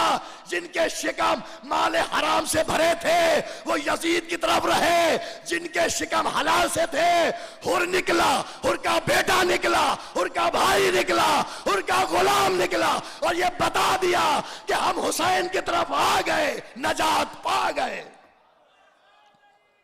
यार भाई, आपने मौला हुसैन के फजीलत पर आपने मौला अली का नारा लगाया है, और चूंकि इख्तितामी तकरीर है, या तो मौला के नाम का नारा लगाओ नहीं, और लगाओ तो फिर ऐसा लगाओ कि माशाल्लाह याल अलियन वलीउल्लाह, माशाल्लाह, जिंदाबाद alien Waliullah, alien Waliullah, alien Waliullah, माशाल्लाह, जिंदाबाद। मौला आपको सलामत रखे। खुदा की कसम, ये विलायत मौला अली ही थी, जहां हुसैन ने कुरान की अजमत को बचाया, जहां काबे की हुर्मत को बचाया, जहां मस्जिदों की अजमत को बचाया, जहां शरीयत मोहम्मदी को पामाल होने से बचाया, जहां रिश्ते इंसानी रिश्तों की हुर्मत को बचाया, वहीं पर हुसैन ने विलायत अली को बका दी है, विलायत अली को बचाया है। खुदा की कसम, अक्सर लोग कहते हैं हुसैन ने नमाज बचा ली, हुसैन ने रोजा बचा लिया, हुसैन ने ज़कात बचा ली, हुसैन ने दीन बचा लिया, बेशक से बचा लिया। भाई नमाजें तो उधर भी पढ़ी जा रही थी लेकिन शराब के साथ पढ़ी जा रही थी, हज तो वहां भी किया जा रहा था लेकिन खंजर के साथ हज हो रहा था, एहराम में खंजर छुपा के जाते थे। हुसैन ने करबला में नकाब उतार दी है, हक अलग है, हक अलग है, बातिल अलग है, हक और बातिल में फर्क कर दिया। और जब भी कोई शहीद जाता था राह खुदा में शहीद होने के लिए तो तारुफ कराता था, अना दीन अली इब्ने अबी तालिब। इसका मतलब दीन अली इब्ने अबी तालिब ही दीन रसूल है, दीन रसूल ही दीन इलाही है। तभी तो ख्वाजा मोइनुद्दीन चिश्ती ने कहा था, शाह हस्त हुसैन, बादशाह हस्त हुसैन, दी हस्त हुसैन, दी पना हस्त हुसैन, सरदाद नदाद दस दस्ते यजीद, हक्का के बिना इला इला हस्त हुसैन। हुसैन शाह भी है, हुसैन बादशाह भी है, हुसैन दीन भी है, हुसैन दीन को पनाह देने वाला भी है। रहमान नकवी नहीं कह रहा है, ख्वाजा मोइनुद्दीन चिश्ती कह गए हुसैन दीन भी है, दीन को पनाह देने वाला भी है। अब जो हुसैन से दूर है वो बेहुसैन नहीं है, बेदीन है। गौर फरमा रहे हैं, जो हुसैन से दूर है वो बेहुसैन नहीं है, वो बेदीन है। आखिरी बात और बात को तमाम कर दूं, खत्म और दुआ। ख्वाजा साहब कोई मामूली शख्सियत नहीं थे, मुस्लिम सैयद थे, आले रसूल थे। करामात जो इन वलीउल्लाह औलिया अल्लाह जो हैं इनके यहाँ क्यों है? क्योंकि वली हो गए या अली कहने वाले। अली के नाम की तस्बीह पढ़ने वालों को भी इतना असर मिल जाता है, इसलिए कि जब मुंह पे नाम अली विर्द हो जाता है तो बड़े बड़े मसले टल जाते हैं। आदम की तौबा का मसला आया तो अली को पुकारा, नूह का सफीना भंवर में फंसा तो अली को पुकारा, मूसा दरिया नील में उतरे तो अली को पुकारा, ईसा को सलीब देने के लिए आए तो ईसा ने अली को पुकारा, नादे अली पढ़ के खैबर में नबी ने अली को पुकारा। खुदा की कसम अली के बगैर किसी की बनी नहीं है। तभी शायर अहले बैत ने कहा, अपनी ही जिद पे अड़े हैं जरा इनसे मिलिए, सर के बल उल्टे पड़े हैं जरा इनसे मिलिए। वो पढ़े नादे अली, इनको वसीले से गुरेज, ये मोहम्मद से बड़े हैं, जरा इनसे मिलिए। एक बुलंद सलवात पढ़ दे मोहम्मद व आले मोहम्मद। एक मैसेज देना है और बात को तमाम करना, ख्वाजा साहब की बात से इख्तिताम करना है। आपने आखिर में क्या कहा? हक का के बिनाए। उलमाए किराम बैठे, मेरे बुजुर्ग बैठे हुए हैं, हौसला अफजाई फरमा रहे हैं, पूरी जिम्मेदारी के साथ कर रहे हैं कि एक लफ्ज के जिम्मेदार। क्या कहा? हक्का के बिना इला इला हस्त हुसैन। मौला हुसैन को समझो, हुसैन का वो जो सजदा आखिर था, 1900 तीर थे, कई भाले थे, खंजर लगे थे। मौला हुसैन ने जो करबला की रेगजार पे सन 61 हिजरी को 10 मुहर्रम को जो सजदा किया है, वो सजदे की ऐसी लाज रखी है कि ख्वाजा साहब ने क्या कहा? हक के बिना ला इलाहा हस्त हुसैन। मौला हुसैन हक नहीं है, हक की बिना रखने वाले हैं। ला इलाहा इल्लल्लाह, यानी ला इलाहा इल्लल्लाह भी करबला से है, मोहम्मद रसूलुल्लाह भी करबला से है, अली वलीउल्लाह भी करबला से है। शहादत हुसैन न होती तो ला इलाहा इल्लल्लाह भी न बचता, मोहम्मद रसूलुल्लाह भी न बचता, अली वलीउल्लाह भी न बचता। ये सजदे की लाज भी हुसैन ने रखी, तौहीद की बिना भी रखी, विलायत की आन भी रखी, रसूल की शरीयत भी बचाई। व आखिरु दावाना अनिल हम्दुलिल्लाहि रब्बिल आलमीन वस्सलामु अलैकुम व रहमतुल्लाहि व बरकातुहू। जिंदाबाद पाइंदाबाद, माशाल्लाह मौलाना, जिंदा रहें, सलामत रहें। फिर एक मरतबा आप सभी हजरात की खिदमत में मैं बाज़ात खुद शुक्र का नजराना पेश करता हूँ। काफ़ी देर आप यहाँ बैठे रहे, ज़िक्र इमाम हुसैन को समात फरमाया और उलमाए कराम, मुअज़्ज़ज़ बावक़ार मेहमान हजरात सब की खिदमत में, तमाम मुक़र्रिरीन की खिदमत में, शोरा, ज़ाकिरीन, हाज़रीन, नौजवान, बच्चों और ख़वातीन तमाम की खिदमत में फ़र्दन फ़र्दन शुक्र का नजराना पेश है। दो भीख हमको फ़ातिमा ज़हरा के नाम की, मौलाए कायनात तुम्हारा भला करे। आइंदा साल इंशाअल्लाह अल्लाह ने चाहा, अहले बैत ने चाहा तो इससे और अच्छा प्रोग्राम होगा। बहुत ही कामयाब प्रोग्राम हुआ। इमाम मदद कहता हूँ मोहतरम मौन अली साहब और उनकी पूरी टीम की खिदमत में जज़ाकल्लाह। आप हजरात से गुजारिश है एक मरतबा इमाम ज़माना की सेहत सलामती के लिए सलवात पढ़ दें। अल्लाहुम्मा सल्ली अला हज़रात, नेशनल एंथम होगी, आप उठ खड़े हो जाइए प्लीज़। हाँ।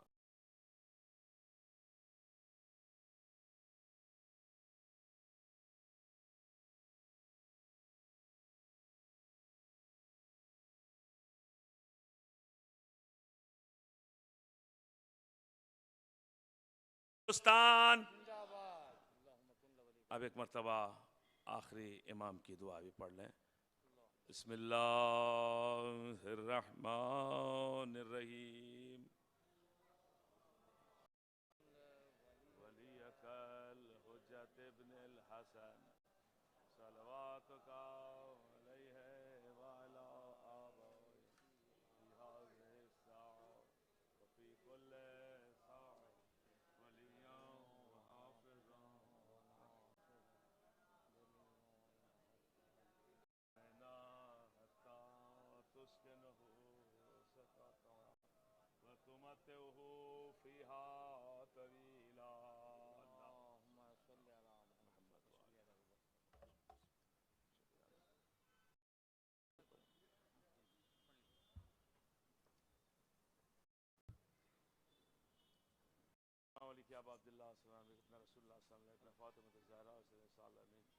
खुसूसन सैयदी मौलाई अबुल फज़ल अब्बास जमीन शुहदाए करबला और रहमतुल्लाहि व बरकातहू।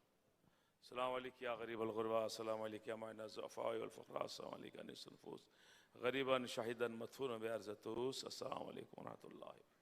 अस्सलामु अलैकुम या मौला या साहिबल असर ज़मान, अस्सलामु अलैकुम या क़ामिअल कुफ़्र व तुग़यान, अस्सलामु अलैकुम या दाफ़िअ ज़ुल्म वल उद्वान, अज्जलल्लाहु तआला फ़रजक व सहलल्लाहु मख़रजक व ज़ुहूरक वजअलना मिन अंसारिक। अस्सलामु अलैकुम व रहमतुल्लाहि व बरकातहू।